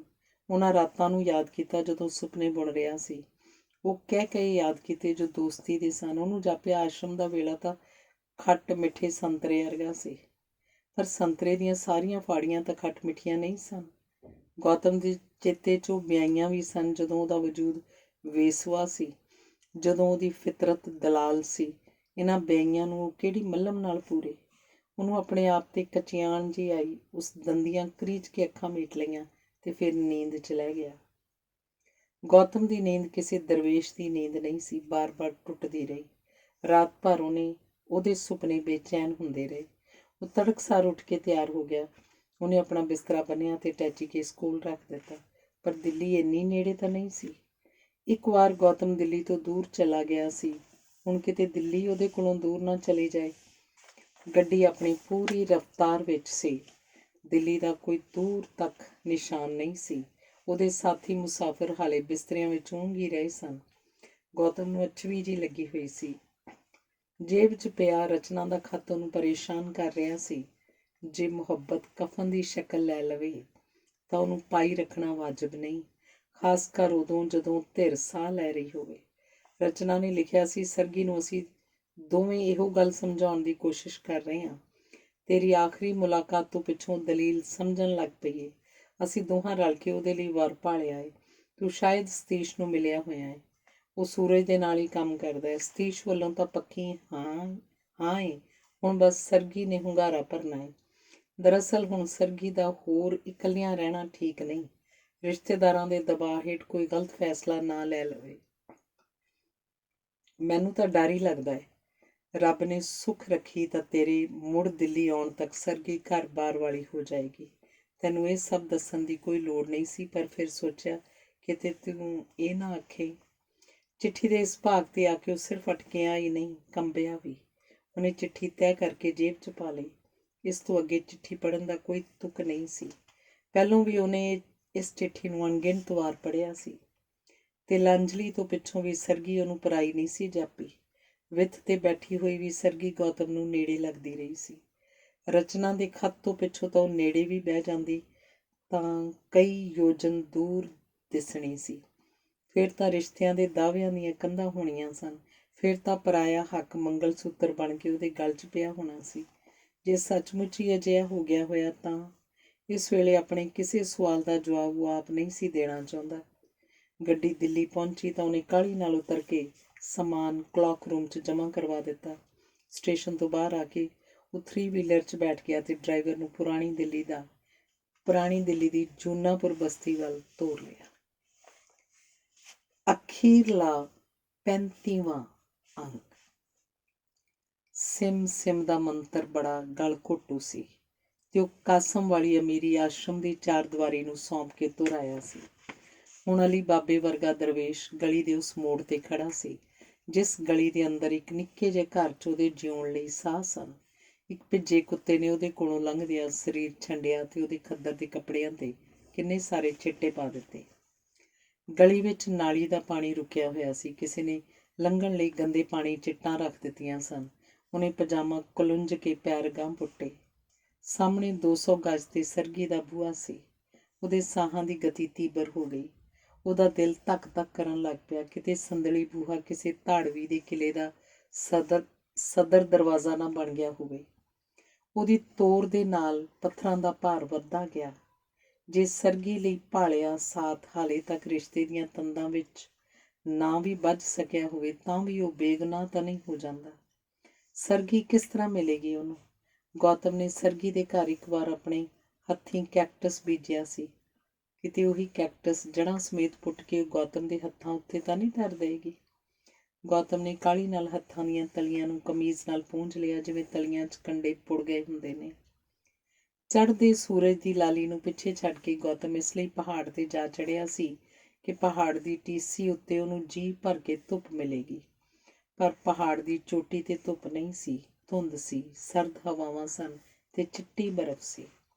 ਆਪਣੇ ਨਕਸ਼ ਚਿੱਬੇ ਹੋਣ ਤੋਂ ਪਹਿਲਾਂ ਉਹ ਧੁੱਪ ਦੇ ਬੂਹੇ 'ਤੇ ਪਰਤ ਆਇਆ ਸੀ।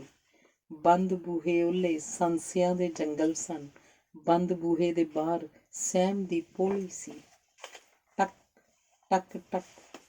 ਬੂਹੇ ਦੀ ਚੁਗਾਠ ਉੱਤੇ ਕਾਲ ਬੈਲ ਦਾ ਬਟਨ ਲੱਗਾ ਹੋਇਆ ਸੀ, ਪਰ ਸਰਗੀ ਨੇ ਇੱਦਾਂ ਹੀ ਬੂਹਾ ਖੜਕਾਉਣ ਲਈ ਆਖਿਆ ਸੀ। ਉਹ ਪਹਿਲਾਂ ਵੀ ਇਸ ਤਰ੍ਹਾਂ ਹੀ ਬੂਹਾ ਖੜਕਾਉਂਦਾ ਹੁੰਦਾ ਸੀ। ਬੂਹਾ ਉਦੋਂ ਵੀ ਖੁੱਲ੍ਹ ਜਾਂਦਾ ਸੀ, ਅੱਜ ਵੀ ਜ਼ਰੂਰ ਖੁੱਲ੍ਹੇਗਾ। ਟਕ ਟਕ ਟਕ। ਇੱਕ ਛਿਣ ਲਈ ਸਾਰੀ ਕਾਇਨਾਤ ਗੁੰਮ-ਸੁੰਮ ਜਿਹੀ ਹੋ ਗਈ। ਕੁਝ ਚਿਰ ਦਰਵਾਜ਼ੇ ਉੱਲੇ ਚੁੱਪ ਪਸਰੀ ਰਹੀ। ਉਸ ਚੁੱਪ ਵਿੱਚ ਗੌਤਮ ਦੇ ਸਹਿਮ ਨੇ ਲੰਮਾ ਸਫ਼ਰ ਤੈਅ ਕਰ ਲਿਆ। ਚੱਪਲਾਂ ਦੀ ਚਾਪ ਹੌਲੀ-ਹੌਲੀ ਦਰਵਾਜ਼ੇ ਵੱਲ ਵਧੀ। ਦਰਵਾਜ਼ੇ ਦੇ ਪੱਲੇ ਕਰੜ ਕਰੜ ਕਰਦੇ ਹੌਲੀ-ਹੌਲੀ ਸਰਕੇ ਤੇ ਫਿਰ ਹੈਰਾਨੀ ਜਿਹੀ 'ਚ ਝਪੱਟ ਖੁੱਲ੍ਹ ਗਏ। ਉਹਦੇ ਦਿਨ ਦੀ ਸੋ ਡਿਉਢੀ ਦੇ ਹਨੇਰੇ 'ਚ ਖੜੀ ਸੀ। ਉਹਦੀਆਂ ਉਦਾਸ ਅੱਖਾਂ ਬੇਯਕੀਨੀ 'ਚ ਕੁਝ ਹੋਰ ਫੈਲ ਗਈਆਂ। ਬੁੱਲ੍ਹਾਂ ਦੀ ਚੁੱਪ ਉੱਤੇ ਮੁਸਕਾਨ ਦੀ ਮਹੀਨ ਜਿਹੀ ਲੀਕ ਫਿਰ ਗਈ। ਬਾਹਰ ਪਰਛਾਵੇਂ ਲੰਮੇ ਹੋ ਰਹੇ ਸਨ। ਉਸ ਚਿਹਰੇ ਦਾ ਤਾਂਬਾ ਚਮਕਿਆ। ਗੌਤਮ ਦੇ ਵਹਿਮ ਭਰਮ ਪਲ ਛਿਣ 'ਚ ਕਿਰਨ ਮੁਕਿਰਨੀ ਹੋ ਗਏ। ਇਹੀ ਚਿਹਰਾ ਸੀ ਜੋ ਸਿਰਫ ਉਸੇ ਦਾ ਸੀ। ਇਹੀ ਉਹ ਨਕਸ਼ ਸਨ ਜੋ ਕਿਸੇ ਹੋਰ ਦੇ ਹੋ ਹੀ ਨਹੀਂ ਸਨ ਸਕਦੇ। ਦਿਨ ਦੇ ਢਲਣ ਪਿੱਛੋਂ ਸ਼ਾਮ ਸੀਤ ਹੋ ਰਹੀ ਸੀ। ਹਵਾ ਦਾ ਇੱਕ ਬੁੱਲਾ ਉਹਦੇ ਨਾਲ ਖਹਿ ਕੇ ਲੰਘਿਆ। ਸਰਗੀ ਦੇ ਮੱਥੇ ਤੇ ਡਿੱਗੀ ਹੋਈ ਵਾਲਾਂ ਦੀ ਇੱਕ ਲਿੱਟ ਪੰਛੀ ਬਣਨ ਦੇ ਯਤਨ 'ਚ ਲਹਿਰਾਈ ਤੇ ਫਿਰ ਪਹਿਲਾਂ ਵਾਂਗ ਹੀ ਮੱਥੇ ਤੇ ਕੁੰਡਲ ਮਾਰ ਲਿਆ। ਹਵਾ ਕੀ ਕਹਿ ਰਹੀ ਸੀ? ਛਾਂ ਦੇ ਕੀ ਅਰਥ ਸਨ? ਹਵਾ ਦਾ ਕੋਈ ਆਕਾਰ ਨਹੀਂ ਸੀ, ਕੋਈ ਚਿਹਰਾ ਨਹੀਂ ਸੀ, ਪਰ ਜੋ ਉਸ ਹਵਾ ਦੇ ਅਰਥ ਸਨ ਸਰਗੀ ਨੇ ਬੋਚ ਲਏ। ਉਹਨੇ ਪਾਸੇ ਹੋ ਉਹਦੇ ਲੰਘਣ ਲਈ ਰਾਹ ਬਣਾ ਦਿੱਤਾ। ਗੌਤਮ ਦੇ ਲੰਘਣ ਪਿੱਛੋਂ ਸਰਗੀ ਨੇ ਬੂਹਾ ਢੋ ਕੇ ਕੁੰਡਾ ਲਾ ਦਿੱਤਾ। ਸਲਾਬੀ ਡਿਊਟੀ ਦਾ ਧੁੰਦਲਾ ਹਨੇਰਾ ਰਾਤ ਹੋ ਗਿਆ। ਰਾਤ ਦਾ ਇੱਕ ਟੁਕੜਾ ਸਰਗੀ ਦੇ ਸਾਹਮਣੇ ਖੜਾ ਸੀ। ਸਰਗੀ ਨੇ ਹੱਥਾਂ ਨਾਲ ਉਹਦਾ ਚਿਹਰਾ ਟੋਇਆ, ਪੋਟਿਆਂ ਨਾਲ ਗੌਤਮ ਦੀਆਂ ਅੱਖਾਂ, ਨੱਕ, ਮੂੰਹ ਤੇ ਬੁੱਲ੍ਹਾਂ ਨੂੰ ਮਹਿਸੂਸ ਕੀਤਾ। ਉਹ ਹਵਾ ਨਹੀਂ ਸੀ, ਉਹ ਚੁੱਪ ਦੀ ਕਿਤਾਬ ਸੀ ਜਿਹਨੂੰ ਸਰਗੀ ਹੌਲੀ ਹੌਲੀ ਪੜ੍ਹ ਰਹੀ ਸੀ। ਉਹਦੇ ਜਿਸਮ ਦੇ ਅੱਖਰ ਅੱਖਰ ਨੂੰ ਪੋਟਿਆਂ ਦੀ ਛੋਹ ਨਾਲ ਪਛਾਣ ਰਹੀ ਸੀ। ਚੁੱਪ ਦੀਆਂ ਤਹਿਆਂ ਵਿੱਚ ਅਰਥਾਂ ਦਾ ਕੋਈ ਹਿਸਾਬ ਨਹੀਂ ਸੀ। ਲੋਕੀ ਬੋਲਦੇ ਕਾਹਦੇ ਲਈ ਨੇ? ਉਸ ਵੇਲੇ ਦੋਹਾਂ 'ਚੋਂ ਪਤਾ ਨਹੀਂ ਕਿਹਨੇ ਸੋਚਿਆ। ਸਰਗੀ ਨੇ ਆਪਣੇ ਉੱਤੋਂ ਸ਼ਾਲ ਦੀ ਬੁੱਕਲ ਖੋਲ੍ਹੀ ਤੇ ਬਾਹਾਂ ਸਮੇਤ ਗੌਤਮ ਦੇ ਉੱਤੋਂ ਦੀ ਵਲ ਦਿੱਤੀ। ਉਸ ਵੇਲੇ ਡਿਊਟੀ ਦੇ ਹਨੇਰੇ 'ਚ ਅਚਨਚੇਤੀ ਸੂਰਜ ਉੱਗ ਆਇਆ। ਸਰਗੀ ਦੇ ਅੰਦਰ ਝੜੇ ਹੋਏ ਪੱਤਿਆਂ ਦਾ ਹਜੂਮ ਜਮ੍ਹਾਂ ਹੋਇਆ ਪਿਆ ਸੀ। ਗੌਤਮ ਦੇ ਹੱਥਾਂ ਦੀ ਤਰਲ ਜਿਹੀ ਛੋਹ ਨੇ ਸੁੱਕੇ ਪੱਤਿਆਂ ਦਾ ਥੇਹ ਸਾਫ਼ ਕਰ ਦਿੱਤਾ। ਗੌਤਮ ਉਹਦੇ ਚਿਹਰੇ ਵੱਲ ਝੁਕਿਆ ਤੇ ਨਵੀਂ ਫੁੱਟੀਆਂ ਕਰੂੰਬਲਾਂ ਦੀ ਨਜ਼ਮ ਲਿਖਣ ਬੈਠ ਗਿਆ। ਇਹ ਉਸ ਆਸ਼ਰਮ ਦੀ ਪਹਿਲੀ ਇਬਾਦਤ ਸੀ। ਇਹ ਪੁਸਤਕ ਸਮਰਪਿਤ ਸੀ ਆਸ਼ਰਮ ਦੇ ਉਹਨਾਂ ਦਿਨਾਂ ਦੇ ਨਾਂ ਜਿਨ੍ਹਾਂ ਦੀ ਸਰਗੀ ਗੁਆਚ ਗਈ ਹੈ, ਅਤੇ ਆਸ਼ਰਮ ਦੇ ਉਹਨਾਂ ਦੋਸਤਾਂ ਦੇ ਨਾਂ ਜੋ ਢਲਦੀ ਦੁਪਹਿਰ ਤੱਕ ਨਾਲ ਤੁਰੇ ਨੇ। ਧੰਨਵਾਦ।